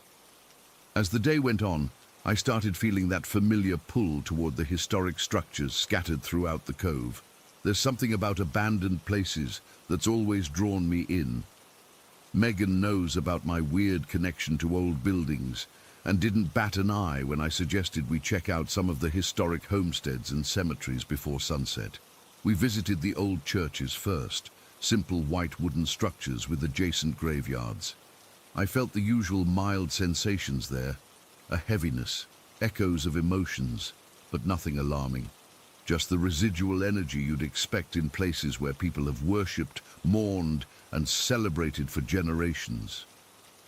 It was getting later when we reached this old white house from the 1800s. The sign said it had once been a store for Cove residents before the area became a national park. It was a simple two-story structure, well preserved but clearly ancient. The wooden floors creaked under our feet as we walked through, and I could almost hear the murmur of long-ago conversations, the clink of coins on the counter, but it was what stood behind the house that changed everything. There was a barn, not unusual for the area, of course.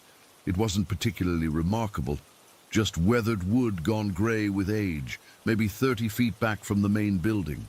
A narrow dirt path led from the back door of the house straight to the barn, and another trail branched off from there into the dense woods beyond. I don't know why I walked toward it. Megan was still inside the house, reading information plaques about the family who'd lived there. Something about the barn just called to me. That sounds so cliché, but I don't know how else to describe it. It was like a magnet pulling me forward. I was about 15 feet away when it hit me. The fear. It crashed over me like a wave, so sudden and intense that I physically staggered backward. My heart started racing, not the gradual increase you get when you're startled, but an immediate pounding like it was trying to break through my ribcage. My chest felt so tight I couldn't breathe properly. Sweat broke out all over my body despite the cool air. But the worst part wasn't the physical reaction. It was the thoughts. They flooded my mind, but didn't feel like my own thoughts. They were frantic, disorganized. They're coming, hide, run, they'll find me. Not enough time, can't get away, they're going to... I found myself frantically scanning the tree line, looking for something, someone. I had the overwhelming urge to bolt into the woods, to find a place to hide. My hands were trembling so badly I had to clench them into fists. The rational part of my brain knew there was nothing there, that I was standing in a national park in broad daylight with other tourists nearby, but that rational voice was being drowned out by pure, primal terror. I must have made some kind of noise, because Megan came out of the house and walked toward me. "Hey, you okay?" she asked, frowning. I couldn't answer at first. My mouth had gone completely dry. When I finally managed to speak, my voice was hoarse. "Something happened here," I whispered. "What do you mean?" She looked around, confused. To her, it was just a picturesque old barn in the evening light. I can't. I stumbled backward away from the barn. "We need to go." The strangest part was how quickly the feelings faded as I retreated. By the time we were back at the front of the house, my heart rate had almost returned to normal. The terror was gone, leaving behind only a cold, hollow feeling in the pit of my stomach. Megan was looking at me with genuine concern now. "You're really pale. What just happened?" I paused, trying to find words that wouldn't make me sound completely insane. I think something was projecting onto me, like someone else's experience. Projecting like a ghost? I shook my head. Not exactly. Not like a conscious entity trying to communicate. More like an echo. A moment of extreme fear that somehow got imprinted on that spot. And when I walked into it, I felt what they felt. That's seriously creepy, Megan said. She glanced back toward the barn, which was now partially hidden from view by the house. Do you think something bad happened there? I know it did. I was certain of that much. Something violent, something that made someone absolutely terrified for their life. We left shortly after that. The sun was setting anyway, and the 11-mile loop road through Cades Cove closes at sunset. But as we drove away, I couldn't shake the feeling that I was leaving something unfinished. That night at our cabin rental in Townsend, I couldn't sleep. Every time I closed my eyes, I was back at that barn, feeling that same overwhelming panic. Around 2 in the morning, I gave up and started researching the history of Cades Cove on my phone. I learned that before it became part of the Great Smoky Mountains National Park in the 1930s, Cades Cove was home to a small, isolated community. The first European settlers arrived there in the early 1800s, and by the turn of the century, several hundred people lived in the valley. Most were farmers, living simple but difficult lives, but there were darker episodes too. During the Civil War, the cove was deeply divided. Most residents supported the Union, but they were surrounded by Confederate territory. There were accounts of bushwhackers, irregular Confederate guerrillas, raiding farms and attacking locals suspected of Union sympathy. And then there were the Cherokee stories. Before white settlers arrived, the valley had been Cherokee hunting ground. Some of their legends spoke of dark spirits in certain areas of the cove, places where the boundary between worlds was thin. Nothing I found specifically mentioned the store or the barn I'd encountered, but I couldn't help wondering if what I'd felt was connected to one of these historical tragedies, a farmer hiding from raiders perhaps, or something even older. The next morning I told Megan I wanted to go back. She thought I was crazy. Are you serious, after how freaked out you were yesterday? I need to understand what happened, I said. It's going to bother me forever if I don't.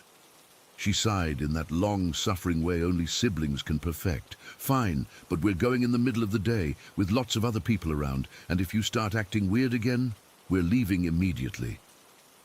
We arrived back at Cades Cove around 11. The place was busier than the previous evening, with families hiking and taking photos. The normalcy of it all made my experience feel almost dreamlike. Had I really felt such terror in this peaceful valley? We parked near the old store again, and I felt my heart rate increasing just at the sight of the white building. Megan must have noticed my hesitation. "We don't have to do this," she said gently. "No, I want to." I took a deep breath. But let's approach from a different angle this time. Instead of going through the house, we walked around it, approaching the barn from the side rather than head-on. I kept waiting for that wave of fear to hit me again, but it didn't come, at least not with the same intensity. There was an uneasiness, a heaviness in the air, but nothing like before. When we were about 20 feet from the barn, I stopped. This is weird. I'm not feeling it like yesterday. Maybe it was just a one-time thing, Megan suggested hopefully. I shook my head. No, there's still something. Let me try something. I started walking slowly toward the front of the barn, where the path from the house led directly to its entrance. As I moved, the feeling grew stronger, that sense of dread, of needing to run. By the time I stood directly on the path between the house and barn, my hands were shaking again. "It's the path," I said, my voice strained. Whatever happened, it happened to someone coming from the house to the barn, or maybe running from the barn to the house. Megan had stayed back, watching me with concern. "Can you tell anything else?" I closed my eyes, trying to sort through the jumble of emotions and fragmented thoughts that weren't my own. Fear, desperation. They knew they were in danger. They were looking for somewhere to hide, but they knew they'd be found. I opened my eyes and looked at the barn more carefully. It was a simple structure, with large double doors at the front and smaller windows high up near the roof. The door was partially open, just enough for someone to slip inside. I swallowed hard. I think someone was chased here. They ran from the house, trying to hide in the barn, but they knew it wouldn't be enough. As I said this, a new sensation washed over me, resignation, the terrible knowledge that there was no escape. I gasped and stepped back off the path, breaking the connection. "Are you okay?" Megan was at my side now, her hand on my arm. "Yeah." I took several deep breaths. It's just so intense, like drowning in someone else's nightmare. We spent another hour there. I kept testing the boundaries of the effect, discovering that it was strongest on the path and at the barn entrance, but faded quickly if I moved even a few feet to either side. It was like a narrow corridor of emotional residue, preserved somehow across time. Before we left, I walked to the trailhead that led from the barn into the woods. The feeling there was different. Not fear exactly, but a deep, profound sadness that made my throat tight with unshed tears. Whatever story I was sensing fragments of, it didn't have a happy ending. That was 3 days ago. I'm back home now, trying to make sense of what happened. I've been researching more about Cades Cove's history, looking for any record of violence at that specific location, but haven't found anything conclusive yet. The experience has left me shaken in ways I can't fully articulate. I've always sensed things, felt echoes of the past in certain places, but never anything this vivid, this overwhelming. It wasn't like seeing a ghost or hearing a disembodied voice. Those things would almost be easier to dismiss. This was like temporarily becoming someone else, experiencing their most terrifying moments as if they were happening to me. I keep thinking about that person, who they were, what happened to them, whether they escaped whatever was coming for them. Part of me knows I should just let it go, file it away as another unexplainable experience in a world full of them. But another part of me is already planning another trip to Cades Cove. There's something unfinished there, something that wants to be understood, and for whatever reason, I seem to be the one who can feel it. I don't know if I'll ever get answers, but I know I'll go back. Something about that barn, that path, that moment of pure terror is calling me back. And despite everything, I'm going to answer.